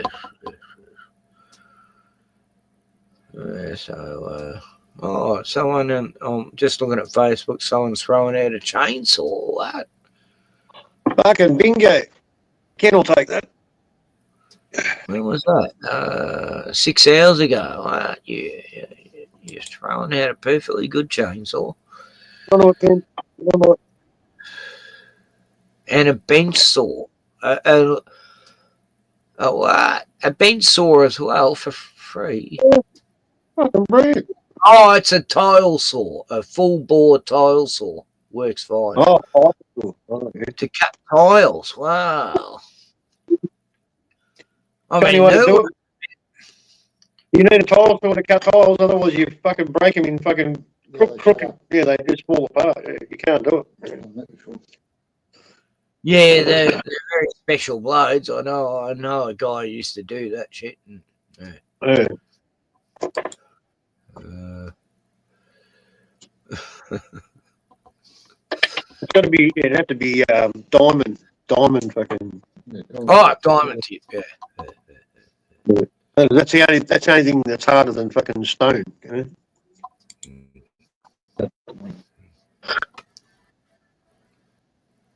Okay, we'll go through it. Oh, sharks. Blimey says there's a shark swim round that was spawned in 1700s. Yeah, no, they don't know how long sharks live, or crocodiles. You know, no one knows the actual lifespan because they've had they've had crocodiles in zoos for 300 years and shit, 200, something like that.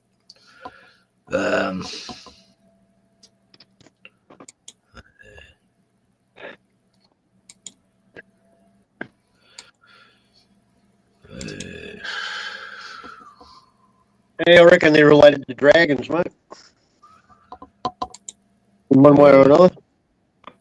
They're like a mythical creature, mate. They just shouldn't exist. They're just fucking bizarre. What? Crocodiles? Crocodile. Yeah.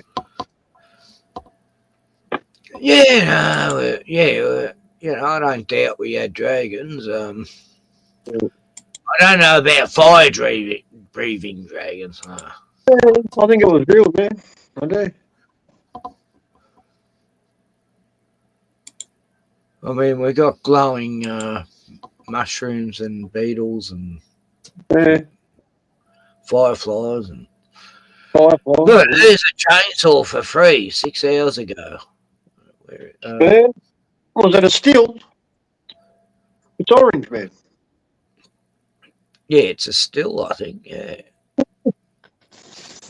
Anyway, I've got 3 chainsaws here. I don't really need enough. I don't have too many chainsaws, Ken.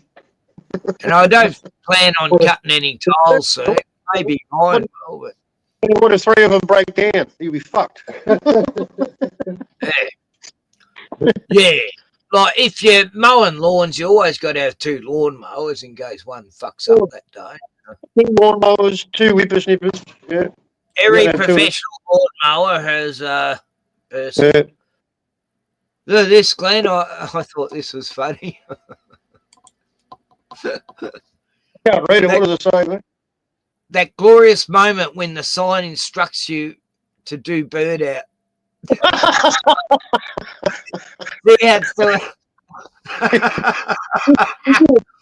25 miles we can do bird out.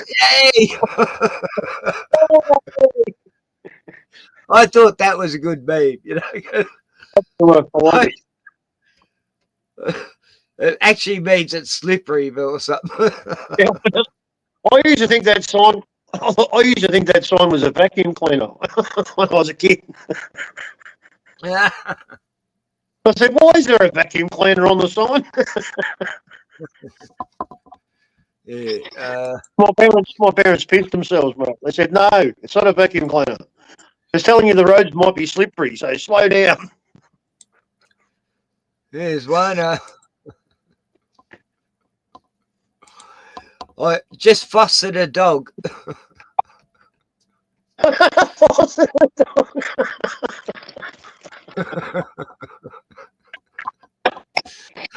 That's a good dad joke. Good dad That's joke. great. They went to a bit of trouble to do that, Dave. Oh, Tanya liked that one. She thought it was good. Some good shit on Facebook, huh? Oh yeah, look. To solve a problem. Two of Doctor Who's Daleks are missing, presumed stolen from right here at the BBC's television centre. They were last seen parked here in the Ring Road outside Studio 8 on Tuesday, May the 22nd. They come back from Cardiff and were waiting to be picked up by a lorry to take them to be stored away. Ah, but they were picked up all right, but not by the right person. When the lorry driver went out to look for them, they had disappeared, and since then no one has seen sight nor sound of them. The two missing Daleks look like this. They're 5'6" tall, 4 feet long, and 3 feet wide. They're extremely heavy. They weigh 300 weight each. You don't know what they look like? Same colour as this one, sort of dark grey. And this Dalek has got a message for everybody who's watching. We appeal to all Blue Peter viewers to assist the Earth humanoid police in finding the two missing Dalek members of our Earth observation delegation. If they are returned unharmed, we will assume that the It's actually happening. You will listen to me. And what it was when they made the show, they had three main Daleks, right? How come all the Daleks talk in a German accent? All the other Daleks were just props. They weren't hollow inside, and just a guy walking around. They stole the two out of three main Daleks that did all the moving and everything, you know. Yeah, so that would have really fucked them up, like back then, you know. It even says how much they were worth back then, you know. humanoids responsible were only guilty of an excess of hospitality. Look at that Siamese cat. It's going, what the fuck? And the poor dog. This was Blue Peter. This was a Bobby kid show. If they are not returned, the Dalek Supreme Council will have to instigate search and find procedure, and the culprits may be exterminated. Yeah, it's nothing to do with it, I promise you. But thank you I'm just pausing it so I don't get a copyright. very much indeed for the message. The important thing about these missing Daleks is that they, like this one, have that speech mechanism, the one that makes that voice that you've just heard. And they're also, they have a lid, so they're hollow inside, so that the operator can actually get inside there and manipulate the Dalek, move it around, and get around places with his feet. Now, in addition to these two Daleks that are missing, there are 7 other Daleks that look exactly the same from the outside, but they aren't hollow, they're solid the whole way through. Now, the 7 others, they don't have the elaborate gadgets that this one here and the other 2 that were stolen have. And in fact, it's all these gadgets that make the 2 missing Daleks worth £500 each. So you can see they really are very valuable indeed. And the Shepherd's Bush police are anxious for any clues at all. And by the way, there is a reward for finding these Daleks, and that is a day out in the Doctor Who studio here at the BBC, at the BBC's expense. Emergency, emergency, assist the Daleks, assist the Daleks, emergency, emergency, assist the Daleks.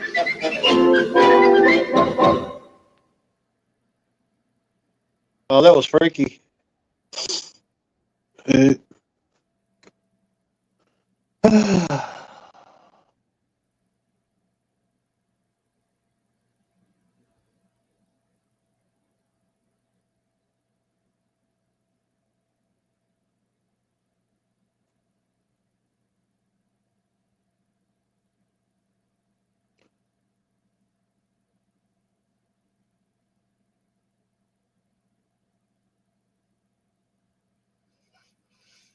Hey, there, Kim.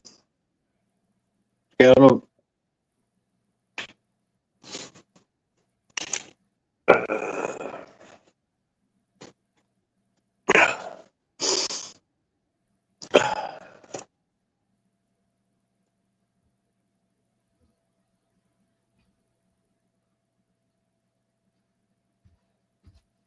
So I had to have a piss and grab a beer. I'm on my fifth beer.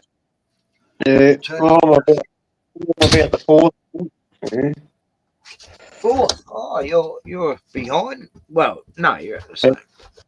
I'm No, just it's about to gonna be grab. It's probably going to be my last one. Mate. Yeah. Have it in.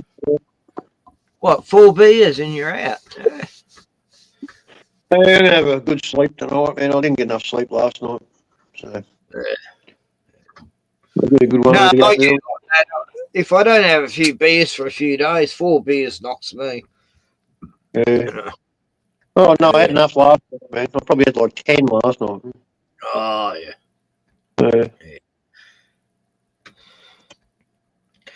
No, I just been having average of 6 a night. Yeah, went to bed. Oh, no, fucking about. I went Yeah, to 12. shops yesterday. Yeah, I went to sleep about 12. I had enough for last night, but I went to the shops yesterday and grabbed another 6-pack for Sunday today. And I'm going to try not to drink for the next 2 days. And yeah, I'll have a drink Wednesday. Yeah. Yeah. Oh, yeah, that reminds me. Got to get shit out of the fridge. If I don't have juice, I'm just going to drink beer fucking every day, man. You know what I mean? Yeah.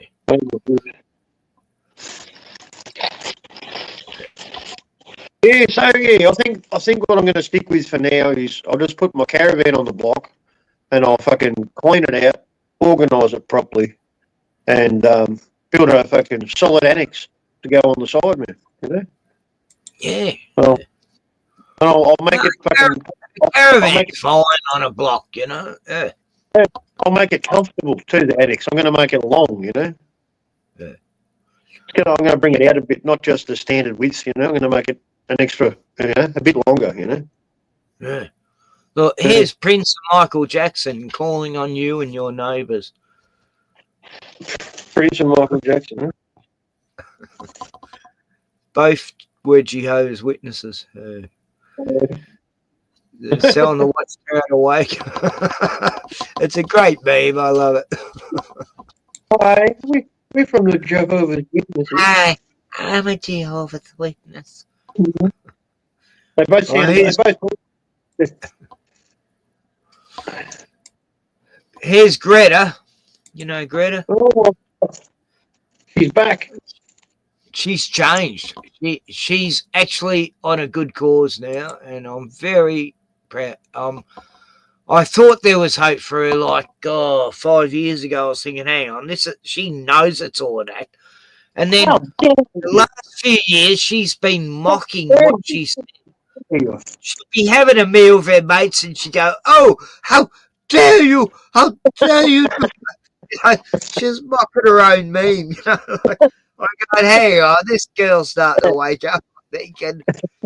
And she realised she was working for a globalist entity, and she doesn't do the climate change thing now. And now she's jumped on the Palestine thing, which is actually a good cause. And she's part of the hijack movement.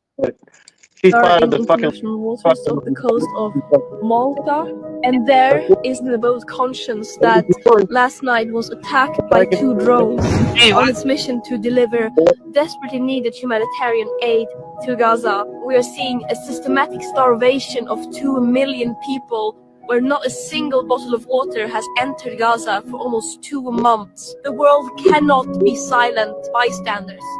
This silence and passivity that we are seeing from most of the world is deadly. That is why every single one of us has a moral obligation to do everything we can to fight for a free Palestine.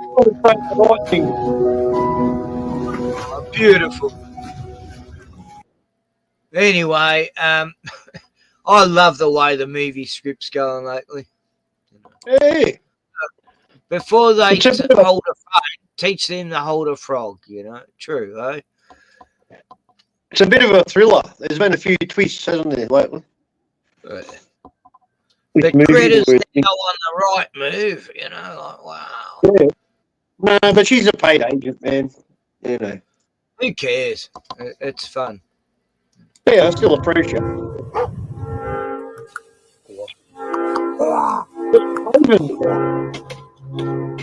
we all know what a raven looks like. Did you miss me?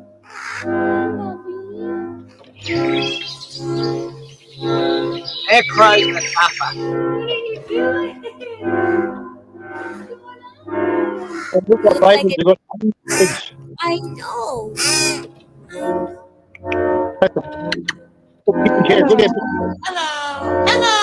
Hello.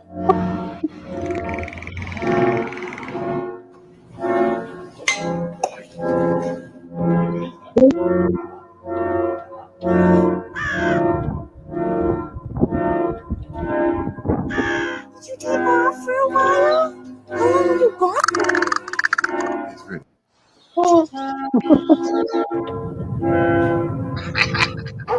Very cool. Very cool, man. Imagine. Oh, there's a copy. What's this one? Oh, no. Oh, there's a pelican, is it? It's a seabird. It's up. Yeah. I think it looks like a pelican. It's a gallop there. Nah, it's not a pelican. No. It's like a weird osprey or something. Oh, yeah.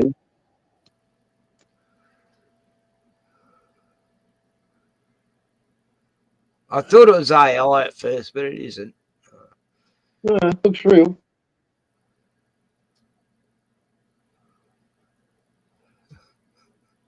It's already had a giant fish, and now it's had 2 giant fish. And I've seen kookaburras do that, so it's not outside the realm of reality. You know? It's hard to eat without teeth, man. Oh, it's Maggie. Friend Magpie named Pie.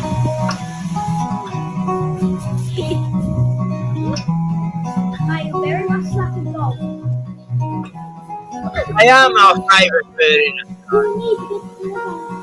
I love magpies. They're my favourite. Pie was about 6 weeks old when we first I saw her. raised them. She was on the ground, not moving. And she opened her beak and squealed Raised when I went like up to 3 her. orphan magpies. She looked hungry, so I fed her mealworms soaked in water. After that, she then started to visit me at my house. I like mudlarks too, man. We let her into our sunroom. Mudlarks are cool too, man. They Always get out. But she really loves the sunroom and meditates on one leg for up to 2 hours. When she could fly, Pie and I grew so close. There's hardly a bird you can't train to be your friend, really. You know, it's weird. There's enough intelligence to know when you're okay or not. We sang together. What's those pipe things? Played together. We even did flower pressing together. Hi. No, that is my flower press. We pick wildflowers from our garden. And Pie loves to grab them and run away. Naughty bird. She loves to pick up things, especially napkins and flowers. She tears up the napkins. I think maybe she wants to make a nest. Pie really likes to hang out with us. If we're in the garden or anywhere outside, she finds us. Wow. When we ride our motorbike, she follows us. And she's followed us for a really long distances across our farm. Oh, hey, Pie Pie. She loves it, doesn't she? What do you call her? Pia. Our grandma passed away last year. Her full name is Pia. When I was little, I called magpies because my grandma has a strong Italian accent, and that's what she called them. We refer to her as a girl, but she might be a boy. It takes 2 years to find out. She doesn't visit as much now that she's older. It's nice that she gets to live her own life. Because, well, she's a wild bird. She only spends time with me when she wants to. Cool. Hey, Pie. We have a special connection.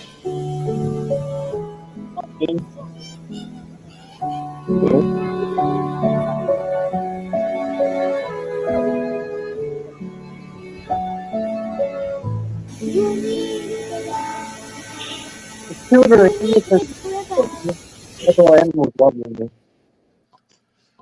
you know? They've got pure souls, man. They're just like 100% soul energy, you know? Well, they know if you relate to or not. If you pay attention, they do, you know. Oh, you pay attention to birds. What are you doing? What is he doing? I'll get the leaf. Thank you. Oh, I'm so proud. Can you find me something to eat? We'll bring it. He is like Roadrunners, like we used to watch Willie Coyote and the Roadrunners. Oh, yeah. And they were like a mystery bird to us in Australia. We're like, what do they actually look like? We never knew until like the 70s or something with David. I never heard of a cartoon, man. Yeah, that's right. But God, they're fucking hilarious. the little dinosaur. I'm hungry. Did you find me a snack? I think somebody's waiting at the door for Mom. He greets me every morning, and he's got his chattering going. He's got his tail wagging. You have a Ziploc baggie. Look, I brought you You were waiting for me. Were you waiting for me at the door? You crazy boy. Okay. They're like a chicken. Come here, sweetheart. So quick. He was relinquished to our rehab facility as a small chick. My first roadrunner. In 30 years, I actually attempted to release him. Man, I want a roadrunner. You're free. The next morning I came out and he was a hood ornament on the front of my car. He's a free bird. He hunts on his own, drinks on his own. He seems to come home to Mama's house every night. I'm a wildlife rehabilitator in the state of Texas. I thought she was. What we do is taking care of these animals in their dire straight moments, then getting them back to full health. Has a little superficial swing, as you see right there where he took a hit. Okay, we got a good look around him. All right, sweet boy. These animals connect with me in a way that I can't explain. Oh, it is. That's how it is. Some people have that talent. You see the baby? You may have to help me take care of the baby.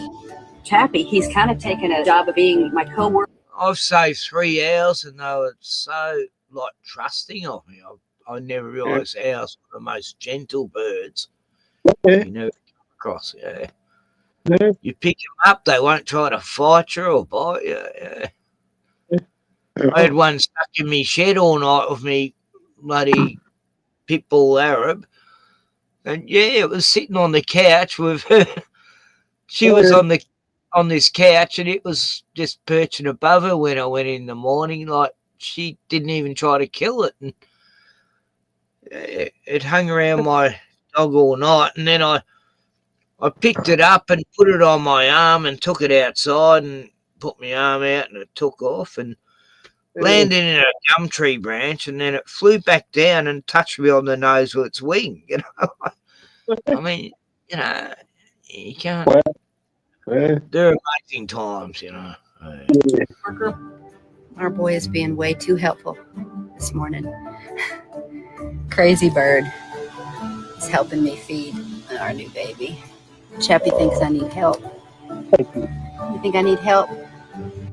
Hey, Chap, I gotta go help this fella through the caretaking process. We develop some sort of a relationship. It's tears of joy sometimes when I see them fully recovered. Today is a bittersweet day, but this is Denver's release day. Oh my gosh. What's that? You should get involved in this, you know, doing this as a, you know, as your hobby, man. You know what I mean? Because it'll make you happy, man.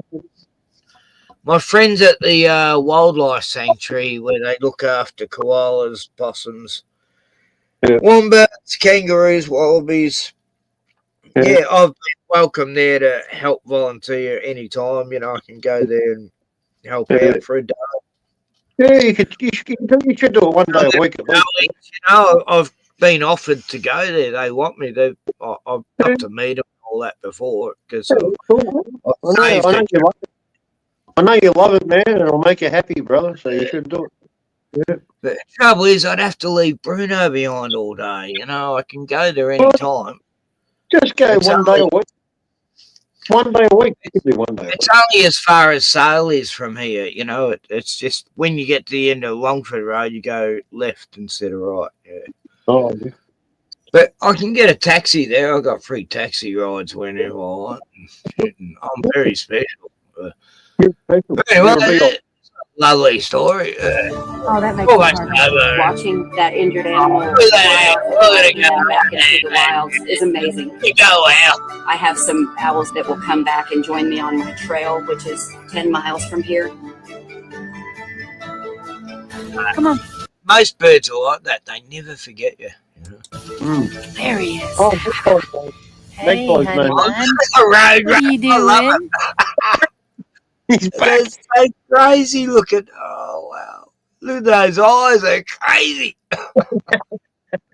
It looks like a car character, man. As no wonder they made him into you know, the Roadrunner. He looks nothing like that. But those eyes are, it's like, I just want to play up all the time, be crazy. Yeah, crazy it's like bird. ADHD bird, you know. It's got ADHD. This woman gets arrested for praying. Why here of all places? I know you don't live nearby. This is an abortion centre. What are you here for today? Physically, I'm just standing here. Okay. Why here of all places? I know you don't live nearby. This is an abortion centre. Okay, that's why you're standing. Is you standing here part of the protest? No. I'm not protesting. Are you praying? I might be praying in my head. So I'll ask you once more, will you voluntarily come with us now to the police station for me to ask you some questions about today and other days where there are allegations that you've broken public spaces protection? If I've got a choice, then no. Okay, well then you're under arrest. You can't suspicion of failing to comply with the public spaces protection order, which is under the You're all praying in her head. She's praying. She said, I might have been praying in my head. She wasn't praying out loud, right? So she get arrested for praying in her head. I remember this. This was during the lockdowns, man. This was COVID lockdowns in 2021. I seem to remember this from back then too, but I thought it was apt, you know, because that's what's happening now in England at Overreach, you know. Oh, mate, fucking Christians are the enemy, mate. White Christians are the enemy, mate. Yep. Watch the cockatoos harass this koala. It's brutal.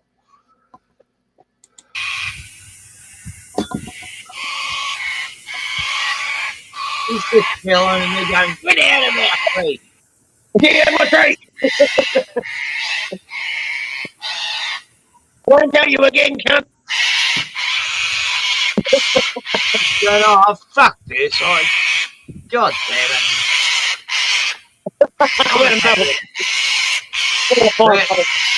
You can have your tree, okay? I'll go to another one.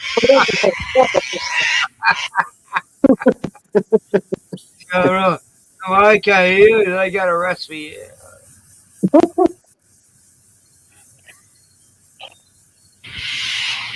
Nah. Look, they're still chasing. They just don't like.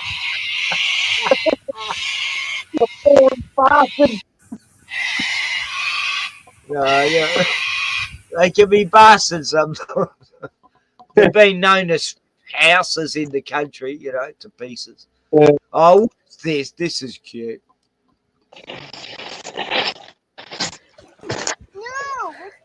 No, I want to see this. Hang on. The canoe and the dog thinks are in trouble.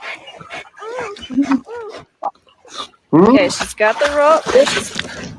Looks like she's Go, Ellie!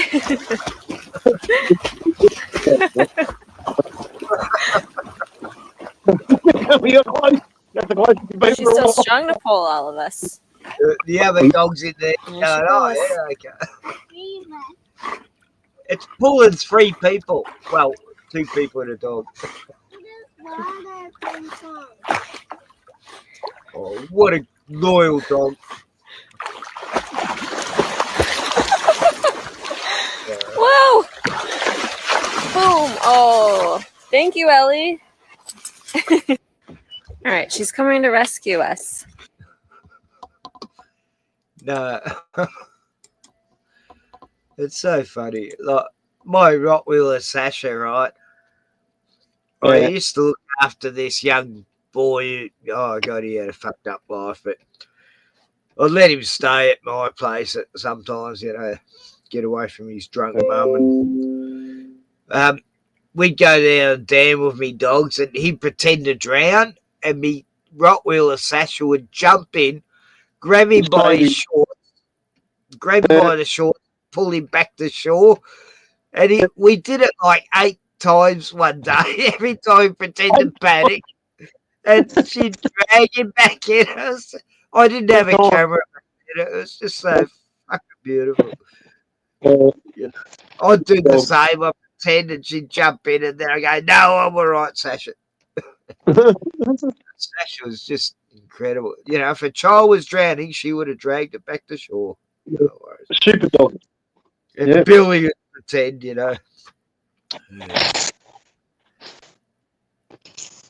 So, Well, I saved my sister from drowning, man, when I was about, I think I was like 6 and she was 4. And at the beach, at Bateman's Bay.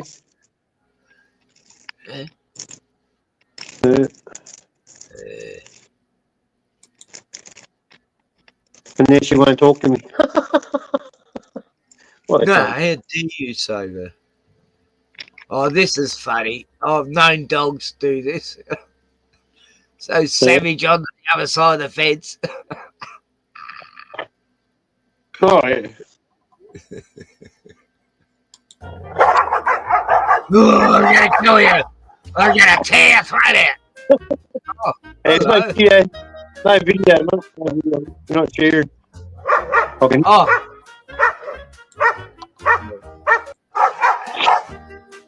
Yeah, so. You wait till I get on that side of the fence. You're fucked, mate. Lucky you're over there. The hell up you are.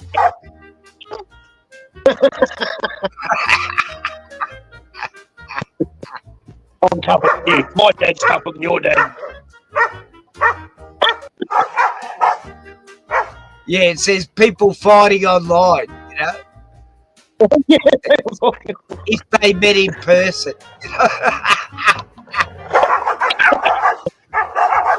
And that's what it is. People online, they can attack you and everything, but if you meet them online, they're going to be like, oh, hello. Yeah, okay. See each other. Go back to the fence. You attack Duran, you meet him in person, he'd be snarling, and then you open the gate and he's, oh no, oh no.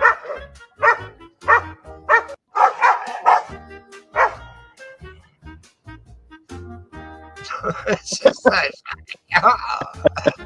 It's so cool. Where'd the fence go? I was tough a minute ago. That's what happens. Hang on. I tried to stop it. And that's what happens with Bruno, right? Dogs go past, he's scrap, yelling and barking at him and acting all savage. Then if I'm on the street, the same dog, yeah, they're fine. And it's like this, it's like that with dogs. So it's all about the fence. This little ginger fluffy dog, oh God, he's funny. For years, he's been barking at me and Bruno when we go past, and then when his master's riding past us on a scooter, the dog would be running past him and see Bruno and would not bark at him at all, just run past him, like, and he won't take him off it when he's on that other side of the fence. Mate, the biggest look, dog in watch the world.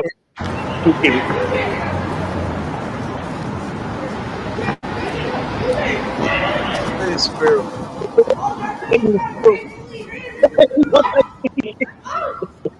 Camera away. It steals his camera.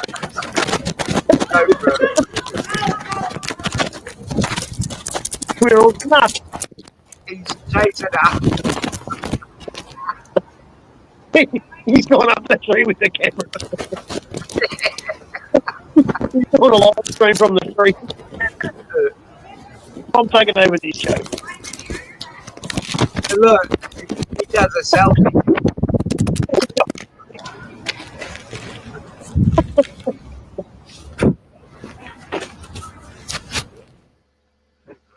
Cheap bastard. Steals his camera, takes it up. Oh, man, that's funny. I remember baby Kiva, when she was here, she'd take me camera and be filming, You know Oh, what I should yeah. buy? Oh yeah, I just thought of something. I just had an idea. I could just buy a small shed as an annex for the caravan. Yeah. Yeah. Just one big enough, just big enough. That'll do. Look. Hey. You started Yeah. believing things I Yeah. knew weren't. I'm down to a second-hand caravan with a shed as an annex. That's the plan. That'll cost fuck all. You know what I mean? Small shed. Probably like this size. You know what I mean? Yeah. Yeah, like a single garage car size. Single garage size steel garage. Yeah, that's what I mean. Yeah. Glenn, look at this meme. He started believing things I knew weren't true. At first, I thought it was Alzheimer's. Then I realised he's watching ABC. That's a great one. No one liked that one. Oh, what? Anyway. Put all your posts on Facebook, are they? These are yours, are they? Yeah, this is what I post up on my page. In your community. I haven't got a community. No one even goes there because I stopped going there for like 4 years. When the COVID attack happened, I was only on Facebook for a few weeks, and suddenly I lost 100 subscribers, all telling me I was going to kill Granny, and I was a fucking horrible, disgusting, filthy, plague-ridden person because I was anti-something. I don't know. Anyway, I was so glad to lose those subs because, I was meant to do a culling, there's so many people there I didn't even fucking know, and they all ended up hating me, and because I would not comply, and I was going to kill my grandmother, even though I haven't got a grandmother at the moment. I was going to kill Granny. I'm a serial killer. I'm down already, and I'm still fucking up. But Facebook, no one even follows me. I've lost touch with a lot of friends on there. They're not there anymore. It's weird.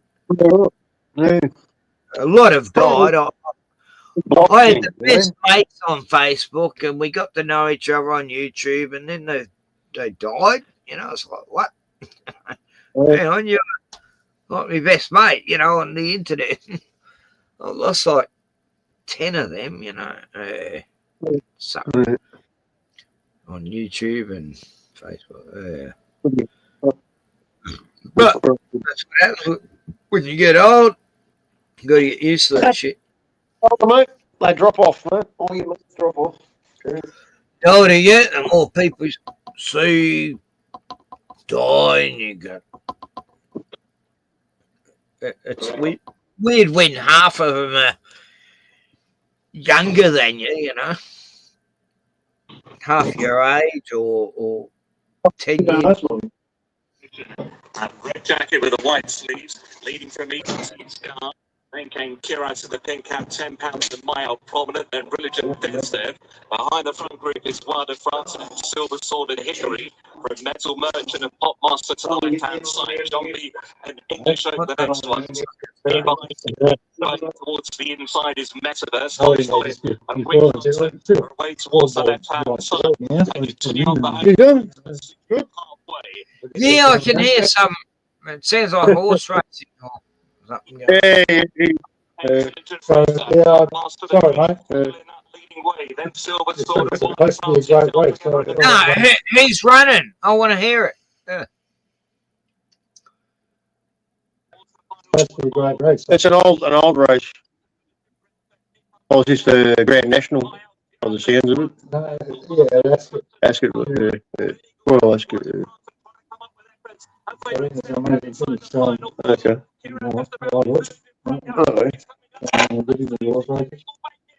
Boy, a short half head.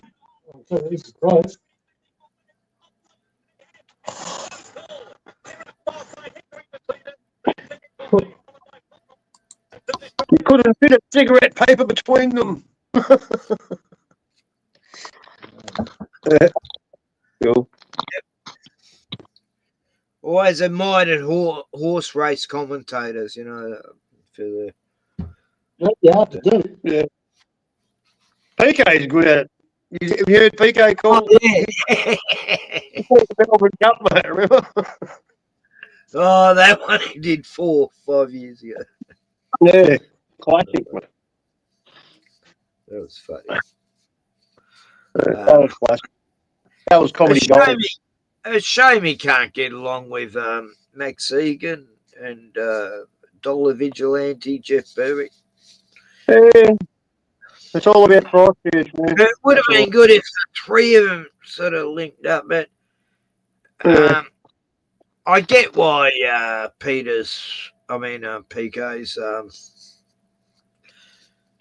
you know, he doesn't trust a lot. And anyone with a big name, Ken, you got to ask questions, mate. Yeah, I ask Max Egan questions all the time, like, are you real or you're just digitally enhanced CGI fucking thing? You couldn't make a CGI that looked like Max Egan, mate. But the second last stream he did, he was saying that PK Truth is telling everyone he's dead. No, he's dead. And he goes, I'm still alive, you know, I'm not dead. And I don't. And I've been watching Max, and he hasn't said that. You know, like I've never seen him say that ever. You know, I don't know where he's getting his info from. It sounds like a troll is speaking on behalf of Max and causing shit. You know, that's I think it's up stories, mate. That's what I think it is. I think it's some prick pretend to be PK and pretend to be Max and pretend to be. I doubt it very much, man. It's not the first time he's got claims against him, man. These are the second time it's happened. Why wouldn't you think that's happening? It happens all the fucking time. Like, I don't. I'm just saying he's got a vendetta against PK, mate. He won't give it up, mate. He's trying to destroy him, you know, destroy his reputation and shit. That's what he's going for, man. Max Egan, look, I asked Max if he could give me a call. He rang me the other night and he said, look, I've got nothing against PK. He goes, neither does Jeff. It's like, we don't know why he's attacking us. And I'm going, look, Max, I don't know. I just want you guys all to get along and shit. You know, I'm sick of this info war fighting, you know. And anyway, Max said he's going to come here and stay soon. And he wants, I was telling him about you, and he wants to meet you and wants Pico to come down and stay the weekend. And yeah, it'll be good. Are you serious? David Icke's going to come and stay too. Right. Now I know you're talking shit. Katie Hopkins, I've made friends with Katie Hopkins. She's coming to visit me. She actually wants to fuck me brains out, but anyway. Keep going. Who else is coming? Oh fuck. I invited Neil Young, but he said no. You know, I hate Trump, so I'm not coming. So what's that got to do with the price of fish? You know what fish costs in Canada now? I go, yeah, Canada. Get back to Canada, Neil. And America's none of your fucking business, you sell-out fucking piece of shit. I used to love your music once, cunt. And you used to hang around with Charles Manson, and now you're rejecting me and Max Egan and get back on your horse with no name and ride off into the fucking desert, cunt. he didn't write that song, by the way. That was America. Anyway, no, Neil Young wrote a lot of other songs. But yeah, he's always been one of my favourite musicians, and fuck, he pissed me off the last 4 or 5 years. Yeah. Everyone have the vaccinations. Trump impeached Trump for lying. You know, like total anti. You know, songs about Trump. You know, like what? He changed his songs he did in mid-2000s about Bush administration. He did songs about Bush, you know. And then he changed the words from Bush to Trump, you know, in his new songs. It's like, what? The Way of War or something the album was called. Yeah. No. It was, you know, an anti-9/11 song for Bush, and changed it all to Trump, like Trump made the world towers go down, I guess, and shit.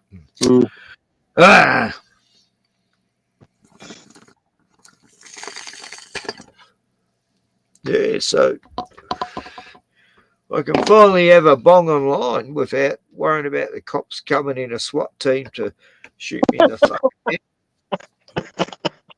Because he's licensed, yeah, he's licensed to smoke weed.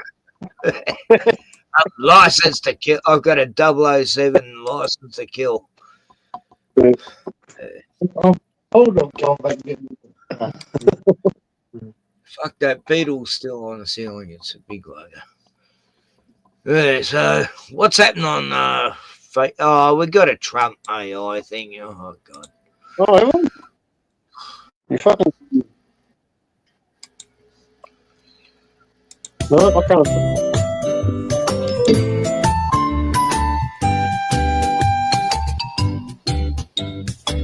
Oh.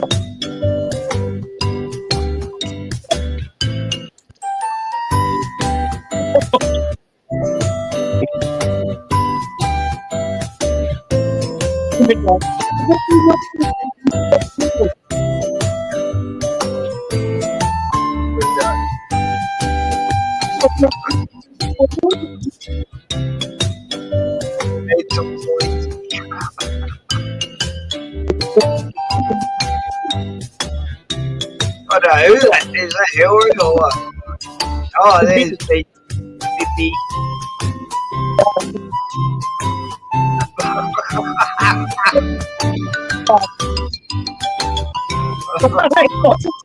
This is just spastic.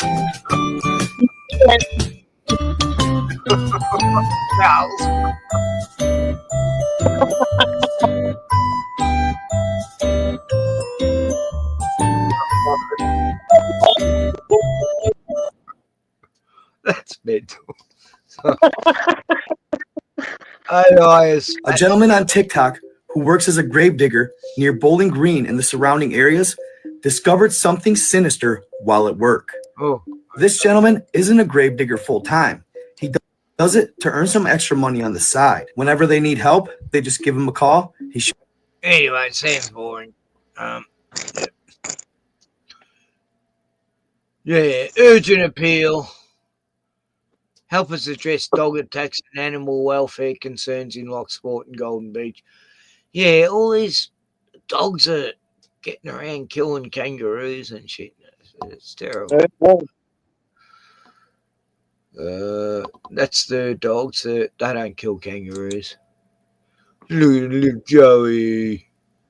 That's it. Anyway. What else? Happy. Oh, it was Mother's Day today, was it? Oh, fuck. Was it Mother's Day? Oh, I forgot. I was meant to send all these messages to all the mothers I know. And, all the mothers I've known before. But, yeah, no, I feel bad now. Happy Mother's Day to all the mums I know. God damn it. I was trying to remember to make sure I remembered, and I didn't remember. And yeah, in remembrance of, lest us forget all the mothers that went through childbirth and bearing these up kids and shit and stuff. Otherwise, we wouldn't be here, mate. I'm sure. I meant to send messages that, wow, there's so many I know. God, where do I begin? It's John Travolta. Oh, John Travolta. I'm looking at a girl's background. Wow, that's what you're looking at. I like the way he's just gone in, he's got regular women. None of them are. Oh yeah, no, they're all very average. Yeah. Very average. I like the way he's done that. Cool. Instead of having the usual dances. The hot chicks behind him. Yeah. John Travolta still got the moves, mate. He can still dance. Who's that? John Travolta. He can still dance? What? Yeah, he can still dance. He's an old cunt. He can still move, mate. I just saw a video clip of him dancing on, I don't know, it looked like maybe a wedding or something. Right? Oh, that would have been cringy. Yeah, no, he can still move, man. Still got the moves.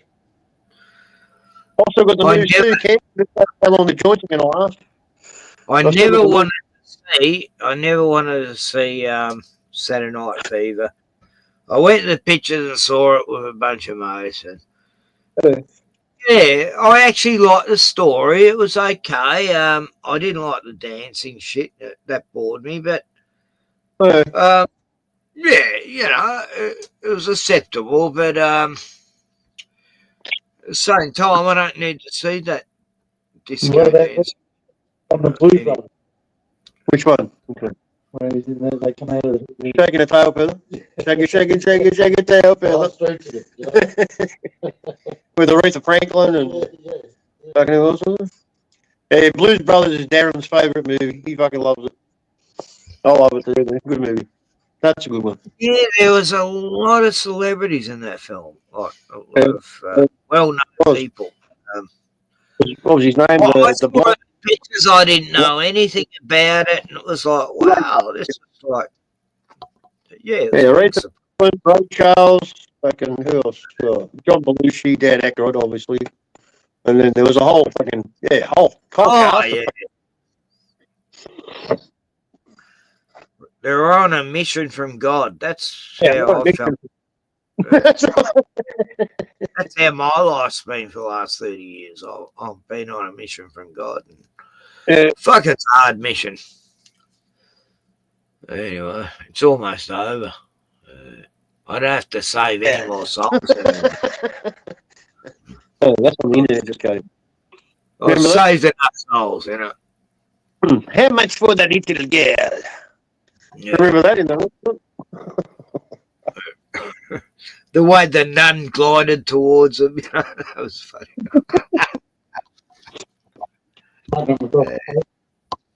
Yeah, the nun gave it to him. Gave him a big smack. You've been very naughty boys. he made one more movie after that, didn't he? Called Neighbours with Dan Oh, Aykroyd. no, I fucking saw that, man. That was a fucking weird movie too, man. That was a weird It movie. was, yeah. It had a little bit weird. It was creepy in a way. And then he died. Yeah, drug overdose, apparently. You know, that's easy to dismiss. I think Animal House was his first big hit, man. I think John Belushi. Bill Murray was in that, wasn't he, or something? Yeah, Bill Murray. Yeah. It's just one of those National Lampoon films, you know. 80s was weird. There's so much pedo directors back then, you know, PDF files, I mean.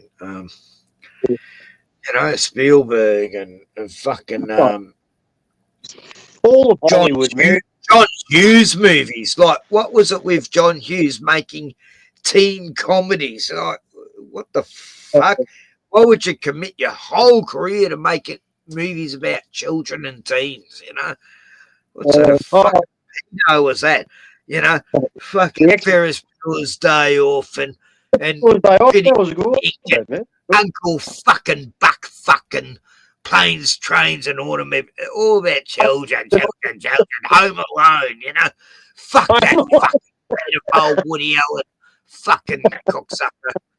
I fucking hate oh God, I can give you a list of every fucking PDF file director. Yeah, children involved. I know every single one of them because even Mel Gibson does, you know. Like, God. I can tell you every single piece of shit here in Australia, but yeah, Matilda, yes. Big with Tom Hanks. You know, that was fucking wrong, man. That movie was all about that, man. Because he was a child, right, in a man's body who had sex with a woman. I hated that film. You know? And she knew he was a child and she had sex with him, mate. You know? So what the fuck, man? Tom Hanks is a demon. Hanks, I always hated him.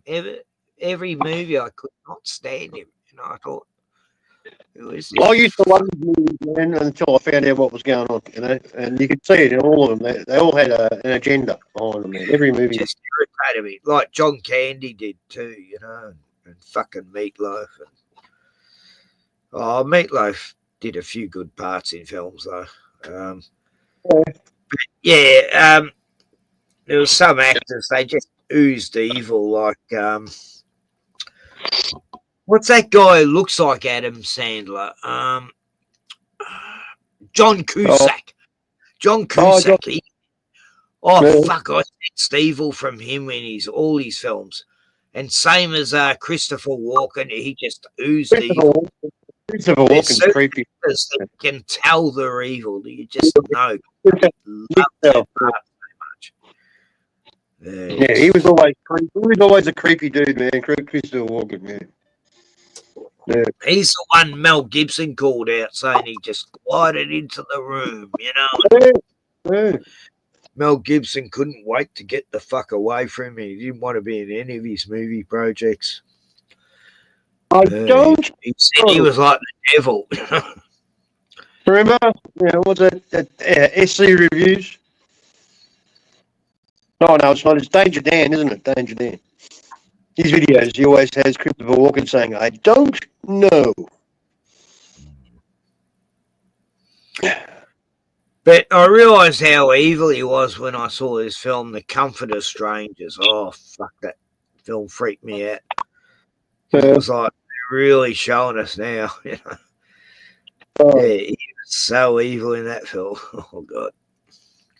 What about Eyes Wide Shut?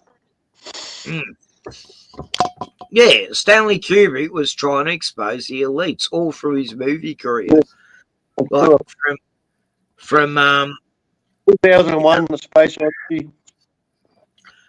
Well, from Paths of Glory, he was exposing the war machine, you know, the sanity of it.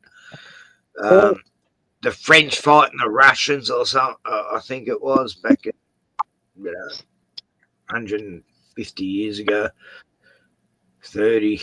But then he made Lolita, which was exposing the yeah, that was a big movie, man. Hollywood PDF club and the club. Yeah, they showed That was all about the elites, you know. And Quilty was this playwright who was writing plays, and he marries this woman, get to her daughter, and then she dies, and so he's officially adopted her, and then he's having sex with this girl. In the book, she was 12, but in the film, she was like 14. No excuse, but Blue Lagoon. What about Blue Lagoon, mate? Yeah, but in this film, like, it really spoke. Like, Peter Sellers plays.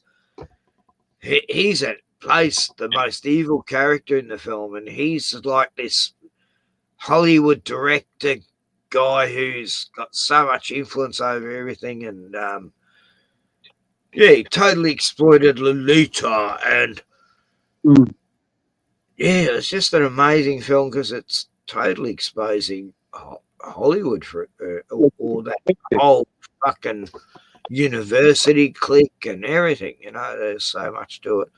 Then after that, he makes what was it? That was 1962. So, oh, that's right, Dr. Strangelove and How I Stopped Worrying, Learned to Love the Bomb, which was about all the world leaders and how they really were, and they're all in one room and they're all fucking crackers, and they push the button at the end and the whole world blows up, and it was just the fuck of the world power leaders, you know. Don't make me push. And he based each character on an actual world leader. That was he based the character, and it looks just like Henry Kissinger, Peter Sellers' character, in that film. What about Klaus Schwab?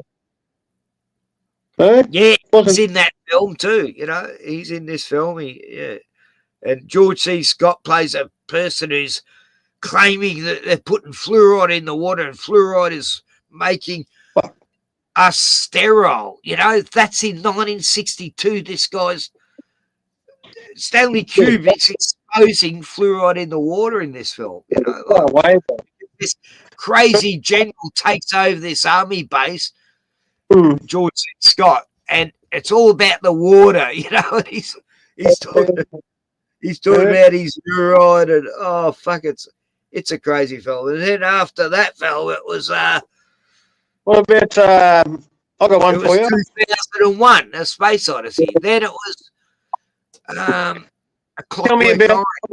Yeah, I was just about to say, man. I was going to ask you. Tell me about Clockwork Orange, man. That's what I'm trying to ask. MK Ultra. Everything's in that. How the system is totally rigged. You know how they purposely make a dysfunctional society. Anyway, there's so many layers on that. Then there's Barry Lyndon. It's about a guy who works his way up through the elite. He marries this woman of real high, eliteness, and that's his whole goal throughout the whole movie. During, it's set like 300 years ago, Renaissance time, and it's a Stanley Kubrick, The Adventures of a Young Man, it was called, and yeah, brilliant film, and it shows how no matter how high up you get, if you're not part of that bloodline, you'll never be accepted. And him and his mother get thrown out of society at the end, and living just like they were at the start of the film. And yeah, it's an amazing film because it's exposing the elite and the way the system works. You can never be part of their club. And then he makes fucking, what was it after that? Full Metal Jacket or The Shining, then Full Metal Jacket, and then AI was actually his movie, Artificial Intelligence, but he gave it to Stanley Kubrick because he had to work on Eyes Wide Shut. Yeah, he's always been one of my favourite directors because he's always been trying to expose everything, you know. And he was like, he saw the club. He was part of the club for sure. You know, but at the same time, he wanted people to know. Like the last film he made, he definitely showed them. Oh, 2001, A Space Odyssey, man. That was a clue. Yeah. And how AI will turn against us. You know? Sorry, Dave. I cannot let you in. You know. Yeah. Hell 1000 goes bonkers. Hell. Yeah, hell. Sounds like hell, doesn't it? Yeah, definitely. Yeah. And that's about, you know, that was like in the movie. It shows how there's a guy who looks like Stanley Kubrick on the space station above the moon, and he's taken photos of all the people in the room, right? And Stanley Kubrick perfectly designed it to be that was what his original job was in his past, you know. And so he hired an actor who looked like him and they're all elites on this space station who are making up a script to tell Earth about this monolith that's appeared on the moon. And yeah, there's so many layers of that fell off. When I first saw it, my uncle took me to see it with my brother, and it blew my mind. You know, I was going, wow. And he wanted my theory on it, and I'm going, What was that space movie, man? When the space was it called Capricorn 1? Is that what it's called, man? The spaceship crashes and they're all supposed to die, but there's one of the astronauts survives, right? And you know they're all supposed to be dead, and then the fucking all in a studio. Yeah, they're all in a studio in Area 50. and the government come after this guy, mate, with fucking helicopters and fucking everything, man. James Brolin. He turns up at his own funeral at the end of the movie, man. Yeah. And like, I'm not dead, I'm here. Yeah, that movie, like, when I saw that with my mates, they were going, Ken, you were saying the moon landings are fake. This is 1977. I started to wake up about the moon landings back then, you know. My friends were going, this is showing out what you've been saying, Ken, but it's Mars, you know. What? They were spitting out because I'd been saying that for 2 years because I used to make these modules, you know, models of the Apollo stuff, and I'm going, hang on, where'd the fucking moon buggy go on this thing? You know, that doesn't make sense. And I'm going, this didn't fly people to the moon, and I started to have doubts by 75, 76. Then Capricorn come out, and it just confirmed everything to me. Like, Hollywood showed us, you know. And it was that moment on I didn't believe we went to the moon, you know. Yeah. That's a good movie, man. People should watch that. Oh, yeah.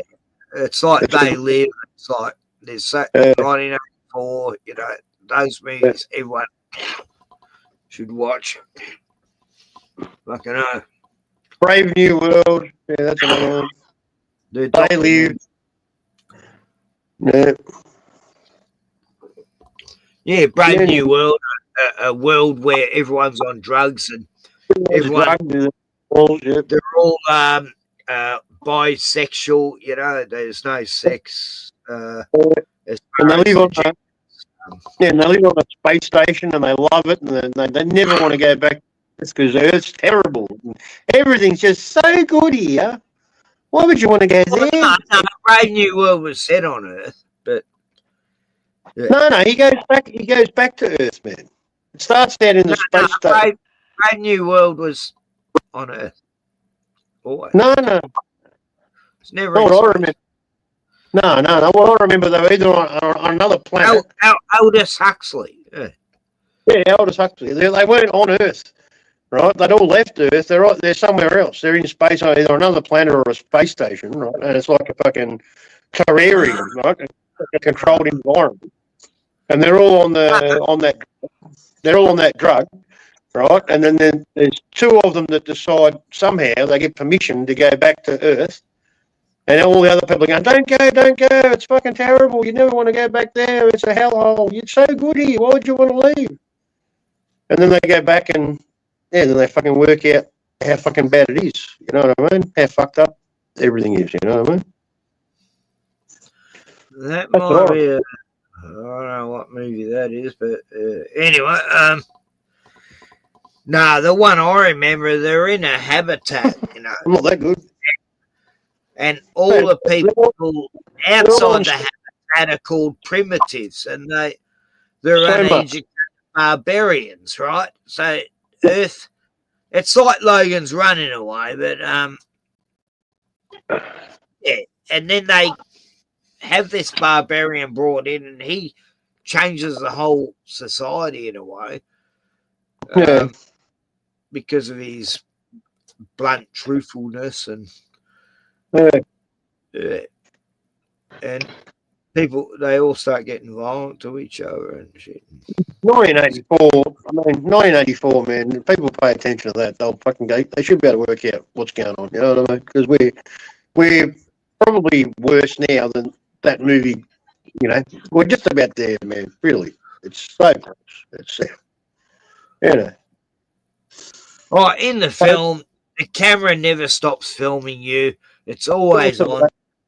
You have to sit to the side of the screen so you're not being filmed. The tobacco is thick quality. Like, there's a scene where Winston Smith's having his cigarette in the morning and all the tobacco's just falling out of his cigarette because it's so dry and crumbled. And that's how, and very dark world. I mean, it's not as bad as that yet, Free speech is good. We're not far off.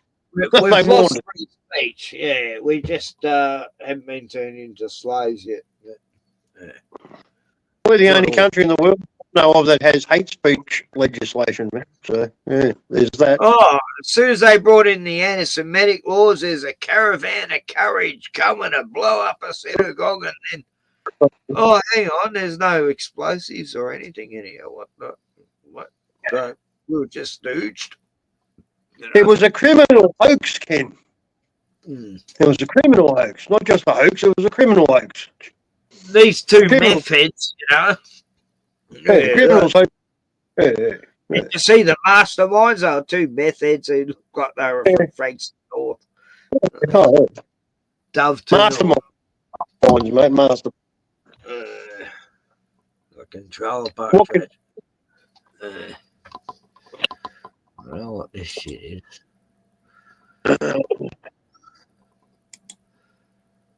Oh, I didn't know Ozzy was. Oh, hi, Ozzy. G'day.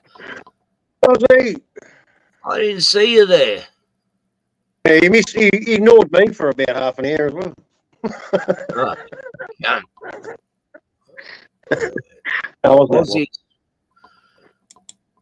Ozzy's living in a much posher area than us, and he's much better than us. And he can't come on my show because he's living in the rich people's land. And nah, I'm just joking, Ozzy. Nah, we're all equals here, right? No, Ozzy, join. I miss you coming on. You did come on a few weeks back, didn't you? Yeah, it wasn't. It was less than a week ago, I reckon. What? A week ago, Ken. Yeah. Time, time expanse is getting weird for me. I forget a day from a week and a month. It's all getting weird. I just got to have a smoke. But it's all great. Yeah, so Friday, I'm having Friday off, right? And I'm going to come down. You're having another day off. Like, haven't you had 2 days off already? I'm fucking terrible, aren't I? I'm making a habit of it now. I think No, I'm I'm taking going to ring advantage. up Bunnings going, hang on, this guy called Glenn. Yeah, this guy, he's just taking He's on the meth, you know. You got to. it. Oh, thanks, mate. Thanks, that help. Fuck. He's not really looking for a car or. That's the only reason he's been there for 21 years. It's the only way he can do it.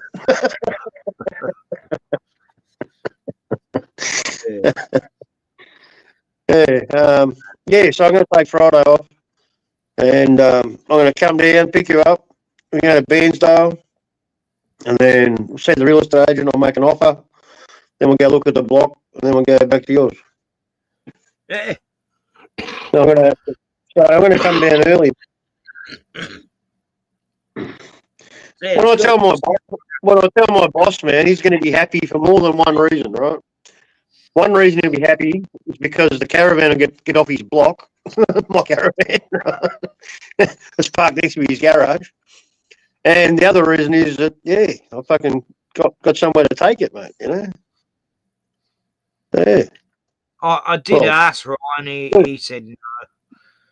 No, I wouldn't even ask, man. I know how it works, man. He won't even let me have another one. I know, man. I hear, I see. I know. He's the master of the universe, of the lock sport universe on Reeve Street. Yeah, well, I don't know what's going on, but you know, I'm just riding it. Just, you know, and what happens, you know, playing it by ear. Yeah, I know it's not your place, mate, you know. I know you have to, you can't even fucking get shit done. So, what hope have I got? You can't even fucking put a kitchen in, mate. How long's that been?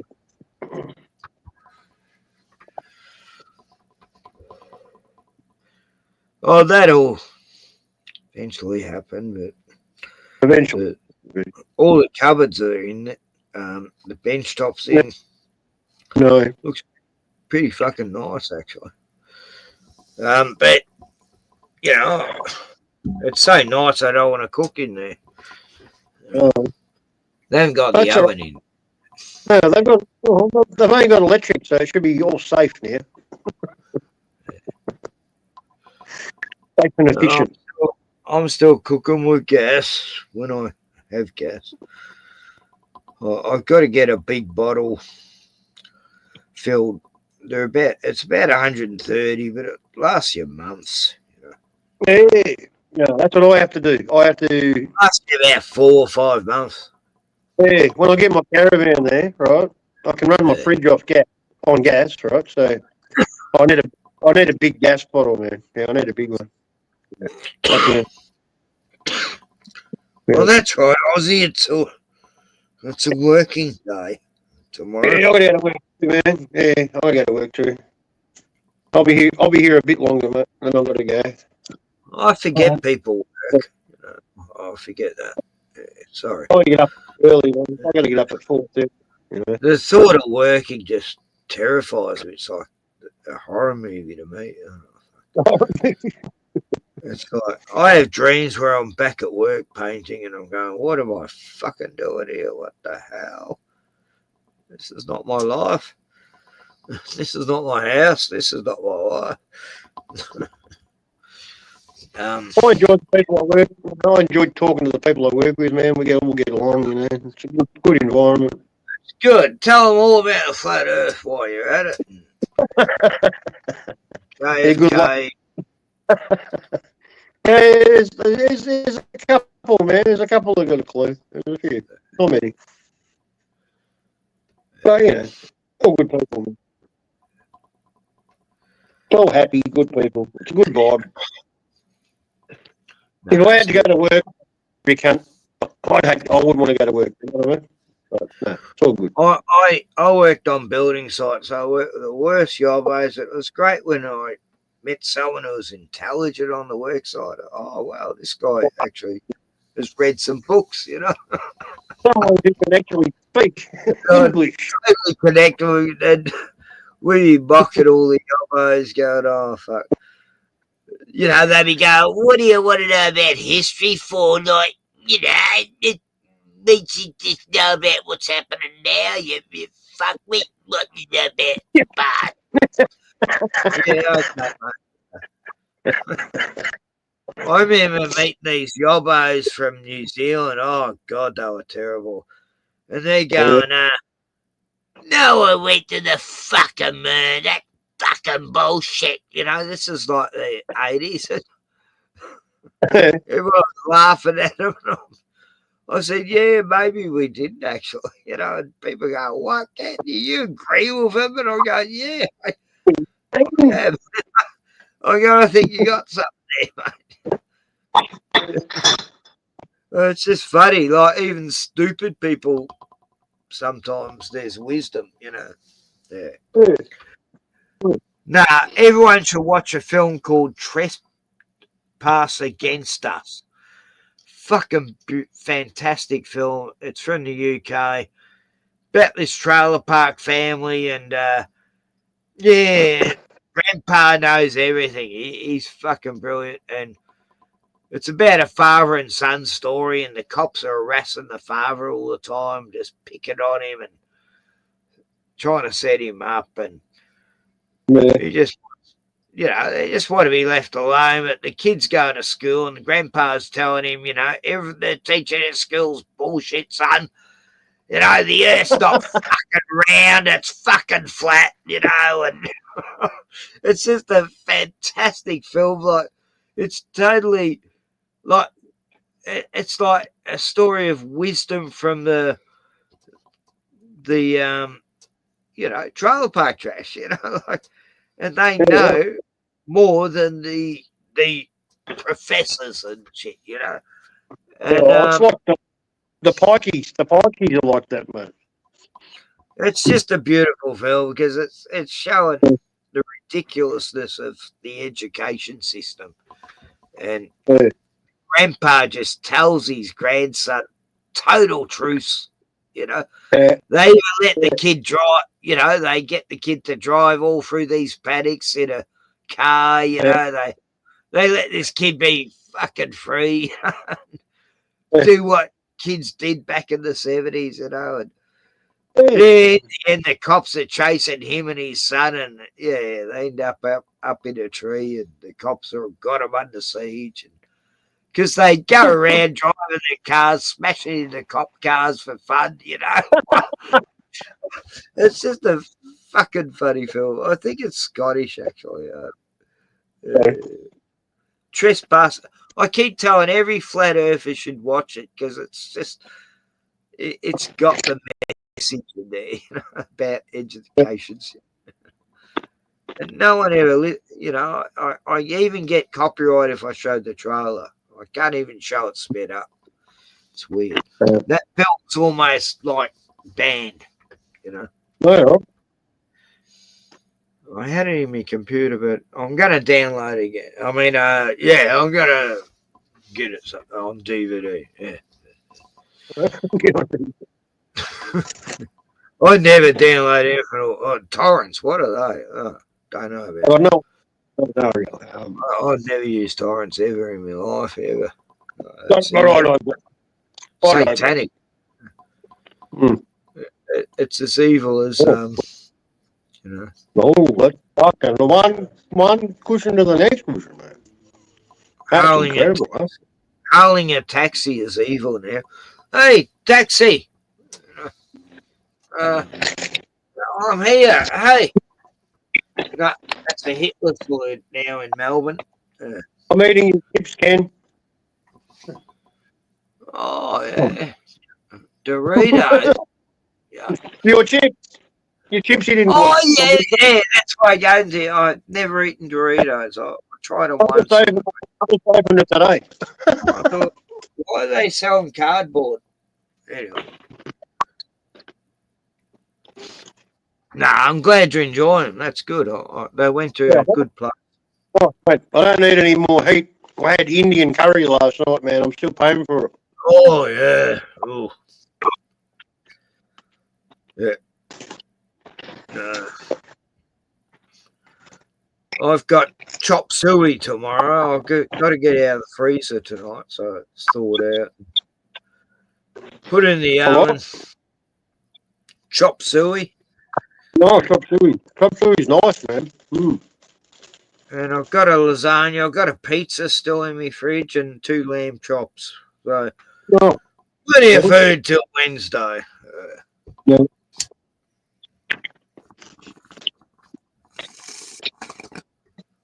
Oh, they're hot, man.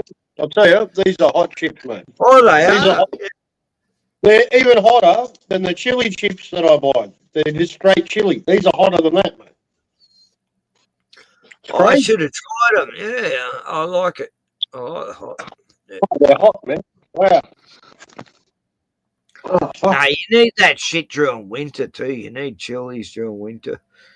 it's great for you, man. And they clean you out, mate. You with no fucking nasty shit in your fucking bowels after you eat chili, man.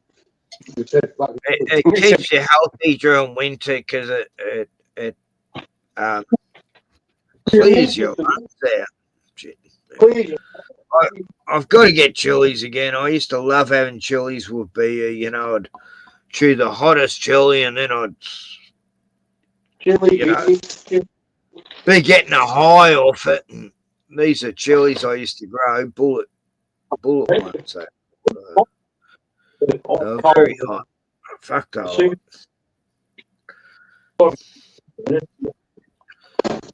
I miss that. Yeah. Yeah, man. Brilliant with ghee, man. The best. Yeah.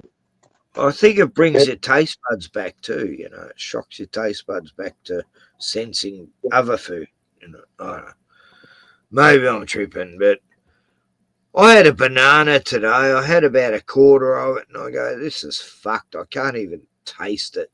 There's no taste to this banana. It's so GMO'd. It's a Bill Gates banana, I'll tell you. It was the worst. I threw it in the fucking rubbish. I wouldn't even use it as compost. That wouldn't be fair to other compost. I had banana before camp, right? And they had fucking chicken in it that I couldn't eat, man. I couldn't chew it up. It was like fucking string. And I'm pulling the peel back, Blimey, and it wouldn't peel properly. You know, it's like, what the fuck? It was breaking all the time. It's like, bananas just like that normally, and this one wouldn't. And it's like, I've had them for 3 days and they're still not ripe, you know? Like, what the That was like forever now, man. Eels look like they're ripe. It takes like weeks before they go black, man. It should be like fucking 3-4 days, you know? It's not right. Oh, it wasn't a banana, you know? It's like, that's a Bill Gates banana. I threw it in the bin so I didn't die tonight. Fuckers. They're just fucking with our brain. They're laughing at us all the way to the fucking Black Rock Bank. I love it, Those fucking Jews. Not all Jews are bad, kids. It's like, I constantly say to kids, not all cops are bad, kids. No, there's like, I met 2 cops once. They were good. No, I'm joking. No, I have. You know, we're all human. They're human. We're all human. It is hard to find good ones, right? Yeah. That's fact. But I have met some cops that actually have empathy, and it is rare, you know. It's rare to find look, do you want to look? I'll play a bit of heavy metal here. Hang on, this is beautiful.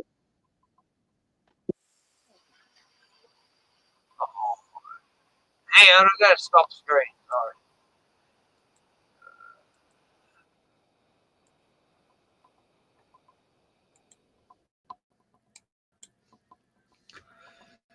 Minute drive. She's had an opportunity to calm herself down. So I have to follow every law of that in these without a turn signal. Give him a ticket. Can you hear me? He must have a turn signal. Give him a ticket.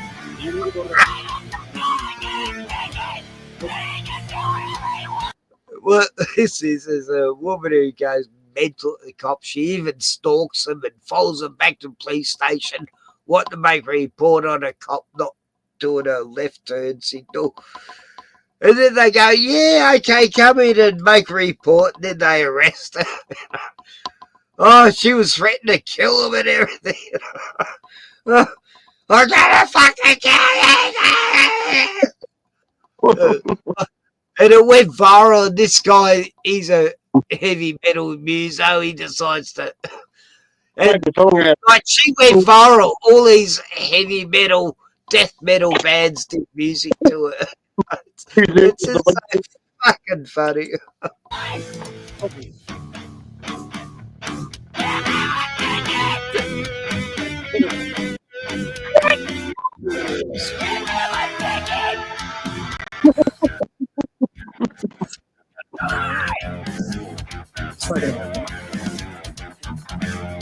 Anything else we can help you with tonight? It's not gonna. I just want to know, are you okay?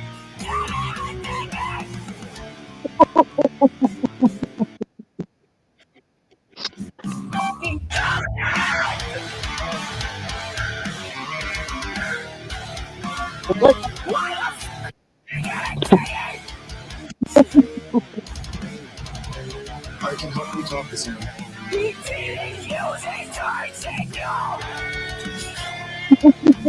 Can I please call you ambulance?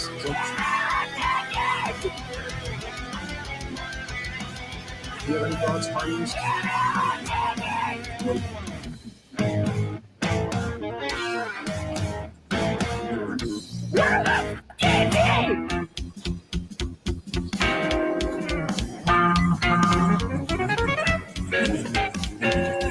Where you going? Shut the fuck up. If you keep calling 911, you can fuck up. It's not. Are you getting alright? People are breaking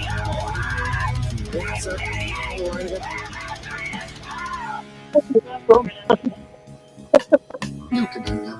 So what the fuck is being running for? Don't say any of you what the fuck I say now. Jayla, you are in an emotional state. I can't talk with you. All of you stupid bitch, you white privileged mother, okay? It does take me money, and you do it. But you what? I wish I was a nurse so I could shoot all of you. The fuck up and get a pat on the back for it. You stupid.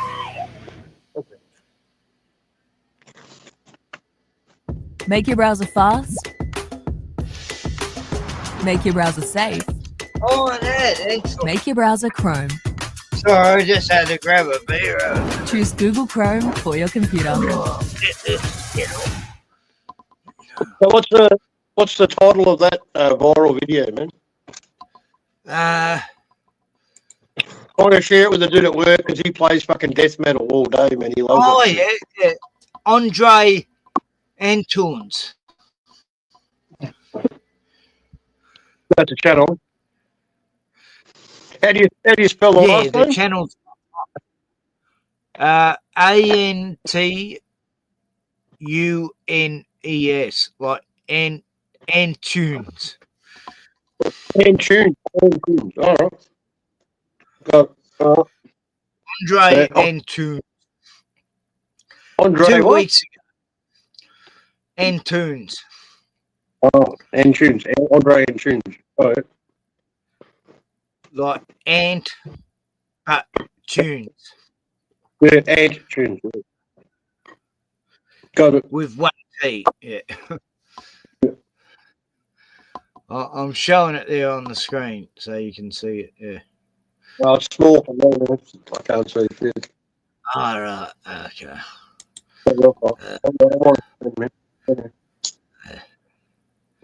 Anyway, sub to enjoy your own tones, everyone, because I played his video and stuff. And yeah, she's known as the angriest woman ever on internet.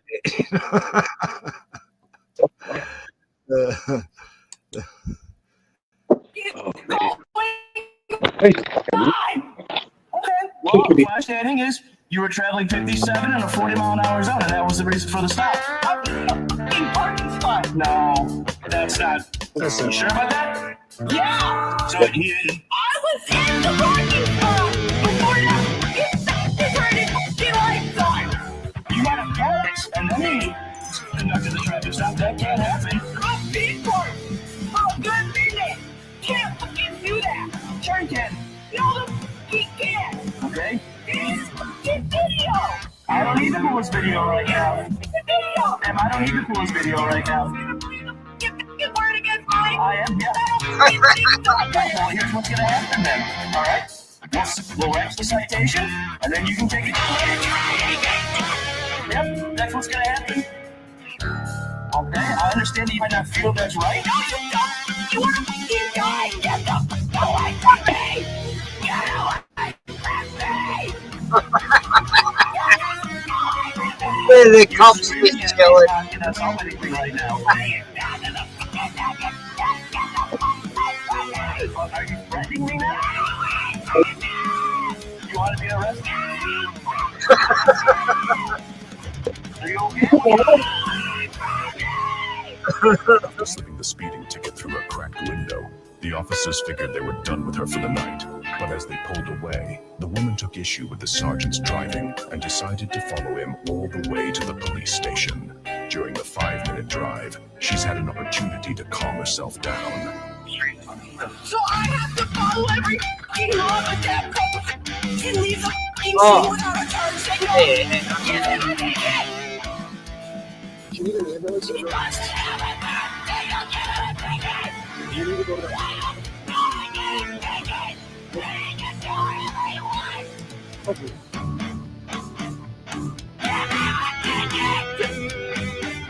Hey. Can I help you with this?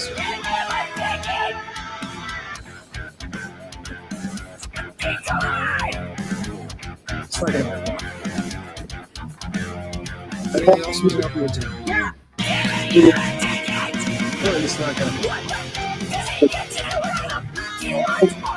I just want to know, are you okay?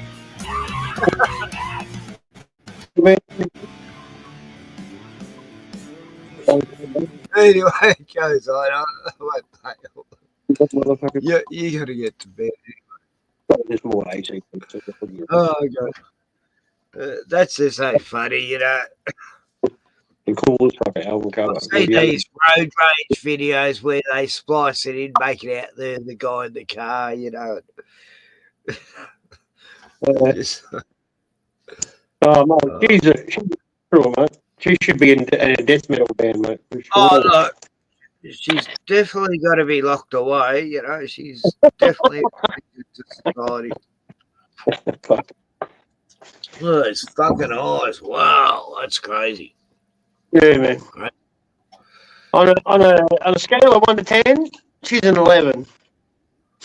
Like the cops, I love the way that she's screaming at him. Like I've watched the real clip, you know, and she's screaming at them. They're so fucking calm. They're like, "Yep, we won't give this woman any reason to react." You know, she's fucking. She doesn't stop.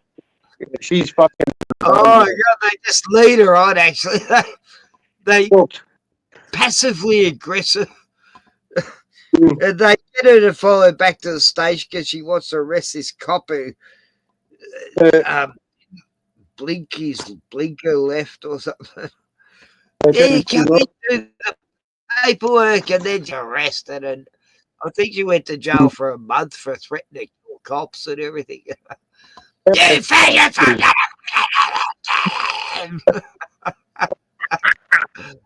Yeah, you can't get away. You know, there's no such thing as idle threats these days, you know.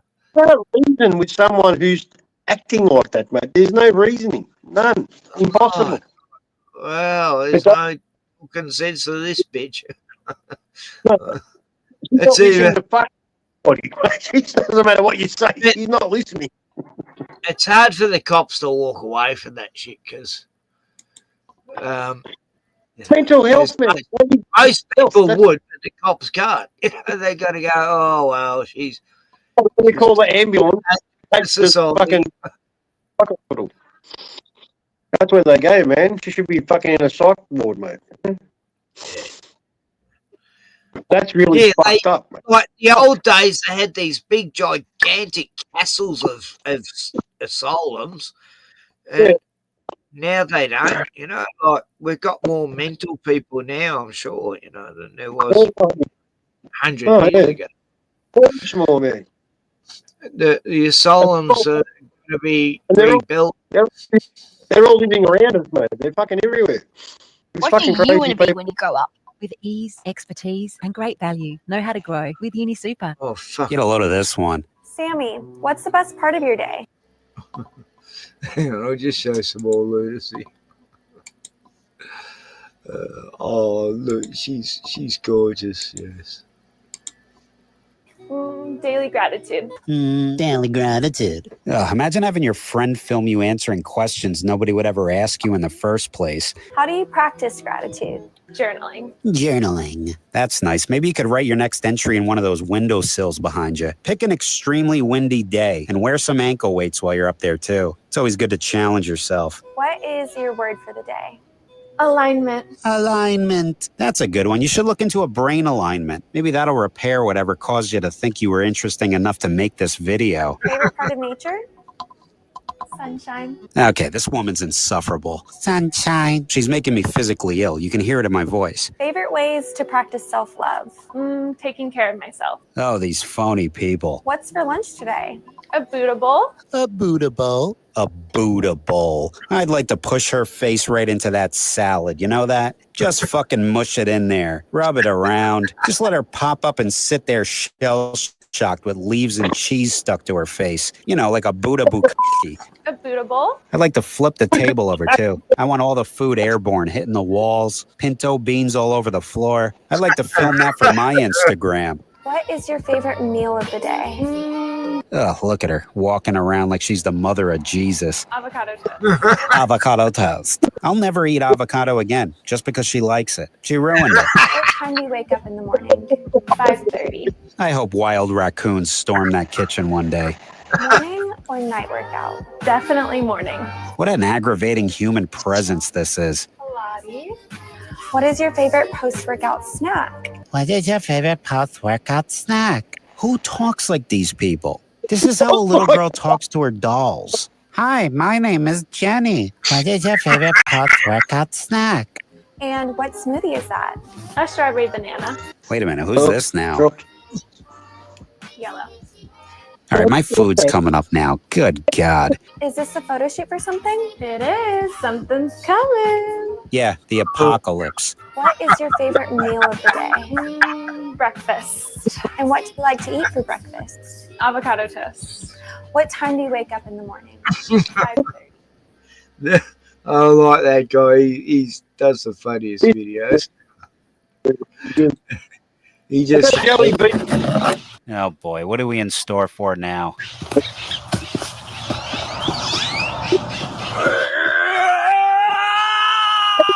Come on, Uncle.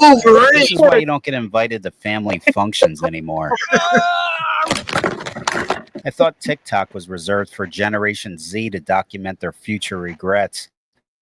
Now we got the elders on here doing it too. That's how I spin. Yeah, whatever you say there, Larry Bird. You're still a legend in my book. Oh, look, it's Mr. Anderson. I loved you in Beavis and Butthead. I got a question for y'all. You women on here is always hitting me up and all this. Nobody wants to meet, but you want to send money, this or that, or you want to hook up, but nobody approved the real. Oh, what a catch this guy is for women. And if you're not going to prove you're real, I ain't doing shit. You hear that, Insta-floozies? You better start lining up in front of Tom's tool shed if you want a chance with this stud. Get that in your head. Quit hitting me up if you're not real and don't want to meet without asking for money. Hey. That's it? Just hey? That's the video? Hey. Why would you upload this? Thought you were going to sell me a car or something. Hey. Don't you have a daughter or something to help you delete this? Oh, here she is now. I guess she's too busy painting ramen noodles on herself. It's so powerful. And it's all encoded inside and just waiting to be shared. Yeah, there's no coming back for this one. Because this is a shared life experience. They used to commit people for this behavior, you know. What would our life be? Our connections and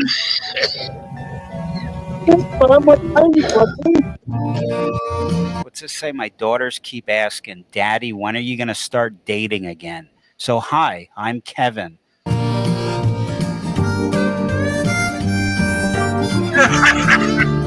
Yeah, good job, Kevin. If you keep this up, your daughter should have a new stepdad in no time. All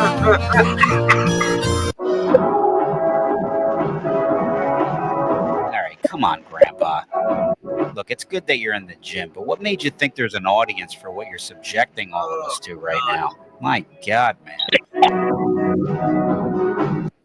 Oh, come on. We're all in this life here doing what we do. Oh, we where's the do shotgun? it for me and we do it for you. Hey, Boy Scouts of America, if you're watching this and you get an application from this guy, just throw it right in the trash, okay? I wouldn't take any chances. You, and me. You realize somebody works with this person? You know, I think when you upload to TikTok, you should automatically be put into a public database with your job title and where you work. Like if you offer a service, provide care for people, their pets or their personal items, your TikTok video should be available on your company's website to save the public the mistake of hiring you.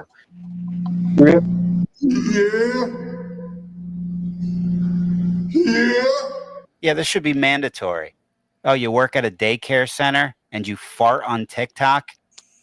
Good morning, Starshine. Let people know so they know what kind of lunatic they're dropping their kids off to. It's 4:40 a.m. It's time to wake up. Here's the tree frog. He's quick.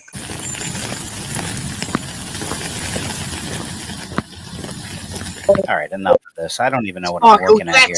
I'm tapping out. Gotta run. Talk to you guys later. The more we hide, the more to serve. Hey. The more we hide. You want more clients? You think you can Oh, it's the adrenochrome, man. Zuckerberg. I was human. Wait, is this illegal? Stay hard! You want more leads? Higher hours? This is the algorithm's secret sauce. Drink it. Stop looking for secret algorithm hacks and build a business that Oh, works in how the real world. satanic is Growing a it? business is hard, really fucking hard. Harder than this guy's balls. God. It's like sticking a ghost pepper up your ass and walking barefoot on a trail of Lego, especially when you approach He's it such like a most funny people do, guy, with trial wow. and error, by hoping and praying, constantly worrying about where your next customer will come from, stressed and sleeping like a teething toddler. Should I start a podcast, post on LinkedIn 5 times per day, run some ads, or document my whole flipping life on Instagram for 11 likes and 0 leads? Somebody please clip my fingernails too short and dip them in lemon juice. Most entrepreneurs have a bad case of shiny object syndrome, mixed with a scoop of I want this ADD, guy to a sprinkle die, of I don't know can why. do everything, and then they end up doing a little bit of this and a little bit of that. Soon they're tearing their hair out with all It's the still things they going. have Oh, to do. how I call long does shit this your ad rat's go? nest. Also 4 known as minutes. hell. It's hot and muggy there. I'd rather be zipped up in a sleeping bag and swung against a tree than operate. Finally, a relaxing day on the beach. Oh, no. Not this again. Don't these things know they have designated beaches for 4-legged animals? What is it even doing? Look at it. It thinks the beach is a giant litter box. How do you become like this? This must be her nurse. I'm sure she's got some answers. I'm assuming she's sending this footage she's recording over to the doctor so he can diagnose this behavior. Someone's got to find a cure for this. Look, they're scaring the kids now. Then everyone looks at the kid like he's the crazy one. Nobody even consoles them. Look, they just look for a second and go back to what they're doing. What kind of society is this anymore? What, are we just giving up on the children now? It's like there's these people who will do anything to avoid being human anymore. See what I mean? 2 Meta employees on their smoke break. At least keep it in the office, guys. I gotta start asking people what's going on in these cities. Hey, excuse me. Can you tell me what's wrong with everyone around here, please? Oh, you're stupid too? Great. Yeah, sure. You're not even safe at church anymore. You got creatures lurking in there too. Look at this.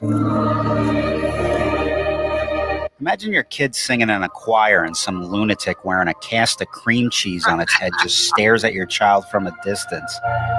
And again, we just leave the kids to the wolves. Do you remember when people were normal? Look, here's footage of a mall from 1996. No phones, no one looking for attention. Everyone just minding their business in peace, living their life in the moment. See, this is what the escalator's for, going up and going down. Now we got these nitwits at the bottom of them pretending to have seizures. Nobody wants this.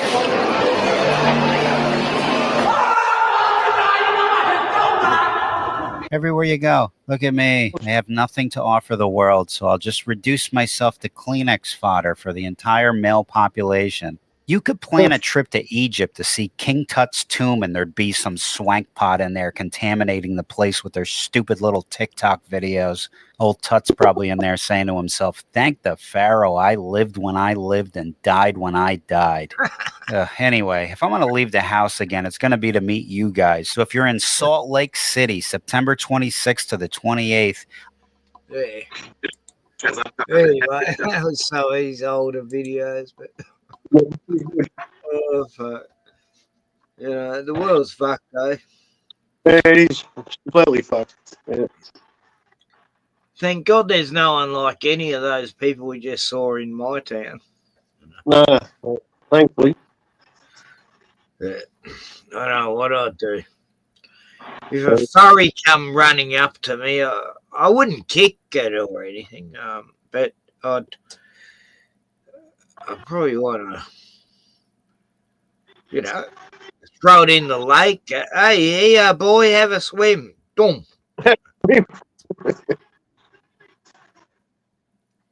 But, yeah, furry. I just joined a furry community tonight. Did you? Yeah, someone in the chat sent me a link and it was in Discord and I joined the chat and it's a furry chat. Yeah. Furries. What a pucks, mates. So, yeah, okay, I'll talk to furries. No worries. I'm not judgmental. I want to know where they're coming at, I love that. I love being crazy, I've always been around crazy all my fucking life. I don't know why. God, I'm used to it. That's what scares me is I'm so fucking used to crazy. I have. Look, where's that?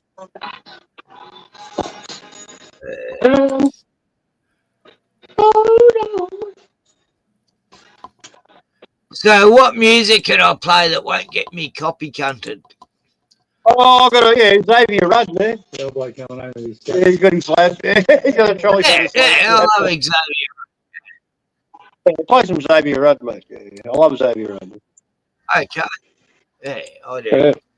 I introduced my Samoan mate to Xavier Rudd. He fucking every time he hears follow the sun, he puts it on repeat, man. He wants to hear it again and again, and he loves it, man. He loves it. Yeah, he gets it. Bird, he gets it, man. He likes Xavier Rudd. Yeah. Everyone loves Spirit Bird. Yeah, it's good, but I was playing Follow the Sun when the sun was rising yesterday morning. Man. Oh, it's a great song. I love it. Yeah. Like road tripping. Has Darren seen Road Tripping? That clip. That's a great. Was it road tripping? Yeah.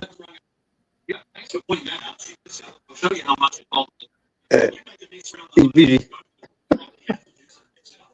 Storm Boy. That's a good song. Storm Boy. Mr. Percival. New World Order. Yeah, good movie. I think I saw that. I think I watched it. What's the deal with your mobile plan again? Everyone gets a deal, so that's the deal. Storm Boy. That's incredible. I think I watched it at school. Andy can't stop Ashwin. Patient Yeah, we've got a For funny mine. end on the How does she think? Canadians.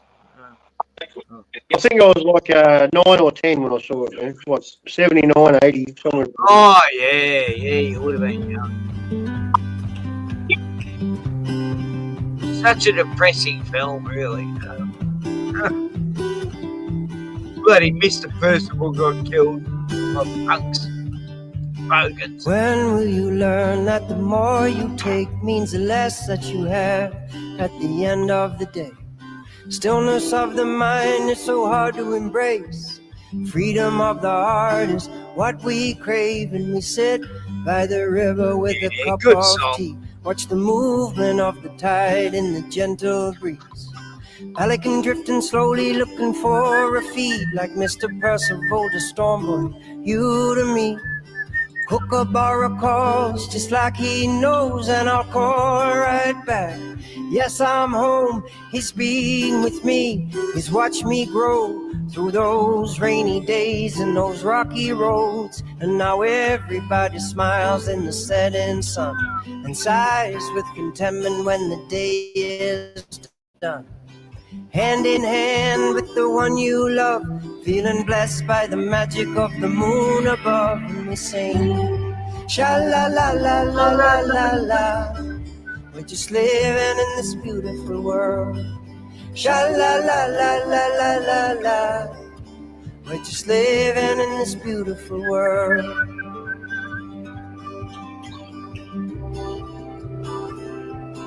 I've seen this clip before. I didn't know there was a clip to this song.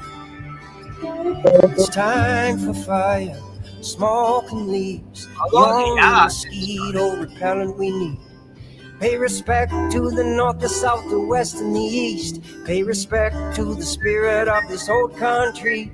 Freedom in the hearts of the young and brave, who know little of the journey of the diggers who gave their lives to the service and the government gain, so that we could dance together on this beautiful day. And now everybody smiles in the setting sun and sighs with contentment when the day is done. Hand in hand with the one you love, feeling blessed by the magic of the moon above. And we sing, sha-la-la-la-la-la-la-la. We're just living in this beautiful world. Sha-la-la-la-la-la-la-la. We're just living in this beautiful world. Oh, oh.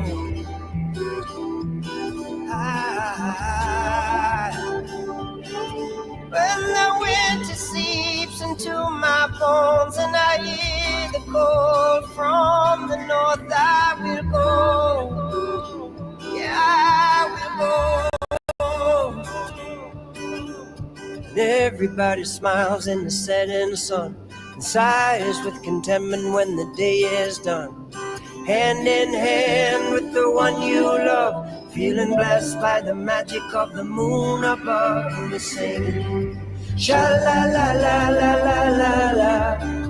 We're just living in this beautiful world. Sha-la-la-la-la-la-la-la. We're just living in this beautiful world. Sha-la-la-la-la-la-la-la. We're just living in this beautiful world. Sha la la la la la la la. We're just living in this beautiful world. Very good. Yeah, good song, man. Good song. Beautiful. It is.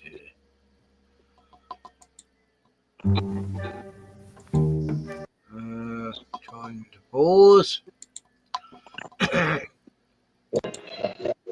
I'll tell everybody about Xavier Rudd, man.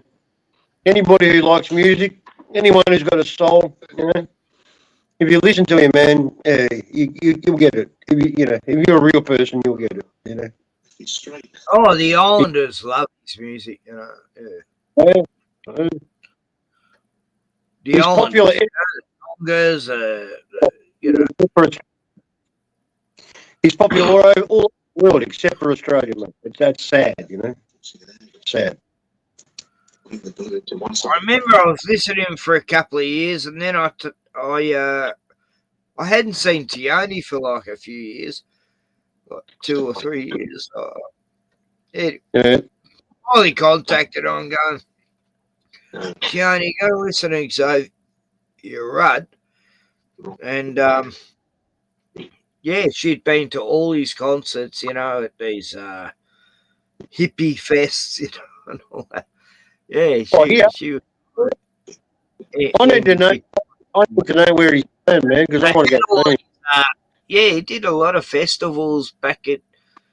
I didn't even know, but yeah, no, Tiani is going to all of them. You know, she'd go to all these hippie fests. You know, I'll go. Yeah, I'll go. I'll go to some of them, man. Yeah. That'd be awesome. Man. Nah, we used to. When she was living here, we used to listen to Xavier all the time. You know, good memories. Man, beautiful music, man. Touches your heart, man. He's connected with. He loves nature, man. He just oozes fucking love and nature, man. Everything he says, man. Everything he says. The sound, the words. And he didn't comply. You know, let's just say that. You know, so I respect him for that a lot too. Yeah, good on him. Wasn't able to do music about it, but you know, he was able to say about it. My brother in Torquay, you know, he's been a surfer all his life, musician. Yeah, him and his wife are best friends with his mum. Like he know my older brother knows Xavier Rudd personally. Like, yeah, my brothers and his wife are mates with his mum. Yeah, so, who lives in Torquay. Yeah, so there you go. You know, I've got connections to Xavier Rudd. You know. It's weird how shit goes down. It's a small country, though, like in Australia. It's not a big deal if you know a celebrity. Oh, well, it's not a big population, man. No, not big. Like Darren knows, you know, all these old legends, and so is me mate Russell. You know, he knew all the old legend Aussie musos as well. And I've bumped into a few and known a few, and you know, I'll tell you that Russell was best mates with my ex-husband. I told you that, yeah? Oh, yeah, I was like, what a small world. That's bizarre, Ken. That's fucking bizarre. I know. I remember you and Russell figured it out, didn't you? Yeah. He built Russell's house, man. And he lived there for like a year and a half, man. It's a small world. I mean, the connections I've had, and then later on, you know, it's like the weirdest shit, you know. Wow, how did I... Like, when I fought against the gangsters and the... You know, it was because I knew the right people at the right time prior to all this. that I was able to take on the biggest mongrels on earth. Yeah, we should go and see Russell, man. Yeah.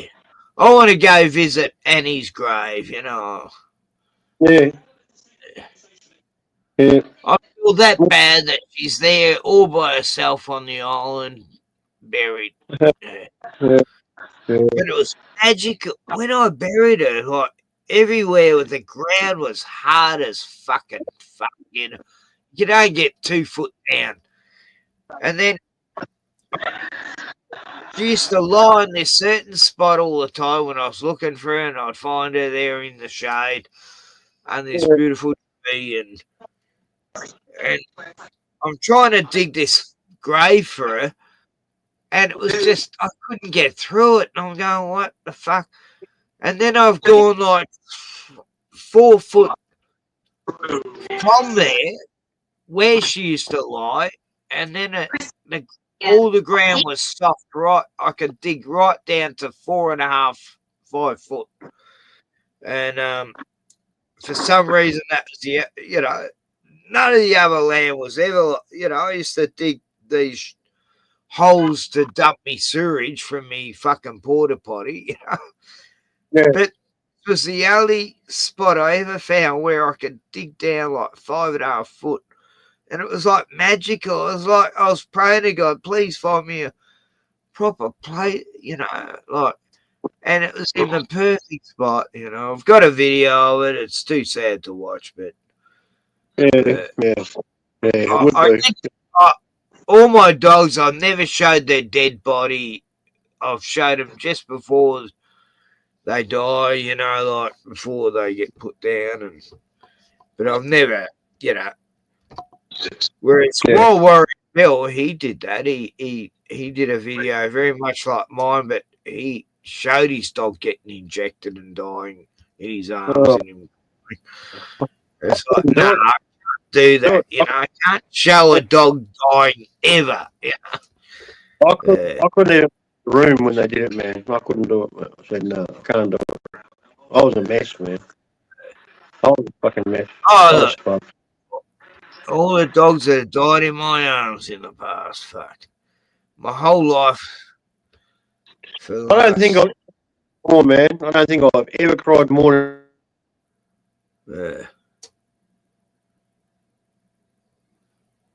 You're frozen. Starlink's interfering. Oh, fuck. You lost your best friend, man. It's terrible. And you had to make, if you had to make the decision to put them down too, you know, I felt like I didn't want to do it, man, but I didn't have a choice. But you know, it was fucking hard, man, and it fucked me up, man. Well, they've got an app now, Glenn, where you can put it on your phone and it will tell you what your dog's telling you. It will somehow see how to communicate your dog's barks or pants or whatever it's doing, and it's like someone kept asking, "Hey, why do you think that app is evil?" to someone like in Sandy Deeper's stream. I go, you know what? That app sounds totally spastic. Like, if you don't understand what your dog or your cat's saying to you, trying to tell you, then you can never fucking pet, you know. And he ended up agreeing with me. But like, why would you need an app to say, "Oh, what's me dog saying?" or "What's me cat saying to me?" You know, like what? You know, it's probably getting it totally wrong anyway. You know? And they, like Bruno, he nudges me nearly off the chair if he's hungry. He tells me when he wants food. You know? I don't need to understand what he's saying. You know, he just lets me know by body language. You know. Oh God! An app to tell you what your pets are saying. Get back. They've got one for babies too, mate. You can decipher what the babies are saying. Oh, I heard that too. Yeah, that's mental. It's satanic. They're trying to play God, you know, like, hey, we can be better than God, and anyway. I don't want to give you any copyright strikes, Ken. Right, but this is what Darren's been doing on the weekend. He put this TV up on the wall, and Oh wow! I'll put the right light switch on. So I turn the light on. Right, and he did all this. We started putting flooring down, man. Oh, I've got the same flooring here. I've got a whole pole to put in my caravan, but I don't know how to do it, you know. And all the walls, man, this was all fucked up before. And he replastered it, painted it, man. Well, Darren, yeah. He's done all this. Gave him a hand doing the plastering, man. I tried to do it, you know. I did a bit. And I helped him with the flooring and shit. But oh, Darren, I'm good at plastering. I've done it all my life, you know, being a painter. Well, mate, it's been a long fucking hard road, man. But yeah, it's nearly done now. Just got to finish the floor. So yeah, that's what's going on. Get Darren down. I want to put the same flooring. I've got the flooring here in the shed. That exact same flooring I've got in the shed. All these poles of it. Oh, to put I'll show you the flooring, man. That's his flooring. I want to gut the caravan. Yeah, I've got the same stuff. I want to gut the caravan and put the floor down, then have a base bed, and so Bruno doesn't have as far to walk up. And then put the bench seat out and put a proper couch there with a nice back seat. Darren's got a couple of weeks. Yeah, you know. Yeah, Darren's got about another week and a half off. And that's the goal, man, is like to finish everything, you know. All the flooring, fucking put the skirting boards back on, or new skirting boards, and oh no, Darren, tell Darren that you come down, I'll shout you a couple $100, whatever, a booze. No, he doesn't need any, man. No, he's got shitloads, man. Shitloads. He's got more than he needs, I reckon. Yeah, it's more than he needs. Oh, the flooring shit. It's got heaps of it, man. No, I have too. I've got enough to do the caravan. I've got to, like, Ryan threw it out, and I said, no, Ryan, I'll put that down on my caravan for you. There's 30 boxes of flooring, man. So yeah, that's 150 sheets. So yeah, I've got poles of it in the shed for this caravan that I kept for myself, and you can put it on the walls too. I've got these like, you know, cushion things. Pull them out and just put flooring up to a dado, have a dado thing, you know. Yeah. It'd be like so roomy in here without this fucking bench here, and yeah, I just need a shed to put shit in. Shed.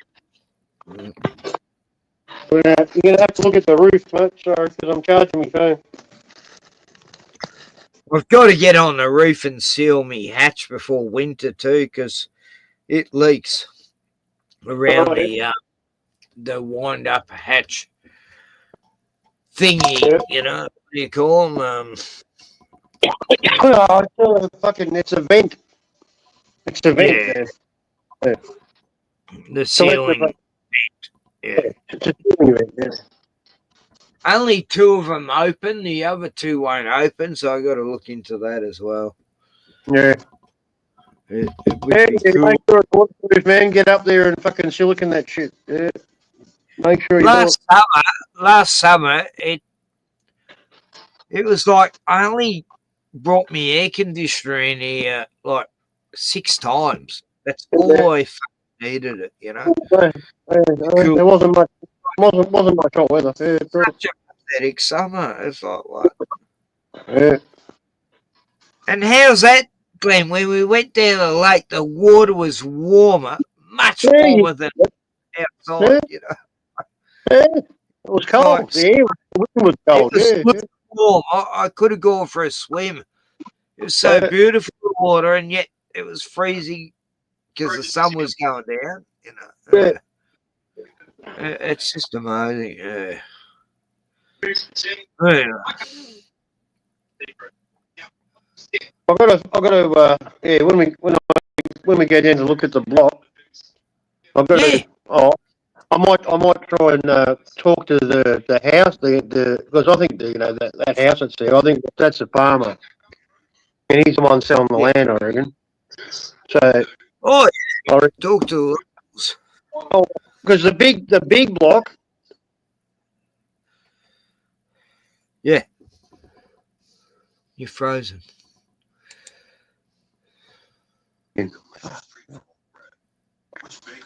Yeah.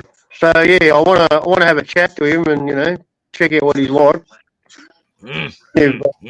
If he's not a friendly person, I'm not going to fucking live next to him. I'm going to there's another block down further, but it's a bit smaller. Oh look, same what we should do is go there and check out how the locals are. Like talk to them. Is there a town? Is there a town like a main street or anything there? It's sort of a town without a shop, but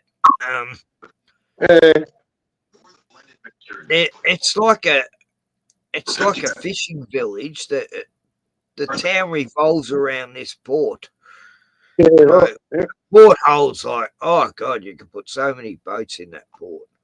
Yeah. I really examined it last night after I hung up. I did my research. Oh wow, Glenn, this place. There's so many properties there with just caravans on them. Oh, I'm good there. Everywhere. I looked at they're all snuggled up behind. Like you go down this road and you can see them all hidden away. There's bushes all hiding them, and you can see up the drive. Oh yeah, there's another one with just a caravan, a water tank, and a shed. No, it's like no one gives a fuck there. I'm telling you, it's just like French Island. It's just like French Island. There's no building standard. There's no electricity there, so the council really isn't doing anything there. You know what I mean? It seems like a non-council area. I'm telling you, it's a totally off the grid place. And the gum trees there, the bushland. I was exploring that.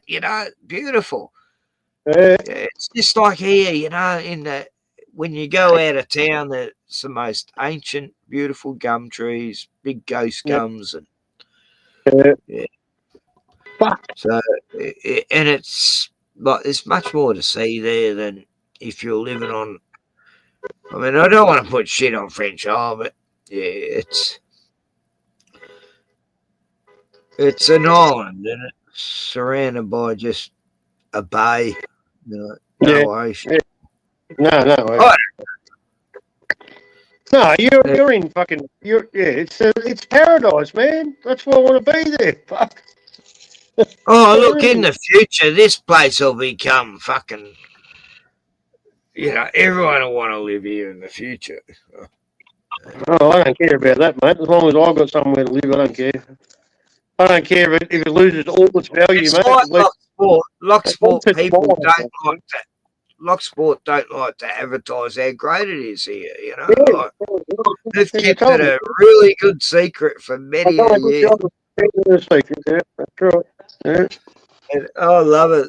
Oh, that's why I love this town, because they have it advertised. They like that. Everyone doesn't like any development plans that are going to go ahead here. They go, nah, fuck that.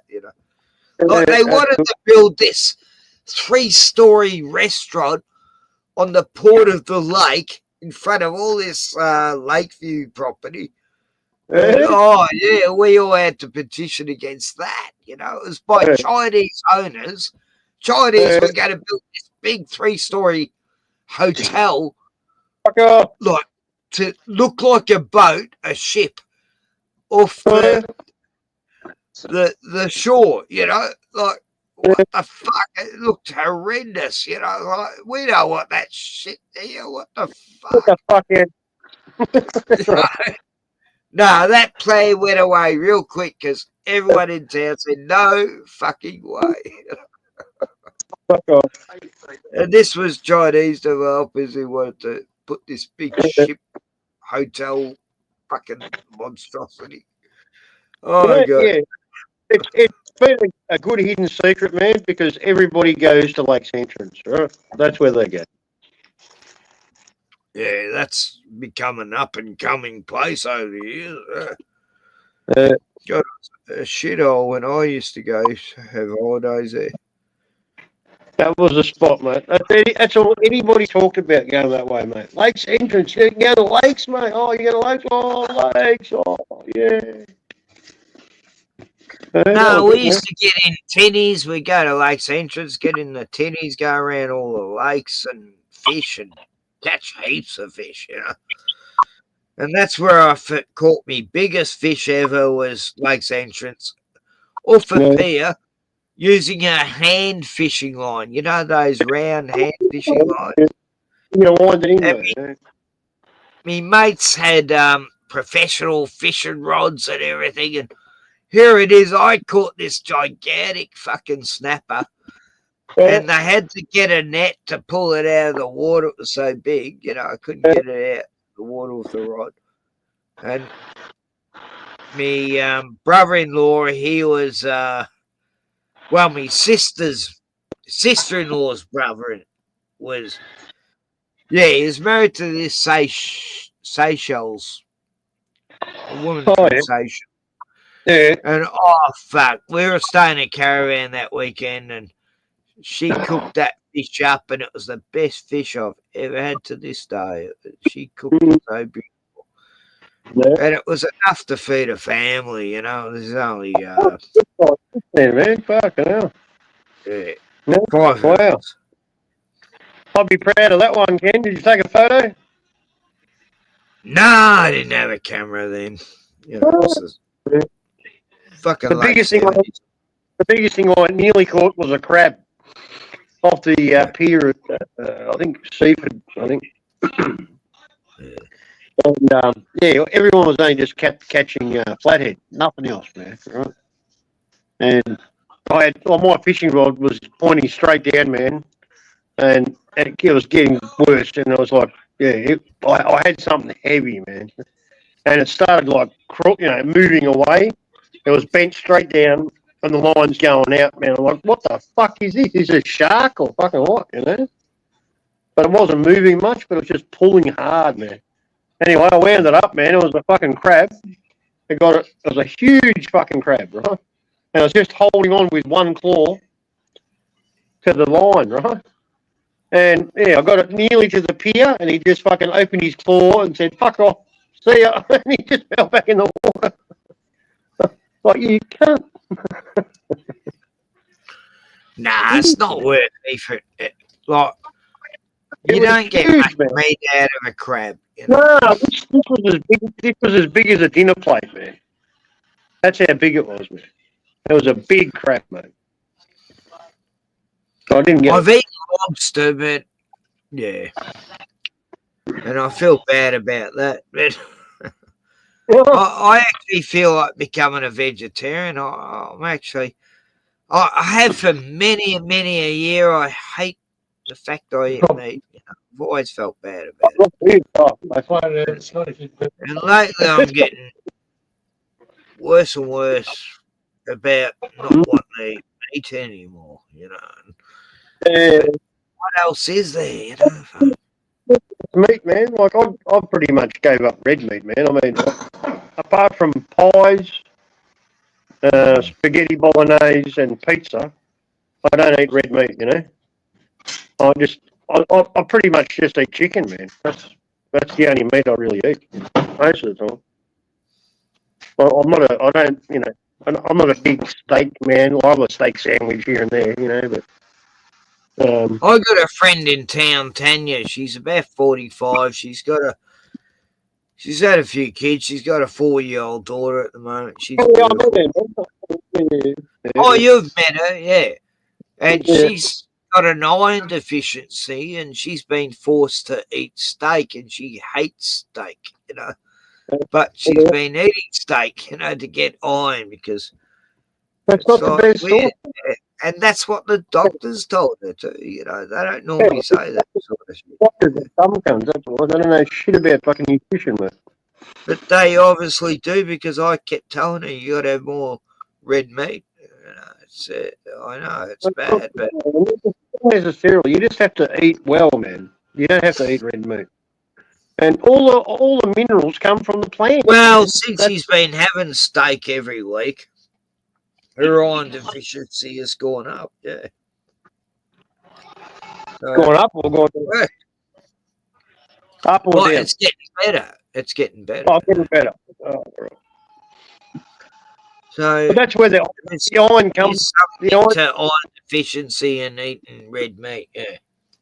yeah, but yeah, the iron does come from the plants that the cattle eat. You know what I mean? That's where it comes from the plants. Oh yeah, you can get it from silver beet. That's got iron. Yeah, everything's green, all the green vegetables, man. That's where you get it. Yeah. I know. Yeah. Well, I love silver beet. You know, I just can't get enough of that. You know, Bok choy. Bok choy's a good one. if it's grown in the garden, you know. You like bok choy, I man? don't want to. I haven't been buying any vegetables from the supermarkets lately because I only want vegetables in someone's garden. I just can't. No, you can't beat it. It's so fake now. It's like, no, that's not a proper potato. What the fuck? That's not a banana. That's not a strawberry. That's not a plum. That's not a nectarine. You fuck it. It's half ripe, half raw, and what the fuck? And no flavour. And it doesn't rot. It lasts forever.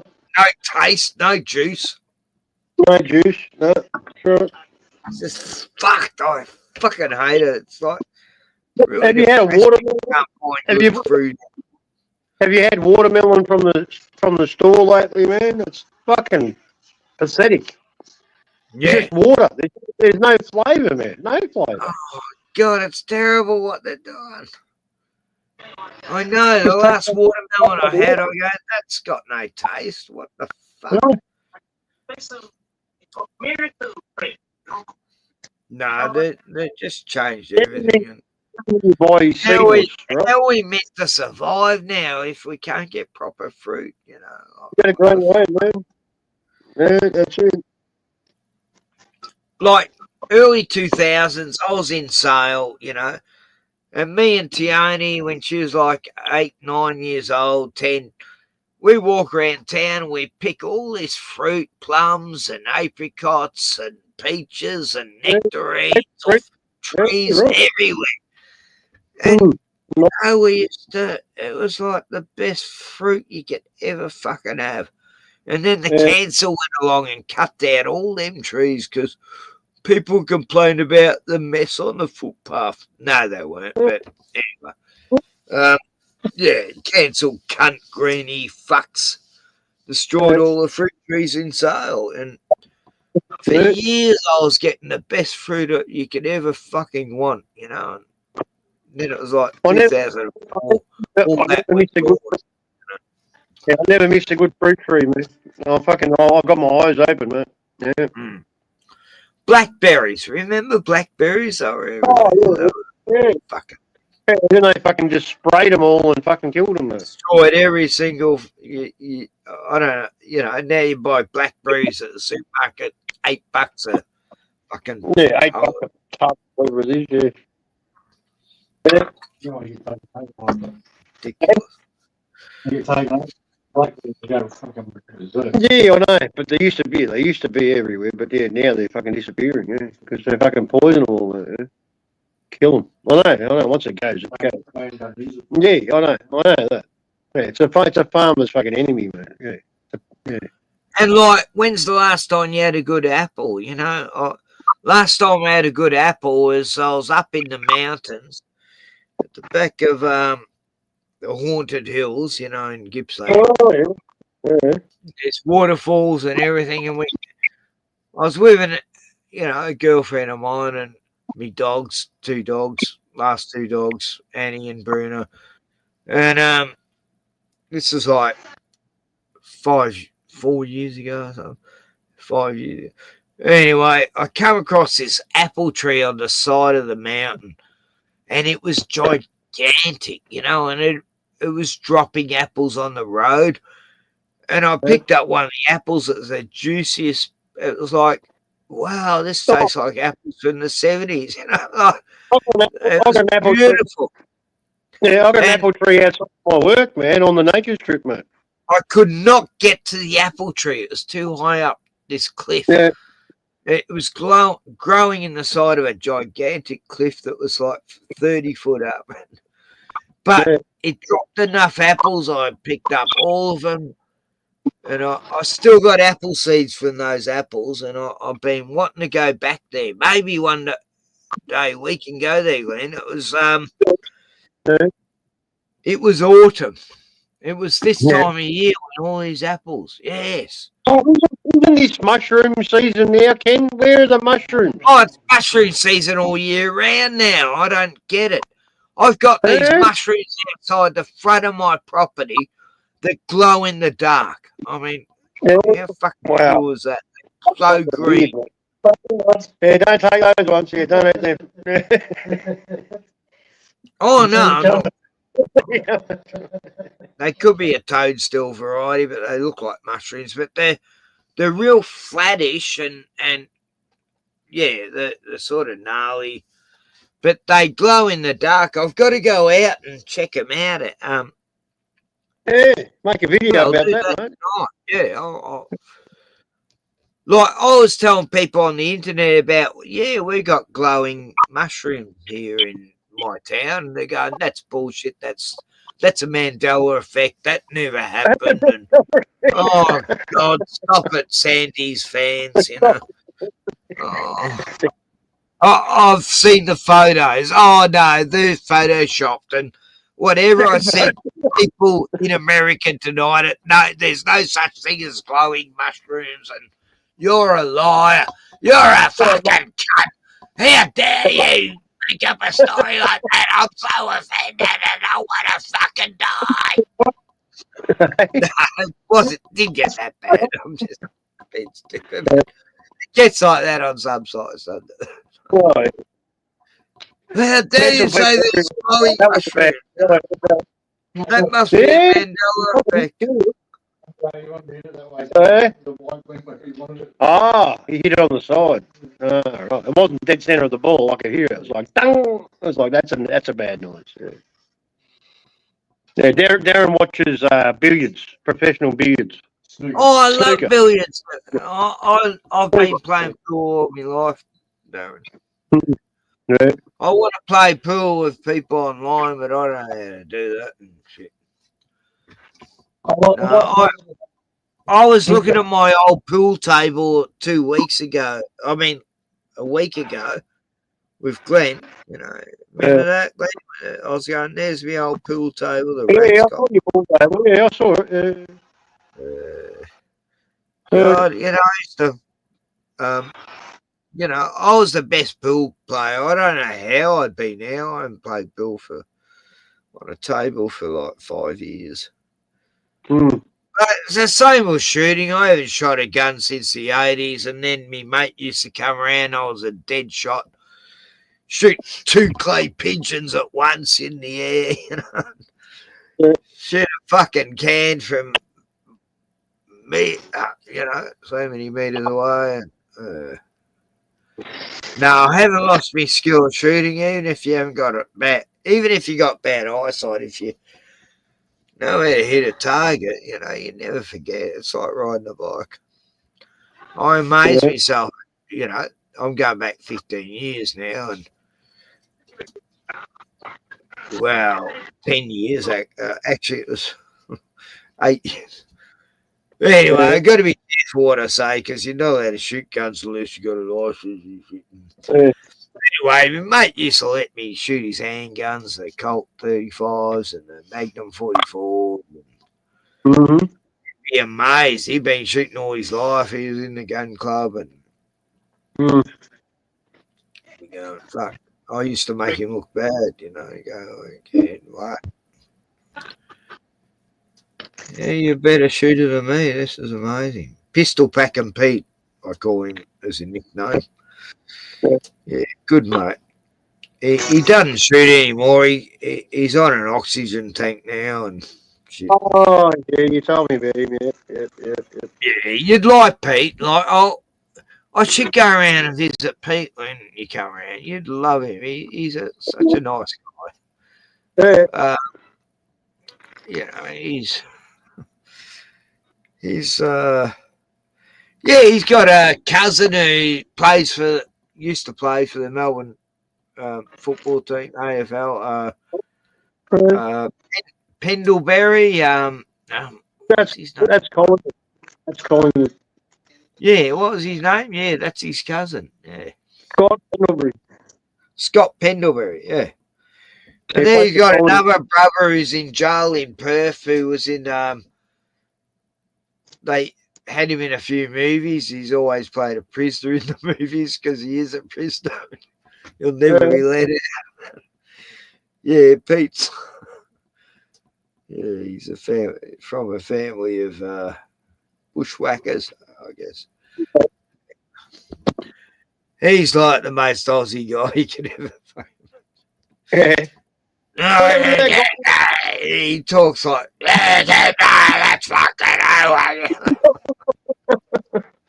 What happened to that guy? I remember I was talking to him. I'm going, hey, Pete, you know, they got the Chinese Olympics. They got these signals that can keep the wild pigs away, but they don't affect any other animal. He goes, okay, that's fuck you, conspiracy theorist. And then I used to tell him about chemtrails, and he goes, oh, okay, nah, you're full of fairies. That's clouds. No, it's not. It's not clouds. You didn't see it half an hour ago with us. Anyway, look, I like my negative mates who don't, you know, I don't like echo chambers. I like people that disagree with me. You know? That's all right. It'd be such a fucking boring world if we all agreed, you know. I might as well be in a cult, you know. That's what we like. We like different opinions. It keeps us. Oh, nice one. Yeah. We like the what? In the middle. Nice. That's good. I get along with atheists. I get along with Aussies and other religions, and I try to get along with, you know. I don't care what you believe in, as long as you're doing the right thing and you're not mistreating animals. Never miss, man. And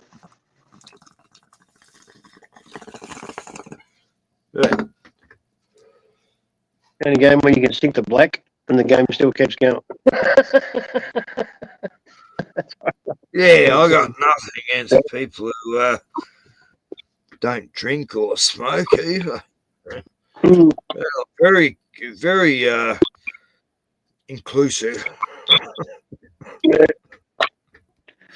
I even accept straight people into my world. It's not their fault. It's not their fault. They just don't know what they're missing out on. We can't hold it against them. Yeah.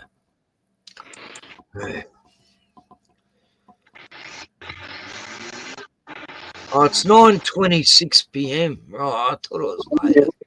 Time to go to bed soon, mate. Fucking hell. Yeah, I'm just going to finish my beer, mate, and I'll Same here. I'm on my last beer. So just about finished it. So I'm going to finish the stream. Yes, Bruno. What's happening, Bernie? Bruno. Love the Bruno. So we're going for a bit of a walk. Nighttime walk, guys. Someone's going for a walk. Just wanted to say that we cannot walk in lust. I'm going to meet this guy, So man. we're going for a bit of a walk He's a good tonight, bloke. guys. Just along the streets here in I Dandenong. followed two comments, man, but he Well, hasn't answered me Dandy. at all. So, Just wanted to share some scripture with you guys. I'll in get the his Bible, attention. just under a street light here, so that's going to help In the Bible, it says, if anyone loves the world, the love of the Father is not in them. For all that is in the world is the lust of the eyes, the lust of the flesh, and the pride of life, which is not of the Father, but is of the world. So, guys, we're in this world, but we're not of it. Greater is he that is in you than he that's in the world. And that he in you is Jesus Christ, the Christ in you, the hope of glory. The Lord Jesus Christ has delivered us from this world. When Jesus prayed to the Father, he said, Father, I pray that you do not take them out of the world, but you keep them from the evil one. That's why, guys, we have a mission to preach the gospel throughout the whole world, in the city, country, everywhere, without fear. Hey, buddy, how are you? Good, brother. God bless you, mate. Jesus loves you. Yeah, so we just need to keep preaching, guys, in season and out of season, day, night, midnight, dawn, dusk, whenever. We're out to preach the gospel 24/7. We never close. We're open 7 days a week. We're in the world. There's the worldly things But all you around won't us, answer Glenn. temptations everywhere, whether it's music, movies, Bastard. pornography, lust. But we need to submit to God, resist the devil. No, I've got a problem with that, Glenn. Like, he's been to be a Christian. He's ignoring you. No, I don't know why, man. Maybe my messages are blocked. I don't know what's going on, man. I've got nothing. Anyway, I'm going to contact him and go, how dare you not talk to Glenn, you fucking bigot bastard. And he will No, flee he's from close us. to you, man. So, yeah, I Whenever want to those meet him. temptations come, Yeah. give those thoughts, your anxieties, and all your cares to the Lord. You're local. It says in the Bible in Romans chapter 12, do not conform to the patterns of this world, but be transformed by the renewing of your mind, so that you may know the good and the acceptable and perfect will of God. And even before that, at the start, Romans chapter 12, it says, present your bodies as a living sacrifice, holy and pleasing to God. This is your spiritual act of worship. Then it goes on to say, do not conform to the patterns of this world, but be He's transformed by jumping the a bit. renewing of your mind. So, guys, it is Jesus Christ. See, I quote scripture to people, but you can't just plow too much, you know. He's Yeah, he pushes hard, man. He does. He goes hard, dude. He doesn't go hard. When he talks, no, when he talks to people, yeah, no, when he talks to people on the street, man, yeah, like he's not that hard, man. You know, he gauges them. Yeah. Oh no, I like him. You know, I'm not putting shit on him at all. I just think I would do it differently. You know, I see when he talks to people, and I used to do the same thing, but I was much more. I don't know. I didn't push it in the same way he does. You know, I did it. I had so many street kids and homeless people who used to totally respect me because I wasn't mental in any way. He's not, but I pick the right scriptures. Sometimes these scriptures are a little bit judgmental-ish. You know, I'd met a prostitute and I'd say, no, Jesus says here, you know, the kingdom of heaven is like this, you know. I invited all the elites, all the rich people of the earth, and they were too busy. They couldn't attend the wedding of Jesus. And so I invited all the street kids and the prostitutes and the thieves, and they're all invited, you know. Like, that's what the kingdom of heaven is, you know. And everybody, that's how I'd be preaching it to the people on the street, you know. And I used to preach to prostitutes, telling them that, and I'd give them hope, you know, because I'd say, no, Jesus, like, his best friend was a prostitute, you know, Mary Magdalene, you know, like, what are you saying? You don't feel worthy, you know. And, yeah, that was a passion of mine to help people like that back in the old days. And all the burning in hell shit isn't going to win you any friends, mate. You know. Jesus did preach about that, but a lot more than heaven even. But he didn't want people to go there. He said it's a bad place. You don't want to end up there. Anyway.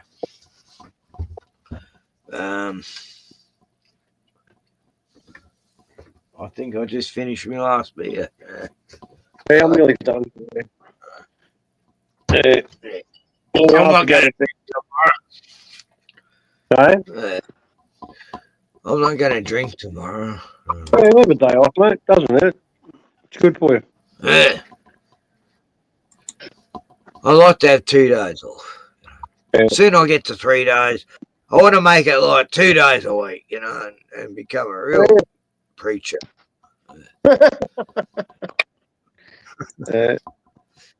I'll convert Darren and your mate Vale. And... No, you won't. Conversion, you know, like they got conversion to tranny stuff, and but, you know, conversion Christianity is terrible. You know? Anyway, God bless Australia. Let's make Australia great again, and Albanese's going to make Australia great again. Like he has since he's been in, since Scotty Morris' son.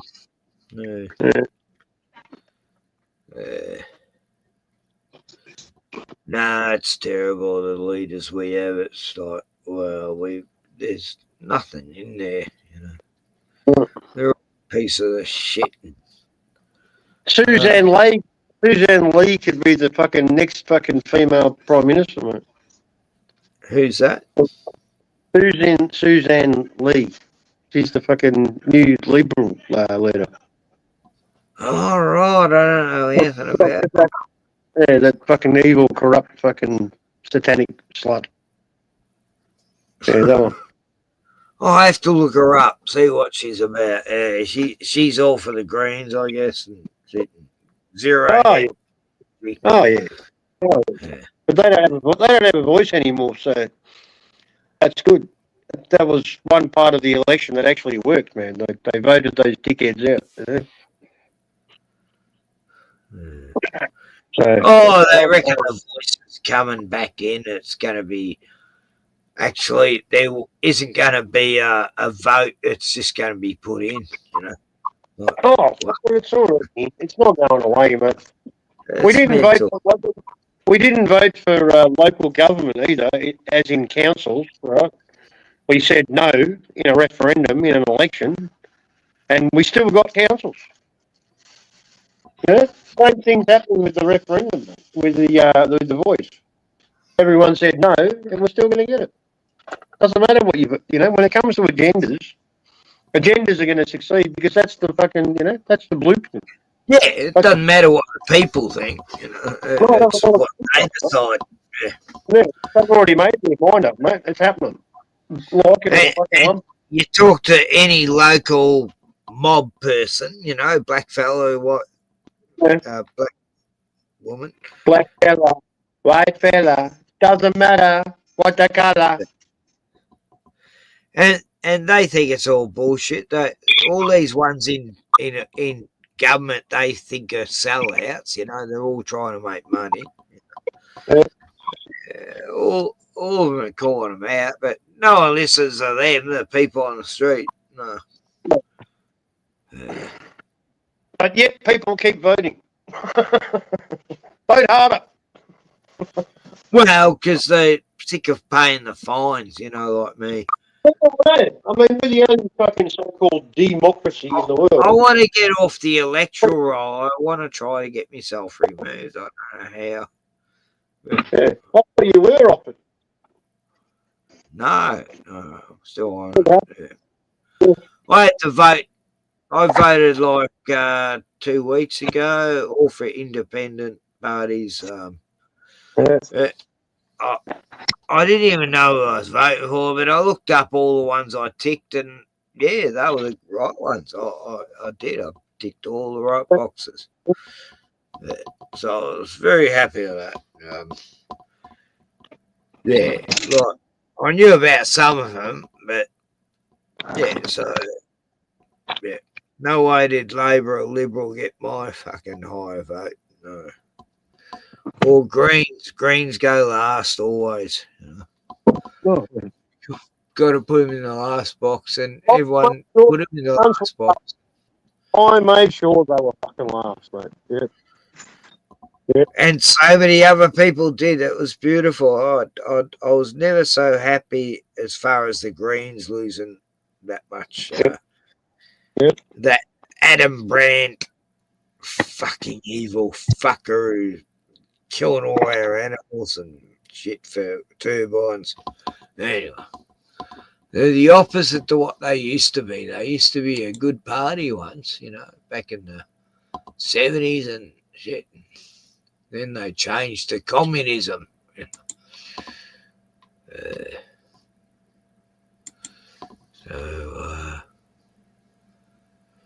Oh, Glenn's gone. It's just me and Bruno. God, it's cold. Oh, I've got the door open. Bruno, where are you? Did you come back in? What's wrong with this torch? Oh, there's Bruno. Bruno's on the bed, yeah. I thought he's outside, but he's not. He's come back in and I didn't even notice. It's a full moon tonight almost. It's so bright. Almost full.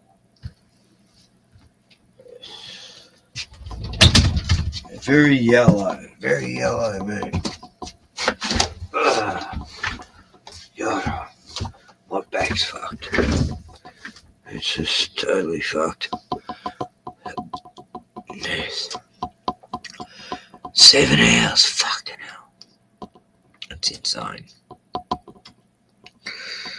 I've had 6 stubbies of beer in 7 hours, so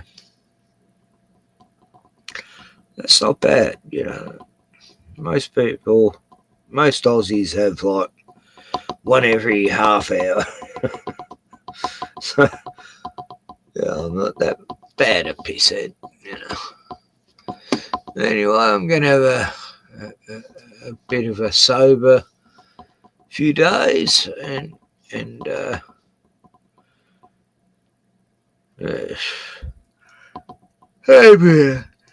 maybe get into some art. I haven't done art for a while. I'm a good artist and cartoonist, and I've been missing doing that. I've had artist block. I've had cock block too for years. Anyway,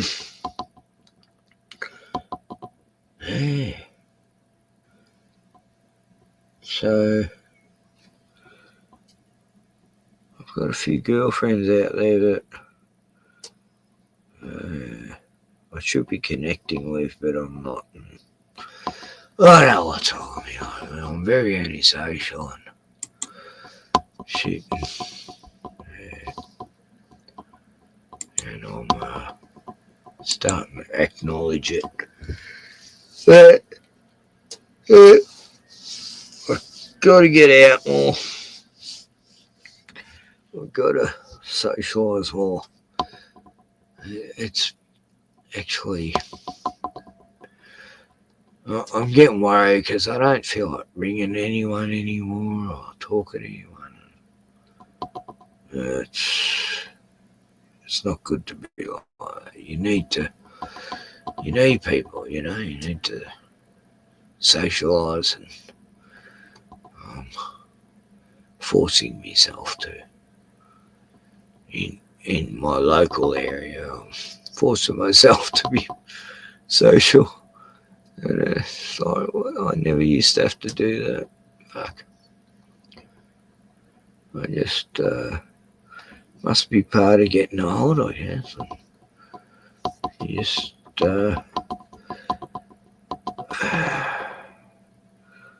you run out of conversation. There's nothing more to say. You've said it all and no one listens. And what the fuck's used to being a friend with someone who just watches TV and doesn't I know. It's just a crazy world. Yeah, so, fuck. I'm getting tired. I better go. I'll just see if there's anything worth showing and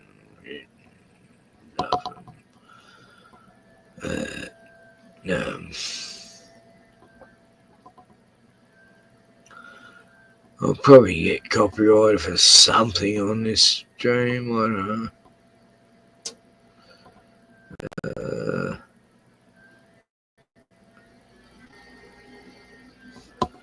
Okay, a bit of conspiracy stuff before I go. If I had $1 for every task I forgot about because it got buried in my email inbox, I'd probably still be late on half of them. I don't have time.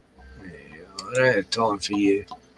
We are going to be looking at some disturbing videos, strange and odd news stories, and as always, let's go ahead and get right into today's video. So, as we all know by now, there is a new Pope, Pope Leo XIV, and everybody is talking about this because he happens to be the first American Pope. And when it comes to things like this, when it comes to these breaking news stories that the entire world happens to be talking about, Hollywood never ceases to amaze me, as they are always giving us the truth in plain sight, telling us what's going to happen ahead of time, predictive programming and things like that. So what am I talking about? Well, back in 2016, when Pope Francis was still in charge, there was a TV show that came out, a limited TV series that came out to HBO called The Young Pope, which starred Jude Law. This show, The Young Pope, with it being a limited TV series, they're going to show you a lot of different things in a short period of time. And it was filled with symbolisms, hidden meanings, deeper meanings, kind of like Barack Obama's scripted movie, Leave the World Behind. And once you know this show, The Young Pope, which also had a sequel series called The New Pope that came out on January 10th of 2020, just 5 years right before the first American Pope was elected, and reading this article here from slashfilm.com, a critically acclaimed HBO series predicted the first American Pope with chaotic results. The American Pope on the TV show comes from New York, and the actual American Pope comes from Chicago. Now, they don't know much about Pope Leo's views, but the Pope in the TV show, he was very controversial. It has been a while since I watched that series. Like I said, it came out back in 2020, and it finished in 2020 as well, so I don't know all the details. I was going to do another watch of Leave the World Behind and do another breakdown, but I think I might watch this series instead to see what they're trying to tell us about this new American Pope. Because the timing is just way too coincidental, and it seemed like this individual just came out of nowhere because the front runner to be the next Pope was Pietro Parolin. So they picked this guy to be the next Pope for a specific reason. And it might be something as simple as a lot of people were worried about that final Pope prophecy that the final Pope would be Peter the Roman. It should also be noted that in the show, the American that was elected Pope also came out of nowhere. There were front runners who were way more popular who were thought to be the next Pope, but they elected the American for whatever reason. Now, you may be saying that's just a stretcher, that's just a reacher. One show just happened to accurately predict that the next Pope would be American, but there was another series that came out in 2020 that seems to have also accurately predicted somebody else, somebody that we have been hearing a lot of news about lately. This guy right here, his name is Abdullah Hashim Abba al-Sadiq, and people are seeing him as a Messiah-like figure. You can even see this article here from Israel 365 News. The Muslim Messiah is here, and he is coming to replace the Pope. This gets very interesting because, again, he's seen as some kind of Messiah. He was even seen in a very recent video putting hands on a woman who is thought to be ill. He gave some kind of prayer, or I guess he gave some kind of word, and then suddenly she became better. So they're trying to say that he can perform miracles. Even on his website, yes, he has a website. It goes on to say that he is the promised Mahdi. He does have a nice size following, but there are a lot of other people that believe he's just a con man. But there are some people that believe he was propped up by the three-letter agency, and I guess I fall into that category. So again, this man who was born in Egypt, people are saying that he can supposedly perform miracles. He has some people saying that he is the Mahdi, the Messiah. The Mahdi and the Messiah are supposed to be technically two different things depending on the branch of Islam. But this guy, he created a brand new religion that basically centers around him. And he has a lot of controversy brewing around him. So I said to myself, where did I see this before? Where did I hear this before? And I remember there was a TV series that came out in 2020 called Messiah. And I'm guessing 2020 was the year of coincidences. It was a very popular show on Netflix, and people do not know why it was canceled. Matter of fact, I believe it was the #1 show on Netflix at that time. And I guess that show was giving a little bit more truth of what was to come. Now, I guess they realized they were laying out all their cards at one time and they had to pull back. This is the same Netflix that also had, again, Barack Obama scripted movie, Leave the World Behind, and that show 0 Day, which is all about cyber hacking. 0 Day, that starred Robert De Niro, where on the very first episode, it has shown 2 planes colliding into each other because they were hacked. Doesn't that sound very familiar? But going back to this Netflix series, The Messiah, it explores a modern day scenario where a man claiming to be the Messiah emerges in the Middle East, sounds very familiar, and gains a global following, sparking a clash between faith, politics, and international relations. These series follows the story of a CIA officer who investigates the man while also exploring the perspectives of his followers. So yeah, the CIA is also heavily involved when it comes to this show, but what's even more interesting is that Texas is also featured a lot in this series as well, because there's a Texan pastor who plays a big role. The weather is cooling down and it's time to find a Mother's Day gift. But it's heating up at Chemist Warehouse with a massive Mother's Day sale. Let's see what's on in the warehouse. And if you have been following this channel for quite some time, you will know I have made quite a few videos when it comes to Texas, Project Stargate, things hidden beneath Texas, and so forth. Jeff Bezos building a massive clock beneath the mountains of Texas. Let's also not forget the 5 red heifers that went over to Israel also came from Texas. When it comes to Abdullah Hashim, his timing is very questionable because he's coming at a time when there's a new pope. And when it came to the TV series, The Messiah, the series also examined how the emergence of a new Messiah can disrupt the existing geopolitical order and raise questions about faith, politics, and power. I mean, this is crazy. This is absolutely crazy. Everything we're seeing playing out just feels like one big movie script, like it belongs in a TV series. And it does. Now, you may be saying, well, I never heard of this TV series, The New Pope, and I never heard of this TV series, The Messiah. Now, like I said, both of these TV series were very popular for their time. It's just that they came out in 2020, January of 2020. A lot of other things have happened at that time. So, you know, maybe you have heard of these TV series before, but we're just focused on so many other things like the C-19 and things surrounding that, which is another thing. The timing of these two shows, it's like a message was being displayed. The TV series, The Messiah, came out on January 1st of 2020, and only 9 days later, this TV series, The New Pope, came out on January 10th of 2020. Like, you can't make this stuff up. You just can't make this stuff up. I couldn't even write a fictional story as bizarre as the real world just happens to be. In the show The Messiah, the main character was referred to as the Al-Masih ad-Dajjal. Correct me if I'm pronouncing that incorrectly, which pretty much translates into the Antichrist. But just as the script plays out in real life, people are also claiming that Abdullah Hashim is the Antichrist, to the point that they have to release their own fact checkers, like this article here, divinejuststate.com, which debunks 5 of the biggest misconceptions about Abdullah Hashim. And the first one is about him being the Antichrist. It goes on to say that, let's start with the most obvious one. Abdullah Hashim Abba al-Sadiq is not the Antichrist. Some have been quick to label him as such, but this claim has no basis in scripture. The Bible clearly defines the Antichrist as who is the liar. It is whoever denies that Jesus Christ, such a person, is the Antichrist, denying the Father and the Son. And it goes on to say how Abba al-Sadiq does not deny that Jesus is the Messiah, nor does he claim to be the Messiah himself. And yet they have this guy on camera putting his hands on a woman, supposedly healing her. It's just nonsense. It's complete nonsense. And once again, Hollywood is telling us what's going to happen in advance. And while not all of Islam sees the Mahdi as the Messiah, there are branches of Islam that do. There are branches of Islam that see the Mahdi no different than Jesus. This stuff is all manufactured, no different than what I said in my last video about Event 201, where the World Economic Forum and Bill Gates had got together to discuss a global sickness and how they would quell rumors and misinformation online 1 month before the C-19 had broke out. And in that same video, I had spoke about there was this study back in 2019 about a conflict between India and Pakistan. And it is playing out exactly like we're seeing today. Everything, again, is one big script. And like I said, when it came to that TV series, The New Pope, in the TV show, The American Pope, right out the gate when he was elected, there was a lot of controversy surrounding him. I don't remember what. Like I said, I had to rewatch the TV series.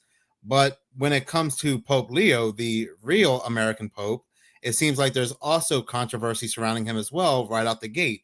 Reading this article from the Daily Mail is titled, Pope Leo XIV looked the other way when confronted with child abuse allegations against priests in his Chicago church. The article goes on to say that Robert Prevost, who became the first North American pontiff on Thursday, was accused by a survivors group of failing to act upon allegations of abuse in the U.S. and in Peru, concerns that relate to the cardinals who selected him. Staying silent is a sin. It's not what God wants us to do. Jesus wants us to stop these things, not make a healthy garden for abuse to grow. Lopez de Casas, a victim of clergy abuse.